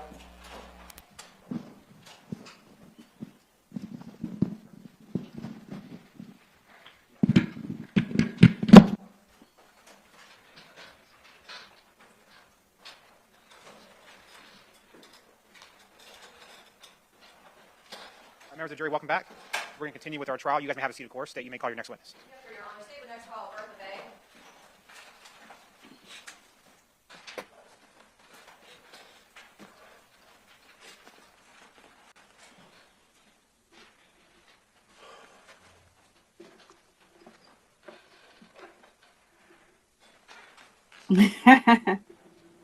Look.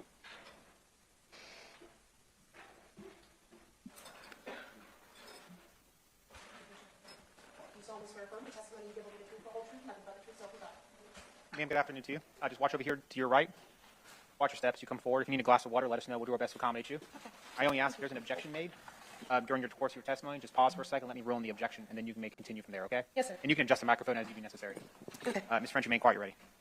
Good afternoon. Good afternoon. Please introduce yourself to the jury. My name is Alberttha Bay. And will you please spell your first and last name? Albertha for my first name. My last name is Vay, V as in victory, Aye. Thank you, ma'am. And where do you generally live? Jacksonville, Florida. And how long have you lived here in the area? My entire life. And how old are you? 20. What do you do for a living? I work for Duval County Public Schools. Are you a recent high school graduate? No, ma'am. When did you graduate? 2021. So about 2 years ago or 2.5 years ago? Yes, ma'am. And what high school did you graduate from? Sandalwood High School. And where did you go to middle school? Arlington Middle School. Did you go all 3 years there at Arlington Middle School? Yes, ma'am. And did you get to know someone in particular that became one of your best friends at Arlington Middle School? Yes, ma'am. And who was that? Iyana Sawyer. And did you all have classes together in middle school at some point? Yes, ma'am. And was it an instant friendship? Yes, ma'am. However, the two of you, did y'all go to the same high school? No, we did not go to the same high school. And did she go to Terry Parker? Yes, ma'am. However, even though the two of you no longer went to the same school, did you maintain that best friend relationship? Yes, ma'am. And how would the two of you communicate? Through social media or texting. Would that include Snapchat? Yes, ma'am. What about Instagram? Yes, ma'am. And I think maybe earlier on, was there a different app the two of you would use? Yes, ma'am. And what was that? Kick. That's something more kind of in the past? Yes, ma'am. How would you describe IS? Like, as a friend? Yes, how was she? Kind, funny, just a joy to be around. Now, did IS and yourself have a small, close-knit group of friends? Yes, ma'am. And could you tell me who those other friends were? Hailey, Shempert, and Marie Logan. And did you all meet in middle school or elementary school? We all met together in middle school. Now, as part of being one of the close... Now, hold on a minute. Hold on a minute. Hold on a minute. FFS. Dropping those memberships like that. Turning some people green. Hold on a minute, John. Hold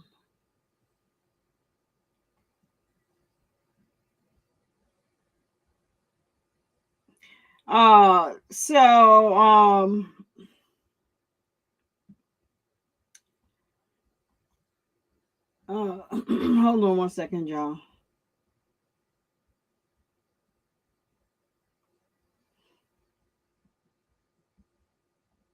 All right, so FFS out here dropping 5 memberships. Leisure LI, please say thank you to FFS in the chat. And you can add him, and he does have a channel emoji. You can take advantage of the special emojis for 30 days since he turned you green. So say thank you to FFS, please. Then we got M4T30. Your fave. You are, I guess, the F4B. I'm tired, y'all. I'm tired. So please say thank you to FFS for turning you green for 30 days. Please take advantage of the channel emojis that are for people that are members. And say thank you in the chat. Another one. All right, we got Tarns and Rohan. Hey, Tarns and Rohan. Please say thank you to FFS, turn you green, making you a member of the Survivor Nation here. And you do have access to the special emojis for 30 days. So drop some FFS emojis in the chat. Thank you. Another one. All right. And we got AF turned green by FFS. Please take advantage of the emojis and drop some FFS emojis in the chat. And welcome to the fam for 30 days. Thank you, FFS, for that. Another one. And then we have Aja Mullen received a membership from FFS. Please drop FFS emojis in the chat. You get to take advantage of these special emojis for people with memberships and all the other perks that will come with that. I should have a video coming out for members only soon. Another one. And thank you so much, FFS, for always holding me down in the chat with the rest of the mods. You guys do such a great job. Thank you, thank you, thank you. Tag Clouds for dropping a week. Got Flesh of the Gods in the building. Flesh of the Gods in the building. If you're not following Flesh of the Gods, you don't know what you're missing out on. He has and it's just my opinion, the most interactive YouTube channel here on the YouTube. He has all types of things going on the screen. So you guys could FFS, you could drop your own, excuse me, Flesh of the Gods, you can drop your own link, or you can one of the other mods can drop his link. When you get over there, if you are a content creator and you want to make things on your screen move the way he does it, what you see here, this is what I created. Nah, his stuff is over the top 10 times more. You can go over there. Oh, wait a minute. You got to wait. It's a pause on that for right now. Okay. So we'll talk about that later. Just go over there and subscribe. Go over there and subscribe. Go over there and subscribe to FFS. He still has the most interactive channel here on YouTube. Memberships, you have to wait. We'll talk about that another time. It just popped in my head, y'all. Why somebody ain't tap me on my shoulder and say, hey, wait, flag on the play. Flag on the play. Yeah, so just subscribe and then you'll get the full experience. Right now, memberships will be back up. We'll resume shortly for Flesh of the Gods. Fam, my brother, thank you so much for always being here and always being available when, I'm tech illiterate, so I have questions. So shout out to FFS gifting 5 more memberships, turning people green, bringing you into the family. So Gianni, please say thank you to FFS. Drop some FFS emojis in the chat. Adam, tell them thank you for turning you green and making you a part of Surviving Nation. Thank you. Another one. All right, we got Child of Scum. Child of Scottum, excuse me, I done left the last part of your name off totally. You are green. Please thank FFS by dropping his emoji that you now have access to in the chat. You can add him. If you're on a computer, the name pops up nicely for you, so you could just hit that add button for him. And welcome to Survivor Nation for 30 days, Kimberly Brown. Please say thank you to FFS for turning you green. And you have access to the channel emojis. Drop some FFS, the FFS emoji in the chat, and please thank him and add him. You can thank him by name. I would greatly appreciate that. Thank you. Black Butterfly. FFS has turned you green. Please say thank you to FFS and use his channel emoji that is for memberships only. Drop those down there in the chat and add them. Tell them by name. Talk to Me podcast. How are you? Thank you for being here. You are now part of Survivor Nation. And please take advantage of the channel membership emojis. Drop FFS's emoji down in the chat and add him and tell him thank you for adding you as a family member to Survivor Nation. Thank you so much. Everybody else, if you're not a member, you can just drop some umbrellas in the chat. just type FFS in the chat. We thank him for growing the family and for all of his support on this channel. Thank you so much. Let me just scroll down here so we can get back to this show. Child Digger Sniper Nation. Yeah, Sniper Nation is in the building. Thank you so much. Is JT in here? JT is not in here yet. All right. I don't know if she's coming today, but JT. Yeah, if y'all see JT in the building, please let me know. I want to make sure I thank her personally. I did not see that she had donated the other day, and I want to thank her personally. I never want to think, make anyone think that I'm, taking their kindness for granted. I totally hardly go into my Cash App. Normally my daughter has to say, hey, can you Cash App me? And then I'll go in there or something like that. But I just saw it today. So I want to thank JT personally for the Cash App she sent on Wednesday. So, but I want to make sure I tell it to her. Her to know I said thank you, today as we started the stream, but I want to make sure that I tell her. Thank you. And signed up petition is on my community wall for Naziah Harris. I believe wholeheartedly that her grandmother and her aunt Shannon should be arrested and charged as well. So if you watch that trial, you guys know about the grandmother and the aunt getting on the stand perjuring themselves. The court hasn't said anything about that yet, but I think the court hit them with the text messages that they didn't know that the court had retrieved because they were all erased. That was the system that they had. They had these racy text messages going back and forth, and Naziah knew to erase them once they were sent. There were just a few that she didn't erase, and they were racy.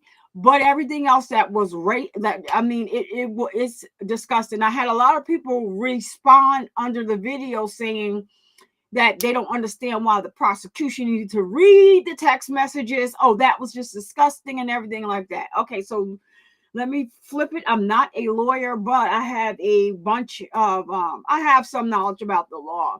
So I do understand what they did. He's denying everything. He's denying going over there, being in a home. The grandmother denied that he was in a home. He was rarely ever over there. If he came there, he came and parked outside. Shannon also denied that he was ever really in the home. Through the text messages, we can read that they were lying. The lie detector test said that they were lying. Oh shit. And so I do believe that they knew this was going on. I do believe that they knew she was with child. Her face, it was all in her face. She had that pregnant face. Her nerves started to spread. Remember, Naziah was small. She was a small thing. And you can see in some of her TikTok videos, it's the one with the coat where she has the hood on. You can see the little belly, nose spreading. And she had also it was a TikTok video that she made. She on a white and black hoodie. And you can actually see the stomach. She was, far along begging this man for what is it, the Plan B pill? I never take none of that stuff, but I'm trying Plan B, I think it was. So yeah, I did start a petition because I feel strongly about that. Everybody, a lot of people have children. It is not just Naziah. So this, it's just not Naziah that in this household that was violated. And you can't tell me that you're standing around your own home with your eyes closed. I know he brought them to the shops and did some things at the shop with them, but he also did a lot of things to Naziah. That through the text message that we went through yesterday, he did a lot of things to Naziah in the home, in the bathroom, in her room. Who was there when he was in the house, but she had just left and he stole her underwear? Stop playing with me. Nobody was there. Stop playing with me. Stop playing with the public. Stop playing with the people. It's disgusting what happened to her. And I just cannot unwrap my head around it, which led me to do this live today about, to start covering this scumball, because they're not due back in court. Naziah's not due back in court until, her case is not due back in court until March 7th. And that's just a pre-trial and calendar, hearing and calendar conference. So we will be live for that. They done summoned your girl for jury duty on Tuesday.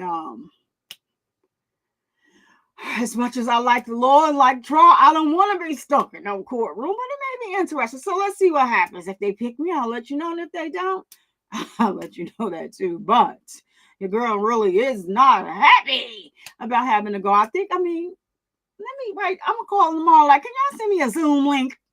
I'll appear through Zoom. Okay? The COVID, the flus is back out here, or whatever you will. But let's get back into that. Oh yeah, and then Live just shared, and all of my mods are sharing the merch link. So let me just give you a real quick backstory on the merch link. So the merch, the majority of anything that's sold on the merch channel will go to family members that are fighting, that are taking care of someone that is has cancer. Doesn't necessarily have to be breast cancer. It's just cancer in general. So if you're somebody that see something in the merch shop that you would like to purchase, that's fine. And that's great and awesome. But that is what I'm going to do with the majority of those funds. So thank you all for that. Thank you to shout out to all of my mods for always holding it down, doing what you do. We can have a difference of opinion in the chat as long as it is done respectfully. Everybody does not agree about the same things, but do it respectfully. And then there's absolutely no bullying in the chat. And my mods even try to keep it cute. But one of my mods is just, he will FFS you. And we don't want that. We like to keep a good energy in the chat. Okay. And so Child Diggy just shared the link for the petition. All you have to do is, once you click on the link, you can take your phone and scan the QR code, and bam, it takes you to the petition. And then you can sign. Okay.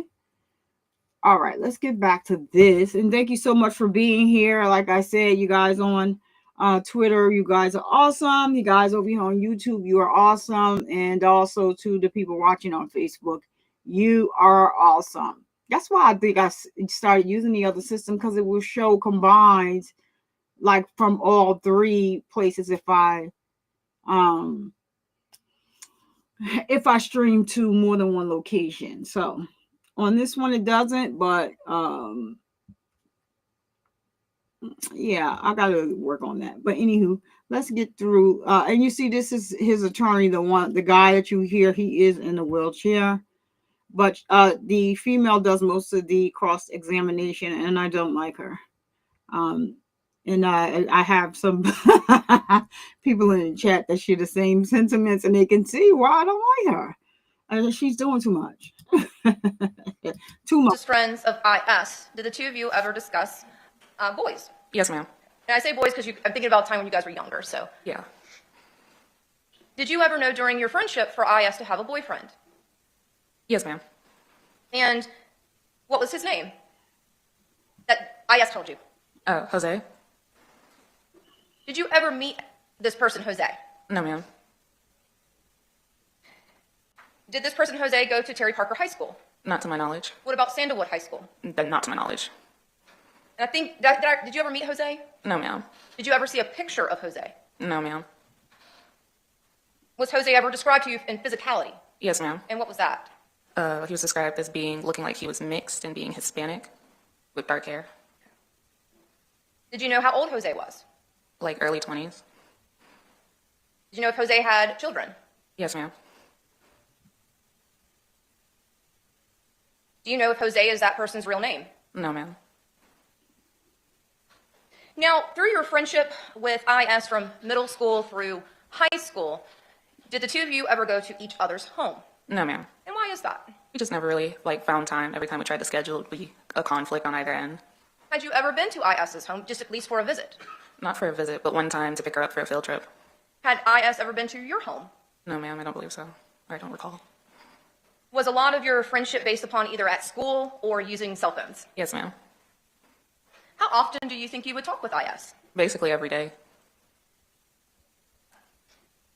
Now, besides this person, Jose, did IS ever discuss any other males? Yes, ma'am. And was that a person by the name of Kumar? Yes, ma'am.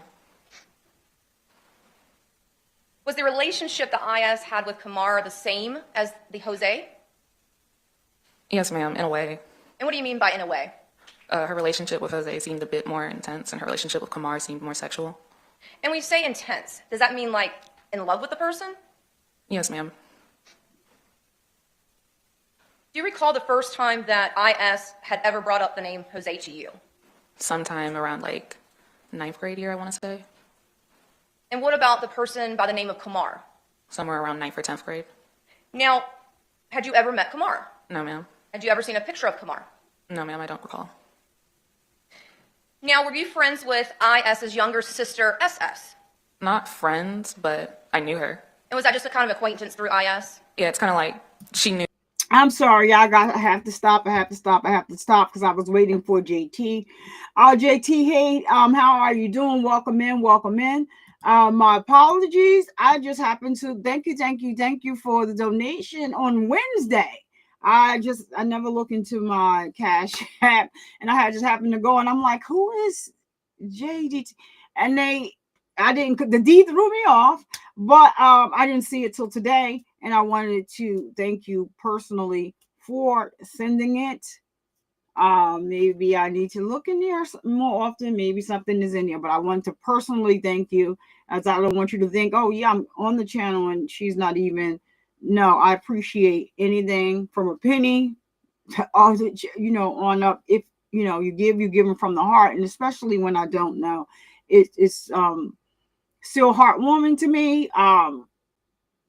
Because I don't get a lot of like donations in that way on Cash App. So I wanted to stop the show. I was looking for you, and I see you here. So thank you so much. I just saw it today. Just wanted to let you know that. All right, here we go. My brother, but they weren't friends. But your friendship was with IS? Yes, ma'am. And did you meet SS through IS? Yes, ma'am.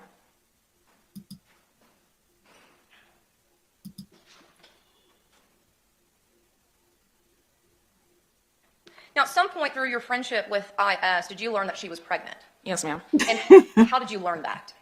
I learned she was pregnant sometime in 10th grade year. I can't remember the exact time frame. Somewhere around my birthday in November. I did not. It's like that, but I don't remember the exact date. In fact, in November of 2018, did you celebrate a special birthday year? Yes, ma'am. That was my sweet 16. Did you invite IS to come to that party? Yes, ma'am. And did she come? No, ma'am. And is that about the time frame that you found out she was pregnant? Yes, ma'am. So would that have been the month before she left here at Parker that day? Yes, ma'am. That was the month beforehand. So we're talking 2018, just to be clear. Yeah. Okay. Don't want to assume anything, so thank you, ma'am. Through that conversation, I'm only going to ask specifically, did IS tell you who the father was? I don't recall her specifically saying who the father was. Did you ever ask? Yes. But you don't know what an answer was? I did not. Through that conversation around my birthday, I no. did not know. If we talked about it beforehand or afterhand, I do remember her saying who the father was, just not during my birthday. Oh, That okay. makes sense, yeah. I'm sorry. Let me ask you, at some point in time, did IS tell you who the father was? Yes, ma'am. Okay. Sorry for my vague question there. Sorry. No, it's okay. And who did she tell you? Jose.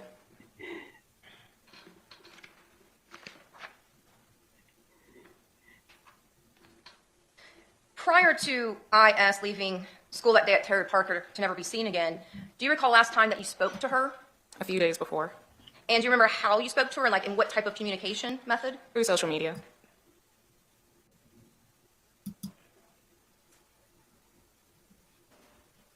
How How did you learn that IS was missing? I got the text from her sister saying that she hadn't gotten on the bus that day. Did you try to reach out to IS? Yes, ma'am. Were you successful? No, ma'am. Did you help to try to find her? Yes, ma'am. Any luck? No, ma'am. Sorry, one moment, Your Honor. So I have one last question for you, ma'am. Since 12/19 of 2018, have you had any type of contact with IS? No, ma'am. No further questions. Thank you.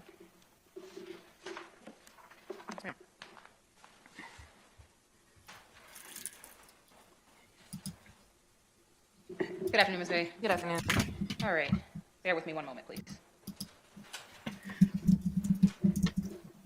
All right, to start out, if you could tell me, you talked about talking and conversating with IS. Did you use Snapchat with IS? Yes, ma'am. And did your other friends also use Snapchat to communicate? Yes, ma'am. Was that the most common app that you used to communicate with your friends or between your friends? At the time, in like high school, we used Snapchat. In middle school, we used Kik. Okay. So at the time around 2018, Snapchat was the main app that you all were using? Yeah. Okay. I want to talk to you about Jose just briefly. You described Jose during direct examination as being mixed. Yes, ma'am.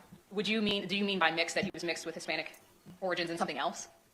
Basically, or like kind of black and white or Hispanic and black, but mixed What with do that? something. What do it have to do with the That prosecuting description, that's the description plan? that you got from IS, correct? Yes, ma'am. Okay. And did she describe that person to you when you all were in the 9th grade? I believe so. So I want to ask you a little bit about him. Do you recall her telling you his exact age? I believe so. I recall her saying he was like 20 or 21. All right. And I know you said on direct you had never met him, you never saw a picture of him or anything like that. No, ma'am. I never saw him. Did you ever speak to him on the phone or message with him or anything like that? No, ma'am. And did IS at any point in time ever tell you that Jose was some sort of code name? I don't recall. Did you at that time believe Jose to be the real name of the person who she was in a relationship with? I want to say yes. I'm sorry. I don't really recall at the time. That's just the name that we used. So it's like 50-50 because, you know, sometimes, like, especially in middle school, you would use a code name for a boy that, like, you liked. So I believe so. I'm sorry. That's okay. If you don't remember, you can tell me. I don't recall. I'm sorry. No problem. As best you can remember, do you specifically remember ever saying just the code name or anything like that? I don't recall. Controlling Thank you so these much. cash apps. And as far as you know, she always did call this person that she was in a relationship with Jose. She never used any other name. Yes, ma'am. All right. You said that she told you that she was pregnant, right? Yes, ma'am. And she also told you that Jose was the father. Yes, ma'am. Did she ever mention anyone else she thought may be the father? No, ma'am. Okay. I know you talked about around your birthday and that being like November time period. Yes, ma'am. Okay. And this is around shortly before your birthday, shortly before IS went missing. Is that correct? Like my birthday was before she went missing? Correct. Yes, ma'am, it was. And just the month prior. Yes, ma'am. Do you recall having some conversations with her where she wasn't able to come to your birthday party? Yes, ma'am. And was that because people had learned that she was pregnant and there was kind of a lot of drama going on and people were upset about that? Yes, ma'am. All right.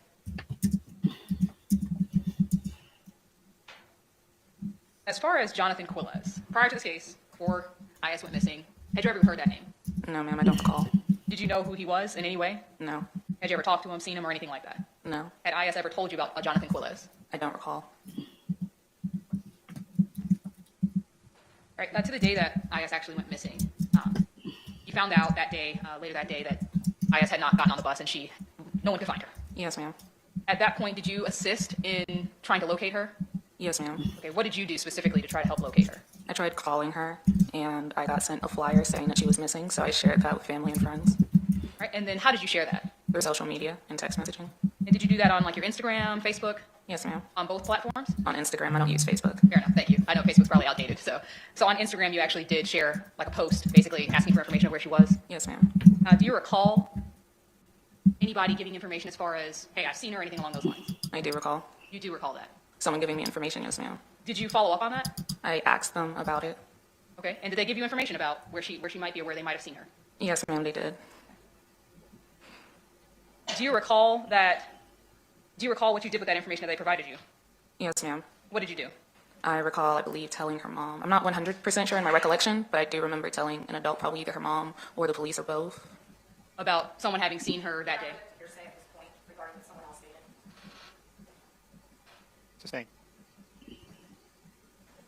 The information that you received as far as that you provided to police, did you personally follow up in any way on that yourself? No, ma'am, I don't recall following up.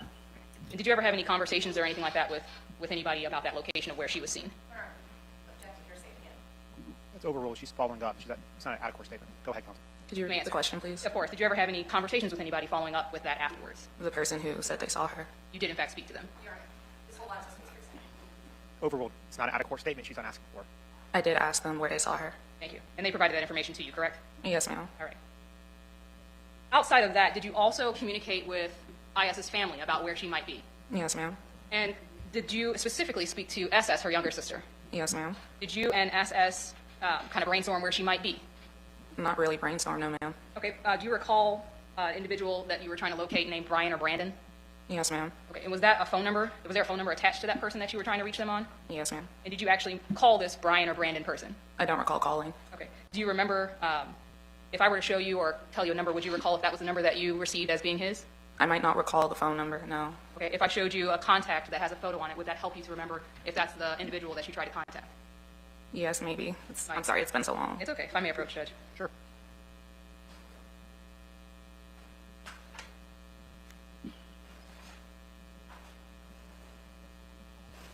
I'm going to go back to the podium to ask the question. Okay.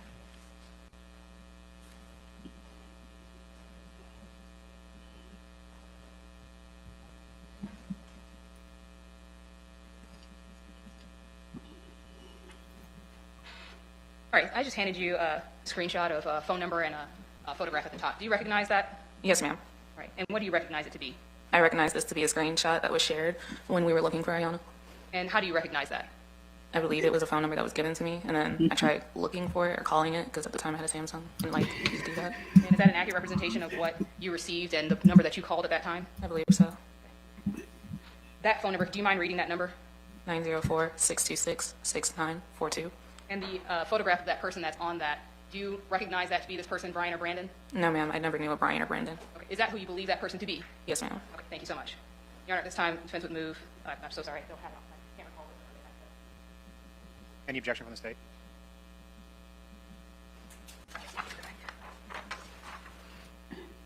Well, Your Honor, we didn't stipulate this, so it was defense exhibit C. Any objection? That objection marked as, that should be defense 1 then, I believe? Okay, mark it as defense exhibit 1.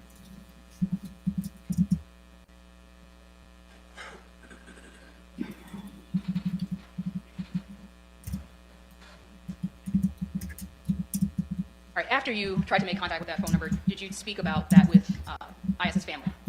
I don't recall. Do you recall maybe attempting to try and call that phone number from a different number to see if they would answer? I don't recall. Fair enough. Outside of what you've described to us as far as trying to call it and looking up the number to see if you knew if you had any other contacts with that, did you do anything else with that? With the phone number? Yes. No, I don't recall. Did you ever provide that information to police or tell them about that? I don't recall, I'm sorry. No problem.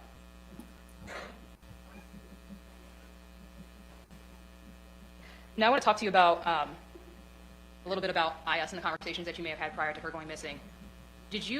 Were you aware of IS's plans to leave town with Jose or whoever? No, ma'am. Did you guys ever have any conversations about her running away with Jose? No, ma'am. As far as Jose goes, I don't think so. you said he was about 21 years old, correct? Yes, ma'am. 2021, I believe you said. Yes, ma'am. You guys would have been how old at that point? 15, 16. All right. And at that time, you didn't approve of that type of relationship? No, ma'am. And you just thought he was a little too old for you guys being as young as you were at that time? Yes, ma'am. And you actually expressed that to IS, that you thought, this guy's just too old for you at 20 or 21? Yes, ma'am. As far as Kamar Humphrey goes, at some point do you recall telling police that Jose was Kamar Humphrey, the guy that lived across the street from IS? No, ma'am. You don't have any recollection of that? I don't, I'm sorry. Okay. Do you know, I know you said you've never seen or even seen a picture of Kamar Humphrey, but did you know about the relationship between Kamar Humphrey and IS? Yes, ma'am. And were you aware of the incident that occurred in late February, early March that was reported to police? Yes, ma'am. And how did you become aware of that situation? Iyanna told me.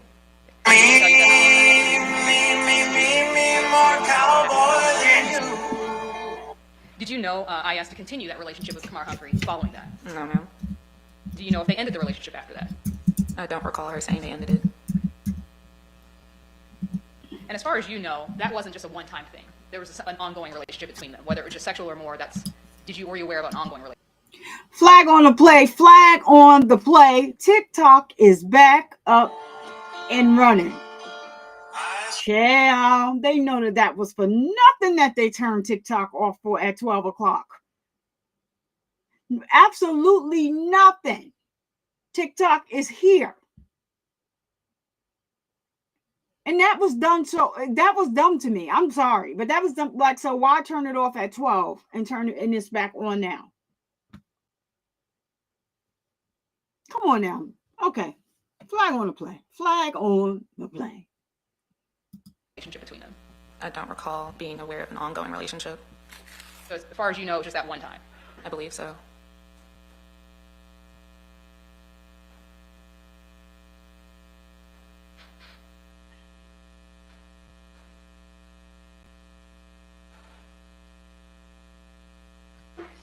All right, and I just want to follow up with one other thing. After IS went missing, do you recall telling SS to tell her mom about Jose? Yes. Did you tell SS, hey, tell your mom that she's in a relationship with Jose and he's older? Yes, ma'am. SS didn't know what you were talking about. Yes, ma'am, that's what she said. You didn't go into any details with her about who Jose was or anything like that when she said she didn't know what you were talking about? I don't recall that part, I'm sorry.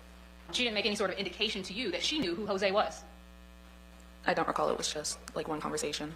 And all you can recall from that conversation is that SS told you basically, I don't know what you're talking about as far as who Jose is. Yes, ma'am. All right, just a moment, please.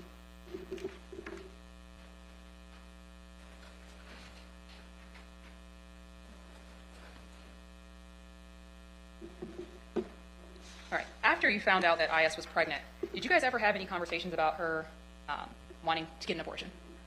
I do recall. You do? Yes, ma'am. Okay, I was just making sure I heard you correctly. I'm sorry. You do recall having a conversation with her about her wanting an abortion? I do recall having a conversation about her getting one. Wanting one was, like, not wanting, but, like, deciding about it. Okay. Did she talk to you about asking for money from her grandmother for that? I don't recall. Do you recall IS ever telling you that Jose lived across the street from her? No, ma'am. Do you ever recall IS telling you that Kamar Humphrey got her pregnant? No, ma'am.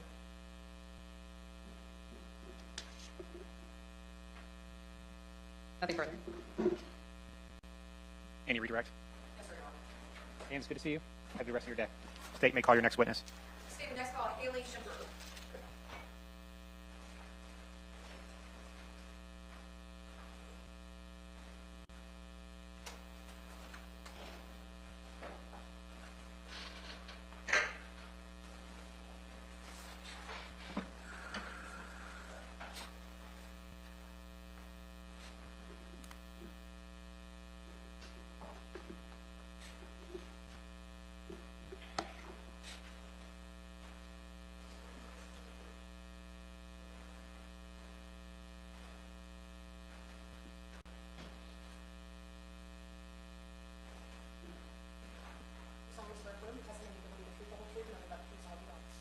Shempert, good morning to you, ma'am. Good afternoon to you, ma'am. Just watch over here to your right. Watch your step.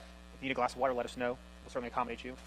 Thank you. If there's an objection made during your testimony, just take a second, let me rule on the objection, and then depending on what I say, you may or may not be able to answer the question. And you can move the microphone to help project your voice into the courtroom. All right, thank you. And Ms. French, you may inquire. You're ready. Good afternoon. Good afternoon. Please introduce yourself to the jury. My name is Hailey. And what's your last name? Shempert. Can you spell your first name? H-A-L-E-Y-S. Oh, just No, yeah, please spell your last name. Oh, S-H-E-M-P-E-R-T. Thank you, ma'am. Where do you generally live? In Georgia. What do you do for a living? I work at Amazon. Amazon? How old are you? I'm 20. Did you graduate high school? Yes, ma'am. What high school did you go to? Terry Parker.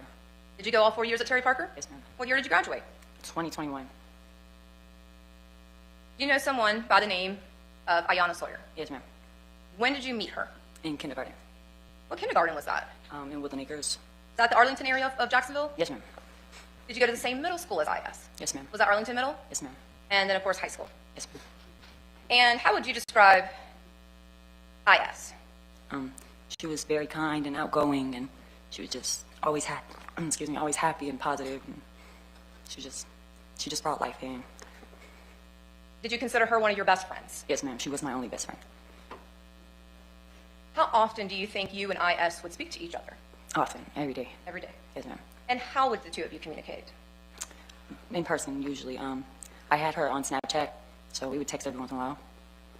Would you see her every day at school? Yes, ma'am. Now, in regards to potential, stayovers, would you ever stay over at her house? No, ma'am. Did she ever stay over at your house? No, ma'am. Any reason why not? No. Did each of you just prefer to go back to your own home? Yeah. Okay. And we were just really young, so it was like, you know. Was this also before you had driver's license and things that you have today? Yes, ma'am. And a job with money? Yes, ma'am. Now, through your friendship with IS, did the two of you ever discuss relationships with men, or at the time, males? Yes, ma'am. Did IS ever mention any particular boys to you? Two. I'm gonna first talk about one. Was there one by the name of Kumar? Yes, ma'am. And when did you first hear that name? I believe it was 9th grade.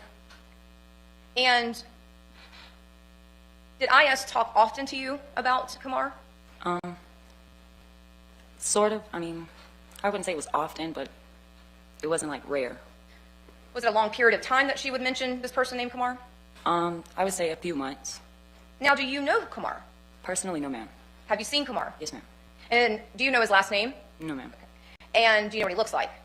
It's been a while, but yes, ma'am. Do you know his race? Yes, ma'am. What is his race? He's black. Was he older than you and IS? Yes, ma'am. And how did you know who Kumar was? He lived in the neighborhood, and we would pick up our siblings at the same time. Did you, at the time, I guess still today, have younger siblings? Yes, ma'am. And it was your understanding that you would pick up, would you go to a bus stop? I would go to the school. School. And what school was that? It was Woodland Acres. Woodland Acres. It's elementary school. And is that where you come to know who Kumar was? Yes, ma'am. And you didn't have a personal relationship, though, with this person? No, ma'am. You just knew who he was? Yes, ma'am. And then, of course, your conversations that you had with IS? Yes, ma'am. Do you remember what kind of hairstyle or anything that he had at the time? No, ma'am. I believe it was short. Did IS have feelings, romantic feelings for Kumar? I'm not sure. I believe so. Overall, you can answer the question now. If you have the personal knowledge of that. As far as I know, I believe so. Now, in regards to the other individual, what was that guy's name? Jose. When did you first hear IS bring up the name Jose? It was in 6th grade, I believe. Now, did you ever meet Jose? No, ma'am. Did you ever see a picture of Jose? Shout out to FFS. Look at me all tongue-tied. FFS gifting another membership. Another one. Christy, you received a membership from FFS. Please take advantage of the channel emojis and drop FFS's emoji in the chat. You can add them so that you can say thank you to him by name and welcome to Survivor Nation for 30 days. Thank you so much. Late night Mookie. I was on the channel last night with you and JT, and it got cut off. I went to sleep after that. I don't know if y'all came back or not. But yeah, I know that JT had dropped off and you was up there like, ain't nobody gonna click the link. I was trying to come back, but when I heard you say, oh, let me let you up, and JT was back, I said, okay, I'm gonna sit in the bushes, and then it went silent. Okay, but thank y'all so much for dropping those slime umbrellas, and I don't know if she is in here, but Christy, please say thank you to FFS for turning you green. Carry on. Drop your own link in. Well, y'all can drop Late Night with Mookie's link in the chat, please. Okay. No, ma'am. And was Jose a different person from Kumar? Yes, ma'am. Did I ever describe Jose to you? Yes, ma'am. Can you tell us what that description was? That he was Hispanic and he had curly hair. Was he older? Yes, ma'am.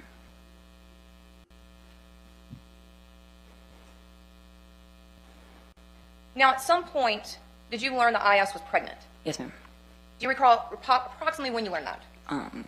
It was around 10th grade, but I'm not sure exactly when. Was it close in time to when she left Terry Parker that day, December 19th, 2018? It was before then. Okay. Did her family know that she was pregnant when she told you? No, ma'am.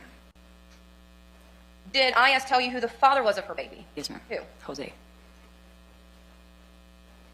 Do you recall the last time that you spoke to IS? December 19th. That's the same day that we're here to talk about? Yes, ma'am. Were you at school that day? Yes, ma'am. Did you see IS at school that day? Yes, ma'am. Did you have lunch with her that day? Yes, ma'am. Now, did IS have anything with her beyond school books? Yes, ma'am. What did you see that she had? She had a bag. It was like a square bag, like a tote bag. And do you know what was in that bag? She said it was a body pillow. Did she have any clothing with her? No, ma'am.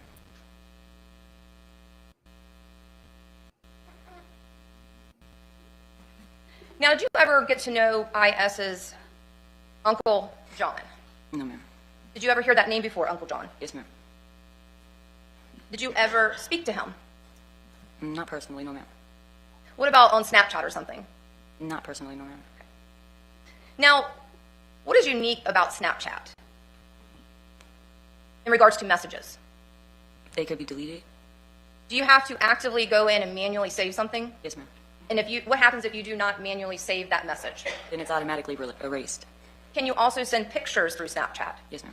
And if you do not manually save that picture, what will happen? It'll automatically erase.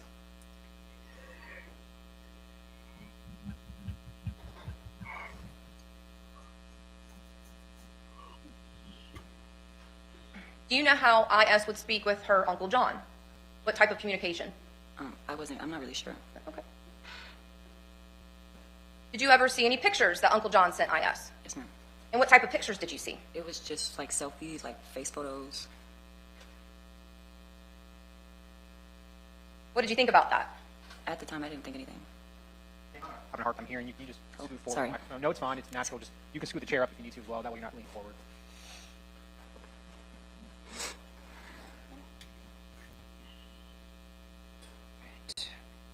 Now, did you know that IS had left school early that day? Yes, ma'am. And how did you know that IS had left school early that day? She had told me previously that she was going to leave. Do you know for how long she was planning to leave? I believe it was 2 weeks. Do you know why she was planning to leave for 2 weeks? Yes, ma'am. She said that she was just going to go stay with her uncle. Now, is this the same Uncle John we've been talking about? Yes, ma'am. Did you know what Uncle John drove? It was a red van, I believe. Now, on this date of 12/19/2018, did you see that red van? Yes, ma'am. And did you see that red van at Terry Parker High School? Yes, ma'am.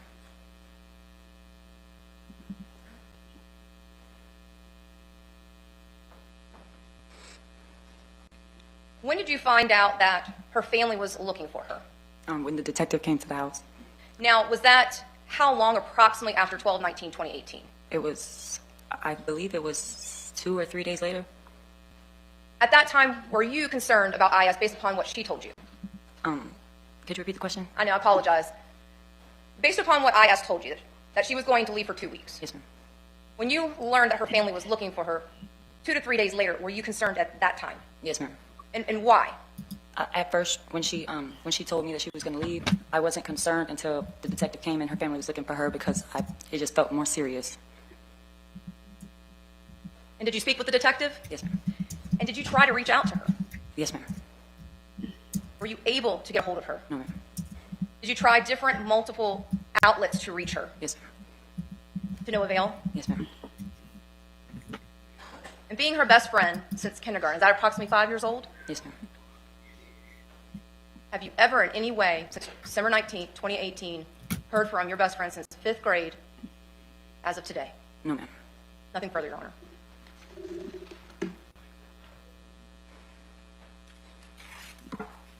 Here come this Bia. Yes, ma'am. Bia. Why you acting like a... Good afternoon. Good afternoon. All right, bear with me one moment. Okay, so you, on direct examination, talked about Snapchat and using that to communicate with IS from time to time. Is that correct? Yes? Yes, ma'am. And did you and all of your other friends also use Snapchat? Was that normal? Yes, ma'am. Okay. Did you guys use Snapchat specifically because it automatically deleted, or was that just a byproduct of Snapchat? It was just a byproduct of Snapchat. You guys never had like any specific conversation of like, yeah, let's use Snapchat because it deletes? No, ma'am. Did you ever hear her talking about using Snapchat specifically because it deletes? No, ma'am. All right, I want to talk to you about Jose. You said that Jose, you first heard of him maybe in the 6th grade. Yes, ma'am.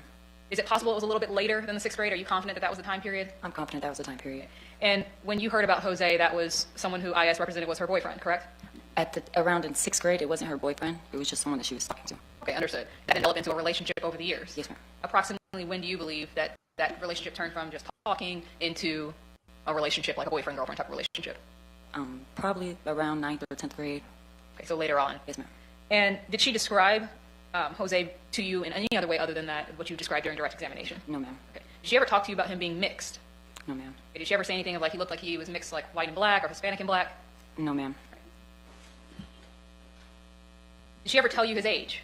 No, ma'am. Okay. Do you remember her ever talking about, he's older than me or anything along those lines? I just remember her saying that he was older. But she never indicated to you how much older he may have been? Yes, ma'am. So you didn't know if he was over 18 or, older could have been anything older than you all? Yes, ma'am. Okay. Did she ever indicate to you that she was worried about his age in any way, being older? I can't remember. Okay. And you said you never saw a picture of him and never met him. No, ma'am. Do you ever recall maybe even speaking on the phone to him? No, ma'am. Okay, and you never messaged him or anything like that? No, ma'am. As far as the name Jose itself, did IS ever tell you that Jose was a code name for someone else? No, ma'am. Did you in fact believe that Jose was his real name? Yes, ma'am. And you never received any information differently than Jose was the actual name of her boyfriend? Yes, ma'am. When she told you that she was pregnant, did she tell you that Jose was the father? Yes, ma'am. Did she also tell you that she didn't want to tell her family about that? Yes, ma'am. Did she in fact tell you that she was going to tell her family it was someone else? Yes, ma'am. Someone named Peter? Yes, ma'am. Did she at any time ever identify her Uncle John, as you knew him, as Jose? No, ma'am. Did she ever indicate any sort of sexual relationship with her Uncle John whatsoever? No, ma'am. Let's talk about Kumar. You said that you first heard about Kumar in about the 9th grade. Yes, ma'am. And was that at that time, did you hear about him as having a sexual relationship with IS? Yes, ma'am. Okay. And that was in the 9th grade, so that would have been like 2017, correct? Yes, ma'am. Okay. And was that an ongoing relationship that went on? I can't remember how long it went on, but it wasn't a long time. Okay. It wasn't just once? Yes, ma'am. Okay. It was several times over some, I believe you said a few months? Yes, ma'am. Okay. You all are really close. Yes, ma'am. We're really close. She confided in you. Yes, ma'am. And she would tell you the truth about situations, as far as you know. As far as I know.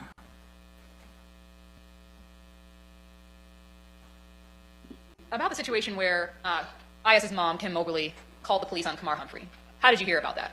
Iyanna told me. Okay. And at that point in time, did she tell you that he was reported as having sexually battered her? Ma'am, can you repeat the question? At that time, did IS tell you that it had been reported that he sexually battered her? Yes, ma'am. And you said that you had seen Kumar because you guys would pick up your siblings from the same kind of bus stop. Yes, ma'am. You'd never really talked to him, though. You just kind of saw him in passing or from afar. Yes, ma'am. And you didn't know him, you didn't know his age, you didn't know anything about him. No, ma'am. I know you said that you might recognize him if you saw him again, but he was black, as far as you're aware. Yes, ma'am. You don't know if he was mixed in any way. No, ma'am. And as far as your memory goes, Jose and Kumar are different people. Those are not the same person. Yes, ma'am. Do you ever recall IS telling you that the next door neighbor was Jose? Ma'am, could you repeat the question? Do you ever recall IS telling you that the next door neighbor was Jose? No, ma'am. All right, let's go to the day that IS went missing. You said that she had a bag with her, correct? Yes, ma'am. Did you ever actually see inside the bag? No. Okay, so you don't know what she had in there? No, ma'am. As far as you know, she said it was just a body pillow. Yes, ma'am. That was something she was using because just for comfort during the pregnancy? Yes, ma'am. Okay. You said she told you that she was going to go stay with her uncle for a couple of weeks. Yes, ma'am. Did she tell you why? Just to get away. And did she need to get away because she was having problems at home or what? Not that I'm aware of. Okay. She just needed a break and was going to go stay there for a couple of weeks? Yes, ma'am. And would that have been over Christmas break? Yes, ma'am. All right. You said that as far as you know, she didn't have any clothing with her whatsoever. As far as I know. No. Right. Did she ever talk to you about making plans to go and stay with her grandma in Georgia? No, ma'am. Okay. Did she ever mention anything about going up to see her grandma in Georgia at all after around the time she was pregnant? No, ma'am. Also, you said that you believe that Mr. Quiles' vehicle was a red van. Yes, ma'am. Okay. Can you describe the van in any greater detail other than a red van? No, ma'am. And generally speaking, did you actually see Mr. Quiles on a regular basis to be able to identify him, for example?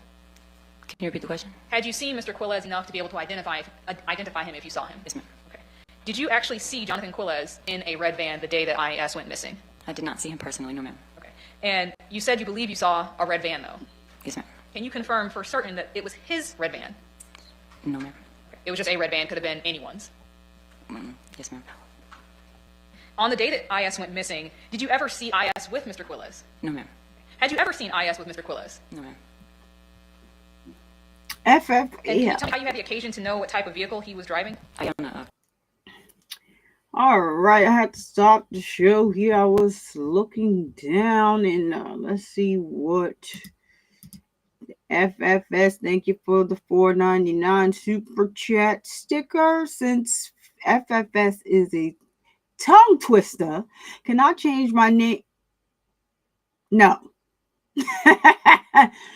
Absolutely not. Over here, we're going to FFS. No. And for y'all that don't know what that is, y'all don't need to know. But thank you for the $4.99 super sticker, FFS. No. Because how we going to get around the second word? No. You got to come up with something else. FF. You have to come up with something else. FFS. She told me. Okay. So outside of being told that he had seen himself before that?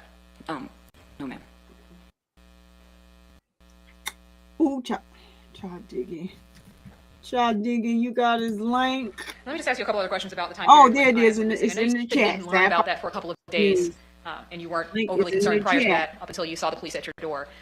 Were you not involved in any of the immediate aftermath of searching for IS?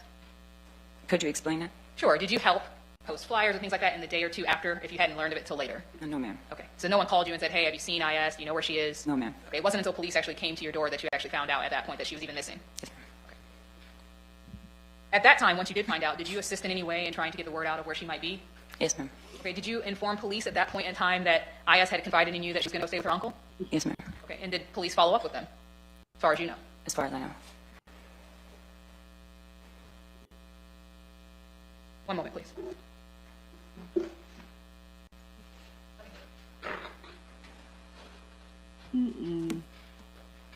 Where did I put that?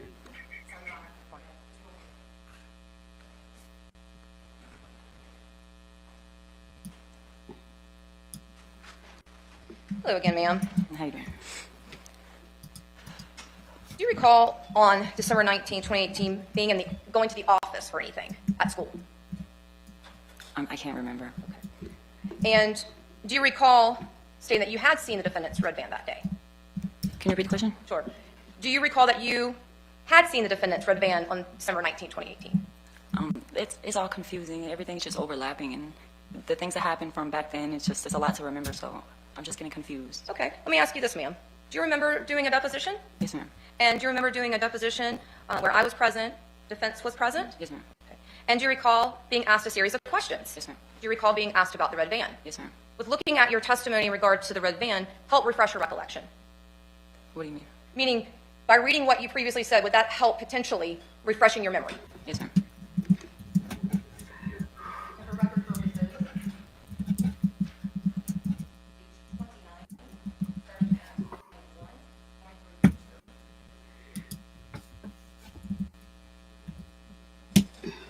You can just please read to yourself. All right. Page 29 and 30.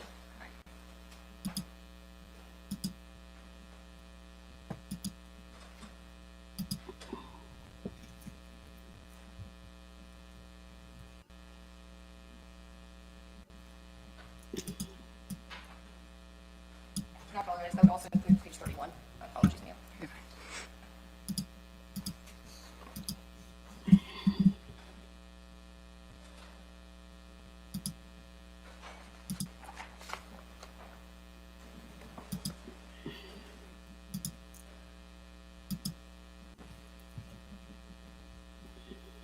Did that help with your memory? Yes, ma'am. Now, did you see the defendant, the uncle, sorry, I shouldn't be saying defendant. Do you remember seeing Uncle John's red van that day? Yes, ma'am. And were you at the office at school? Yes, ma'am. And since I'm not familiar with Terry Parker High School, what's the relation of the office area of Terry Parker to outside? You could see right out the door. And is that how you were able to see the defendant's van? Yes, ma'am.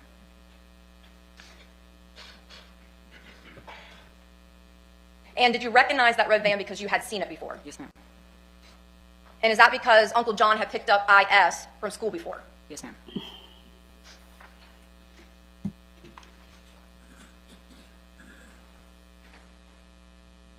And then did you personally see Uncle John at school that day that she went missing? Not personally, I didn't see him. Just his red band. Okay. Thank you, ma'am. No further questions. All right. Ma'am, good to see you. Thank you for your testimony. Yes, sir. Say, you may call your next witness. Thank you, Your Honor. Madam Mobley.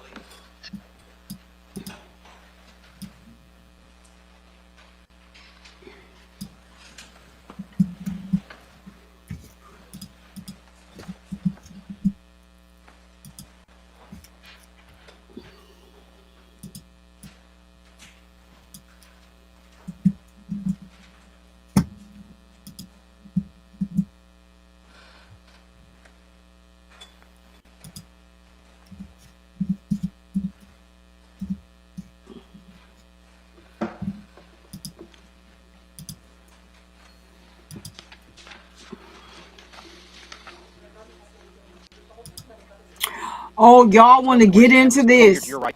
And you can, Hold on, y'all want to get into this aunt here. If you need a glass of water, let us know. We'll do our best to accommodate you. Y'all need to get into this aunt here. This aunt did not come to play with Jonathan Quiles.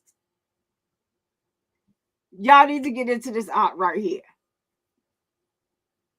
She was my fave. Besides the grandmother was my fave too, because it was all fireworks in the courtroom. But get into this aunt's testimony here.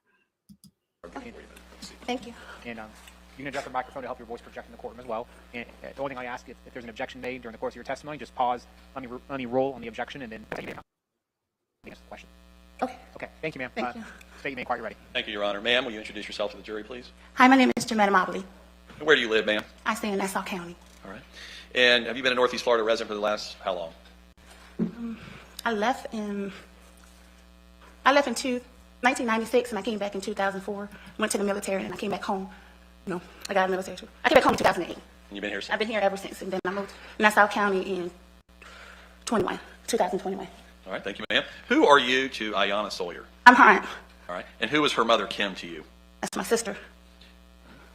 And are you the older or one of Kim's younger sisters? No, I'm the oldest. And who is Naomi Mobley to you? Naomi is the middle child. She's my sister as well. All right. Was at one point in time Naomi married to somebody by the name of Jonathan Quiles? Yes. You see him in the courtroom today? Yes. Describe what he's wearing, please. A blue shirt, has glasses on, gray pants. Your Honor, may the record reflect you've identified the defendant. So reflected. Thank you, sir. Ma'am, I want to direct your attention specifically to December 19, 2018. Do you recall that day, ma'am? Yes. Right. She ready to know. Can you first tell our jury where you were? At home. Okay. And will you describe where your home is and specifically in relation to Terry Parker High School? I stayed in Arlington off of University Boulevard, and Terry Parker High School is maybe like 3 to 5 miles from where I live at that time. And that particular day was Kim at work? Yes. All right. Don't state what someone said, but were you called by Kim that afternoon? Yes. And did you learn that I.S. had gone missing? Yes. She said that she didn't get... You learned that she went missing, is that correct? Yes. Okay, hold on a second. Did you have an objection? Did you move on, Mr. Skinner? No, just let her finish her answer, Your Honor. What was the question? It was basically, Your Honor, I asked her, did she learn that I.S. went missing that day after speaking to her sister? Overruled. Thank you. But you can answer, ma'am, just for our record. Yes, my sister called me and told me that... Stop. You don't have to say just you can't say what someone else said. We're just asking you. Did you learn that she went missing? I'll get it. I'm sorry. That's okay. That's all right. Now, where did you choose to go once you learned she went missing that afternoon? I went to school. And why is it that you chose to go directly to the school? Because that's not something that I.S. would do. So she said, I can't stay here. Right. Did you go straight to the school? I went straight to school. Right. And did you go there because you lived close to the school? Yes, I wasn't working at that time, so... Right. And was Kim at work that day? Yes. All right. And what was so unusual about I.S. not getting on that bus that afternoon? That's something she wouldn't do. Right. I mean, there's no reason why she wouldn't get on that bus. All right. When you got to Terry Parker High School, can you first tell us how far of a drive that was? About 3-5 miles. How long did it take you? About 10 minutes. Okay. And once you got there, will you give the jury an idea of what you did at the school grounds that afternoon? Once I got there, I started looking for my niece. All right. Can I say niece? You can't say what anybody else told you. My question is, did you go? Can I say niece? Of course. Yeah, I was started looking for my niece, right. and I started looking around. There was an officer there. I don't know if he was the truancy officer or whatever, but he had a police uniform on, and I was speaking to him because I was trying to see if anyone knew where my niece was. All right. And did you check around with other students? Did you walk the halls? I was asking everybody. Ma'am, Did you look around the grounds on campus there? Yes, I was walking around asking kids if they see my niece. All right. Well, did you ever find any sign of your niece? Absolutely not. Was this completely out of character for IS? Absolutely. Has she ever done anything like that? No, she has never done anything like that. No, the girl goes to school. Did you ever find any sign of her whereabouts whatsoever that afternoon at the school? No, not at all. Now, what was the last time you specifically had communication with IS? I had communication with her that particular day. I had texted her. I wanted to see what she wanted for Christmas. Right. She had asked me for money, and I said, no, I'm going to give a gift. I don't like giving money. I like giving presents. And I said, well, let auntie know what you want. And so that was the last time. All right. And was that earlier in the morning on December 19th of 2018?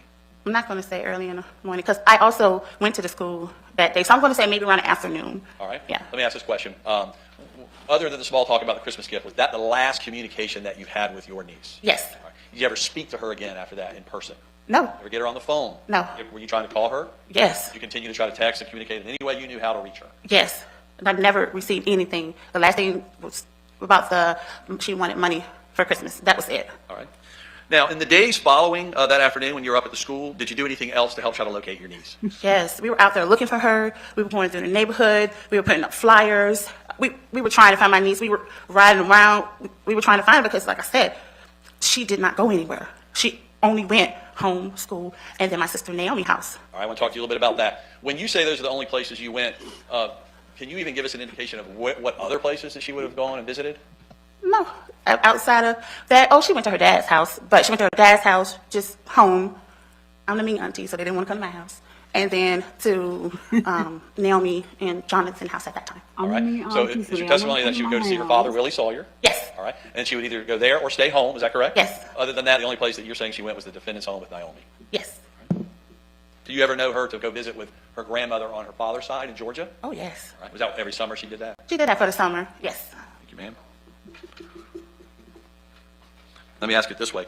Where, if anywhere, can you tell us she has gone at any point in her life for a long period of time, other than those three places you just told us? Has she gone anywhere? I mean, outside of my sister Paula's house, I would say just family. It was 5 girls, so she went to one of the auntie's house. Outside of that, no. All right, leading up to that December 19th, ma'am, had you learned that IS was pregnant?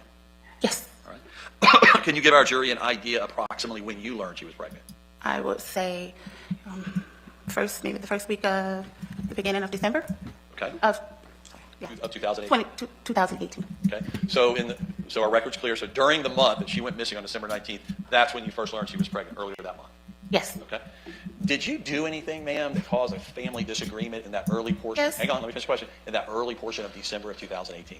I sure did. Tell us about that. When I found out when she was pregnant, then I went and pulled up that app and looked back and see when she got pregnant.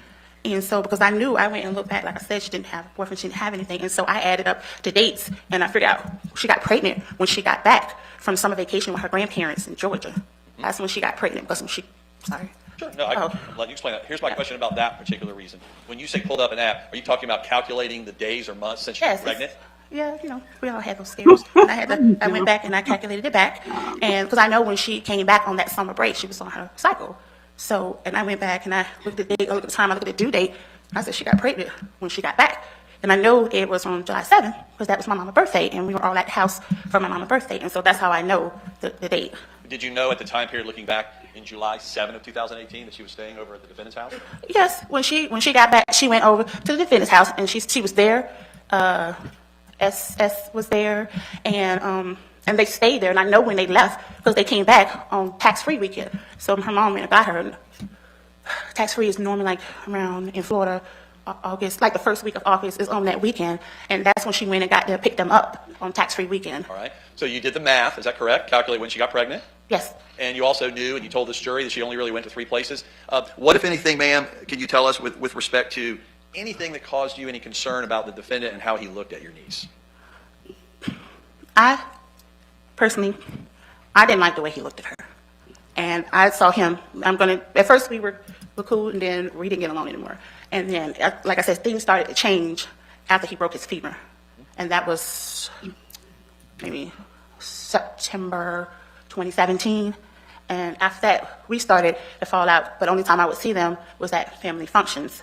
And so it was just, like I said, I grew up in a two-parent household. I know how my dad looked at me. I have male partners, and I know how a grown man looked at me. And I did not like the way he looked at her. How many times would you tell this jury you saw him looking at your niece, IS, in the way that you felt like you're describing now? I would say at least maybe more. So it was at family functions. Because, like I said, our relationship changed after he broke his femur. Our relationship changed, and then we started hanging. The only time we really hang together is when we have family functions, because we're always doing stuff, holidays, because we're a very close-knit family, and that's when I started noticing the things. So it's mainly at family functions. I didn't go over the house outside of just wherever we're going to meet for a family function. All right. So you did the math. You told us. You now told this jury the way you didn't like the way he looked at your niece, and she only went to 3 places. Did you take those 3 pieces of information and lodge an accusation in early December at the defendant? I sure did. And Tell this jury how you did that, ma'am. It was on the text messages, and then I told, why are you so worried? We was going back and forth. The thing was, we had a family group text message, and he was included on our family group text message, and then we were going back first, and I'm like, why are you worried about who her child father is? And that's when I got cussed out. Okay. My question for you, ma'am, is what was the accusation you put on that family text? What was it? That he was the father of her baby. All right. And who cut? Don't tell us what anybody said or in that text. But did someone cuss you out as a result of that text message? Yes. Who was that? I got cussed out by him. I got cussed out by my sister Naomi. And is Naomi the wife of the... Naomi was his wife at that time. Yes, ma'am. Ma'am, can I just...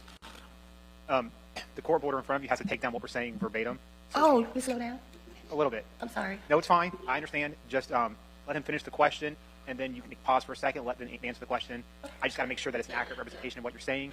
And I apologize. no, you're doing fine. Just it's a habit we all get into, and so sometimes I talk a lot.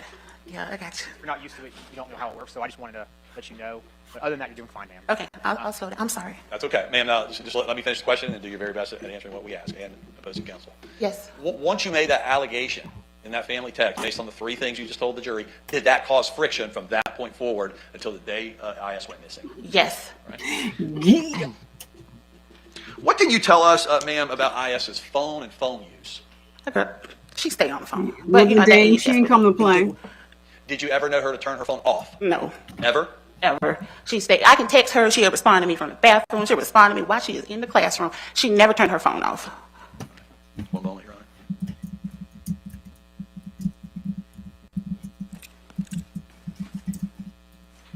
Mr. Gray, you want a glass of water? Yes.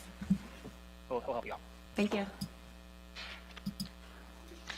Ma'am, once December 19 of 2018 came and went, will you tell this jury if you ever heard IS's voice with your ears ever again? Excuse me. No, sir. Did you ever see her again? No, sir. That phone that she never turns off, did she ever contact you in any way whatsoever with her phone? No, sir. Text message? No, sir. Snapchat message? No, sir. Instagram? Nothing. Phone call? No, sir. Nothing. No contact whatsoever since that day? No contact whatsoever. Thank you. Your Honor, thank you. No further questions.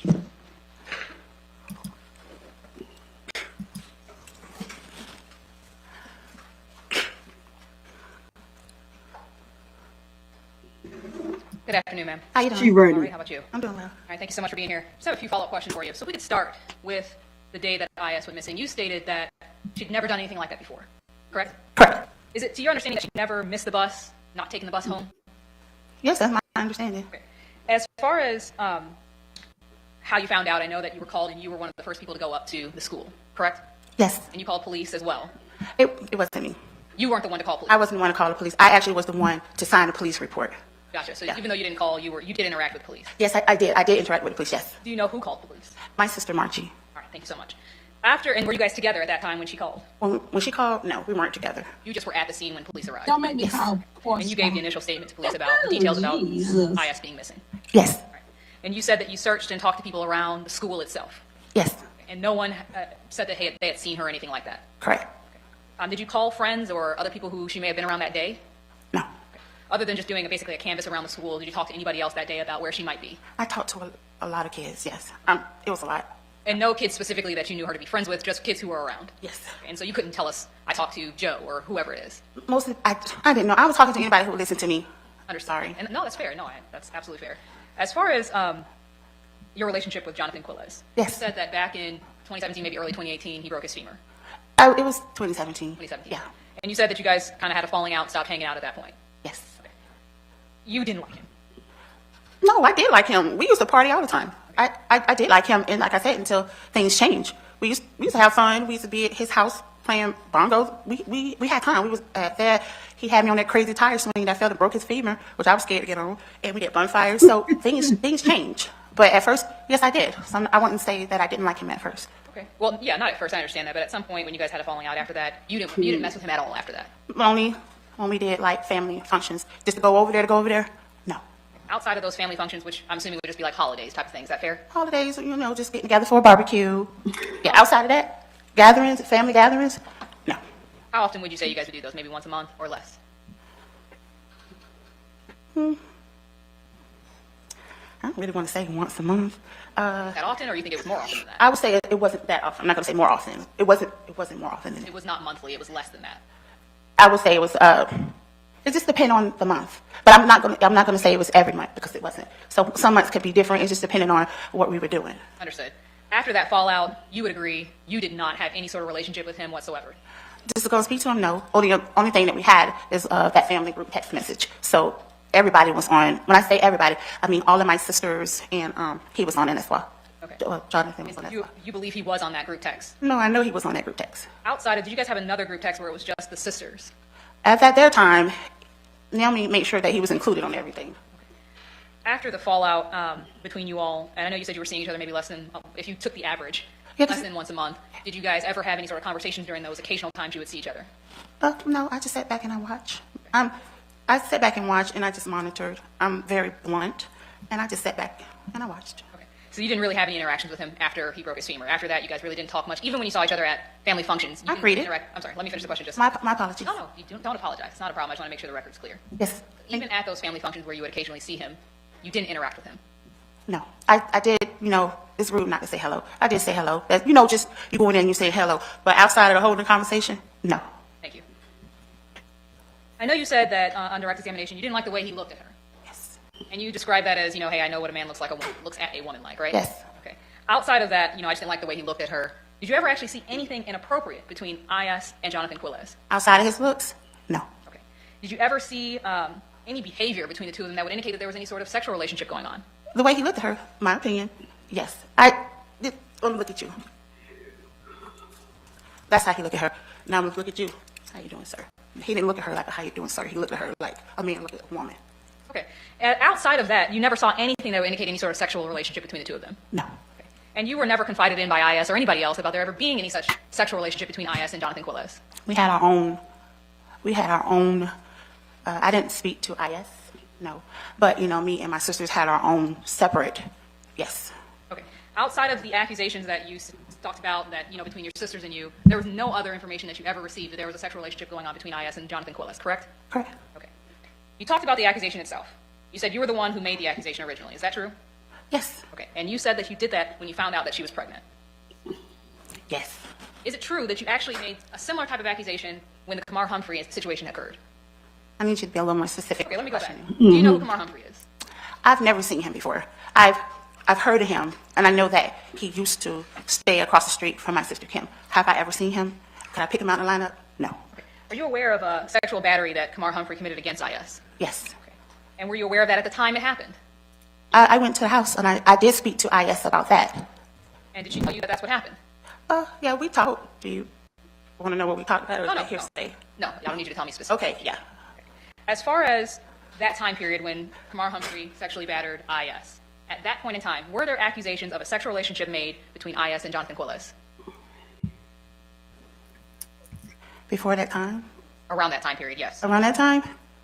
I'm going to say between the sisters. And when I say we didn't speak on a text message, I've always, every time I see anything, I've always said something. But. Okay. As far as those accusations that were from earlier on in 2018, did you ever speak to Iyas about that and ask her about those accusations? For which one? Did you ever ask Iyas to confirm or deny sexual relationship, any sort of sexual relationship with Jonathan Quiles? She wouldn't tell us about anything. Only reason why I honestly feel like we found out is because she got caught with the Kumar. Yeah, but no. Only other thing I tried to get out of her, we were trying to find out who the father of her child was, but she wouldn't say anything. So I know that these accusations have been going on for some time back in early 2018, and then again when she got pregnant. At any point in time, did I.S. ever confirm a sexual relationship between herself and Jonathan Quiles? No. All right, let me ask you about where she would go, because that was stated multiple times. You named 3 places, originally, you named 3 places. You named Kimberly Mobley's house, her own house. Yes. You named Jonathan and Naomi's house. Yes. You said that she had stayed at her grandma's over the summer. Yes. Then later you said it's not just those 3 places, it's actually, other family members too. Sometimes she stayed at Paula's house, correct? We would go over there. Would she go to Paula's house? Yes. Okay. So, and other family members' houses as well. She would go over to their homes as well. It's normally when we had functions, but for the most part, she was either home, staying the night, stay at my house, stay the night at my house.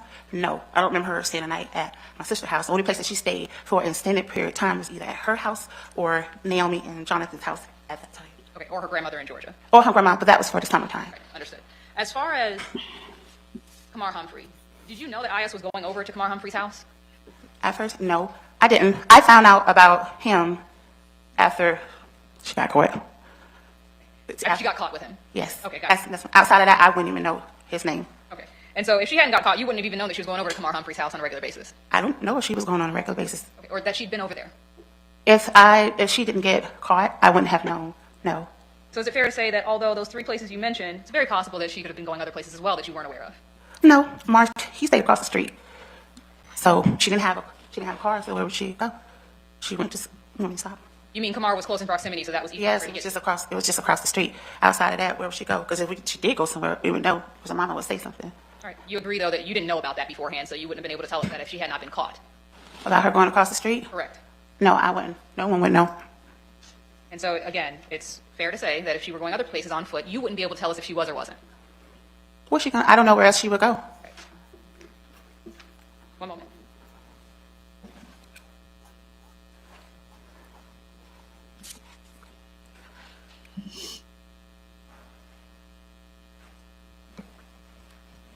Let me just ask a couple of follow-up questions that I didn't quite clear up. You talked about the accusations back when Kamar Humphrey... I'm sorry, do you need to get some water? I apologize. Let me give you a moment. He just gave me a refill. I'm ready. Okay. If you want to take a sip, that's fine. Go right ahead. I don't want to stop. I just want to relax. Okay, thank you. All right, so let me go back and ask just a couple of follow-up questions to make sure I'm clear here. Back when the accusations came out that there was some sort of sexual relationship between I.S. and Jonathan Quiles, around the time Kamar Humphrey's situation happened, did you all interrogate or talk to I.S. about those allegations? About the allegations with I.S. And Jonathan Quiles? I don't recall. I'm sorry. No, that's fine. Did you interrogate or talk to I.S. again when you all found out that she was pregnant? Yes. Okay. At that point in time, did she ever confirm any sort of sexual relationship with Jonathan Quiles? Why would she? Did she ever confirm it? No, I mean, why would she? Did she? When she didn't deny it, we didn't ask her directly. We asked her who her child's father was. That's what we were asking her, and she would not say anything. So you don't have any memory of asking her specifically about that accusation of Jonathan Quiles being the father? I'm sorry, it's been so long ago. I don't want to say I may have, but I will say I'm not 100% sure, and I don't want to. I'm not 100% sure because at that time emotions were high. She wouldn't tell us anything, and so she wouldn't tell us nothing. She wouldn't tell us. Do you recall her ever telling anybody, or you knowing that someone named Jose was the father?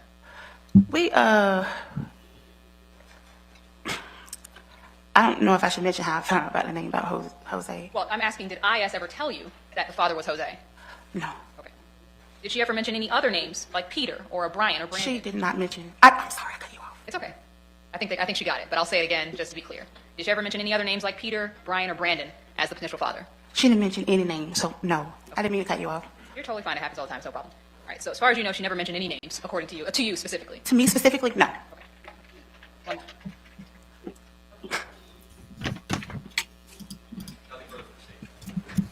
Ma'am, good to see you. Have a good rest of your day. Yes, ma'am, you can go. Thank you. Yes, ma'am. Stay. How long is your next witness?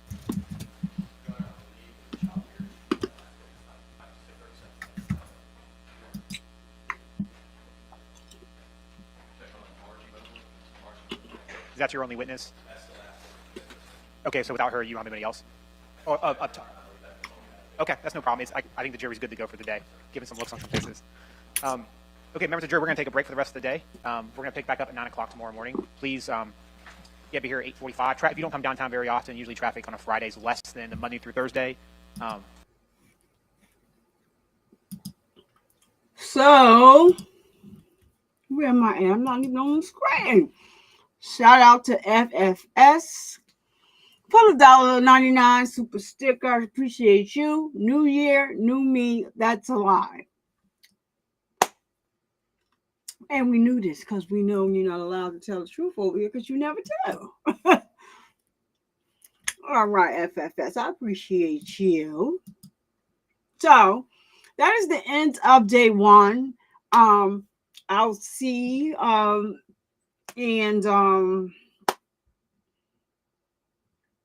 Yeah, I may go live tomorrow. I have to think about it tonight about the time frame. So I'll put up the thumbnail. Tomorrow's Monday, so Flesh is Tuesday. So you be sure to you could somebody drop Flesh's link in here. Late night with Mookie. Are you going live tonight? Are you too late? You be late. For me, I'm talking to you replay. But a late night Mookie, are you going live tonight? Please let me know so I can let them know. Flesh of the Gods goes live on Tuesday at 8 p.m. Eastern Standard Time.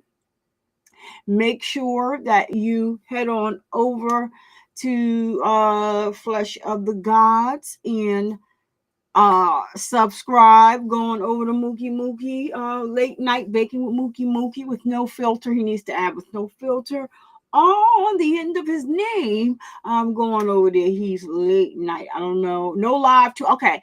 Flesh of the God. What is going on, Flesh? Flesh said no lives this Tuesday or Thursday. I don't know what's going on, Flesh, but we're going, okay. All right. So Flesh is not going live Tuesday or Thursday. So if I, decide to carry on with this, maybe I'll go ahead and take up his slot at 8 if no one else is. Or Mookie, or you want to? Oh, so you have to see Mookie.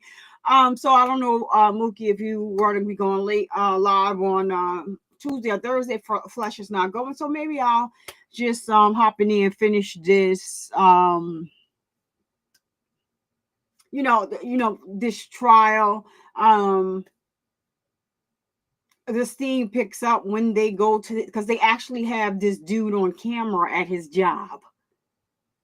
They have him on camera once the truck got there to get the garbage bin. They called the people to pick up the garbage. That ain't even his job. Garbage wasn't even full.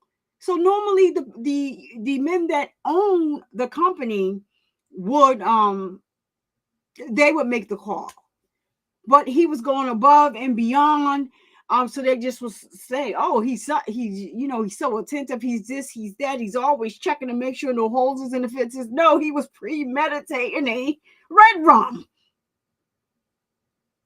So I'll probably, we probably could get through this. I'll just have to see what time I'm going to go. Maybe I'll just go at 8 with Flesh. It probably won't be 8 to 12. I don't know. Whatever it is. Whoever showed up. So TikTok is up, but it's not working. It's working. They have a video that comes up that says 3 million viewers or something like that, but your page comes up. But I tried to post something just to see, were they able to just flip the switch and it was going to just go back to normal, but it's not uploading. It just saved it as a draft for now. So they shouldn't have turned the switch off. But Inchi who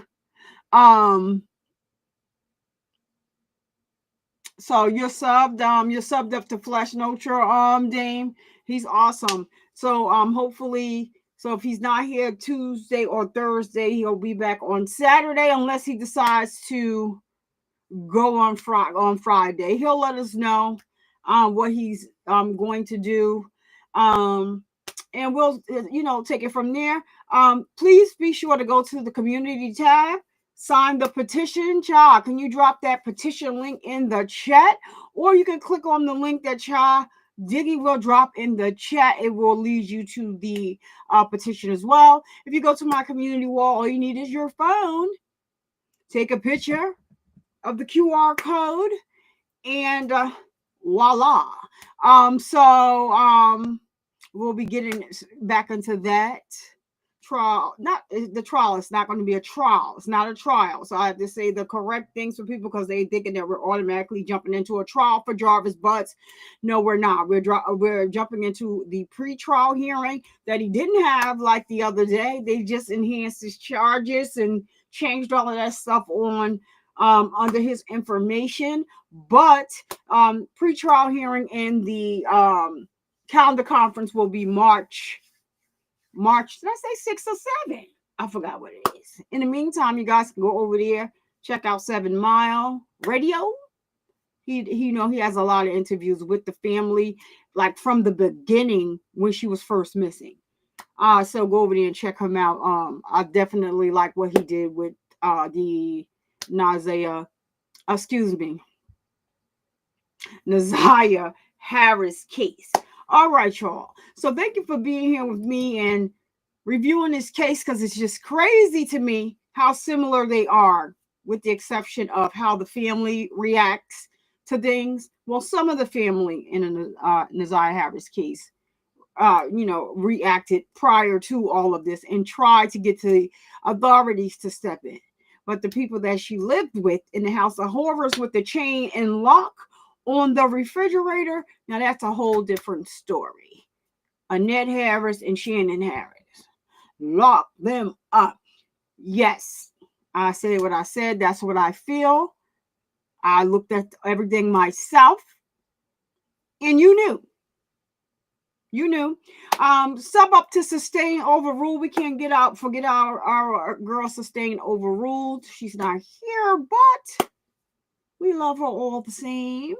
Sustain Overruled over there. Sub up to her. All right, y'all. So we're going to get out of here. We've been here a long time, but I enjoyed your company. Thank you to the people over on the Twitter that are watching. Thanks to everybody that's watching on Facebook and right here on YouTube. Thank you so much. Thank you so much. And you guys know it wouldn't be me if I didn't end the show by raising awareness that men get breast cancer too. Because of the stigma associated with the word breast, we've started using the term peck and or chest cancer. Let's continue to break the stigma and spread awareness. And to my ladies,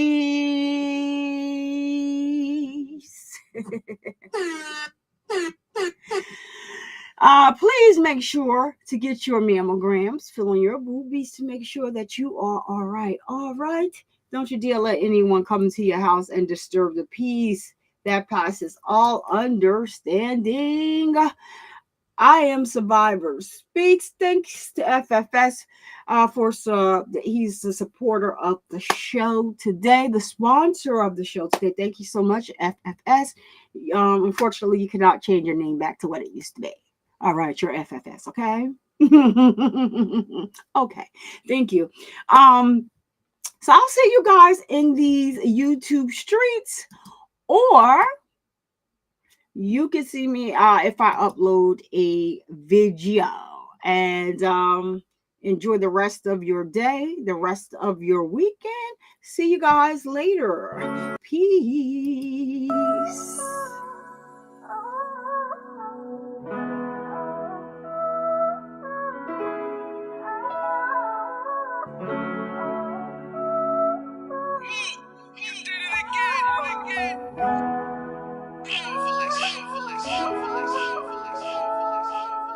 Full cycle, I just might though just like a Michael. Mama gone now, I'm thinking death is not we entitled. And it was me versus me, them battles had to fight through. And when you way in the dark, them demons try to fight you. But you can't let them when you gotta see the damn light.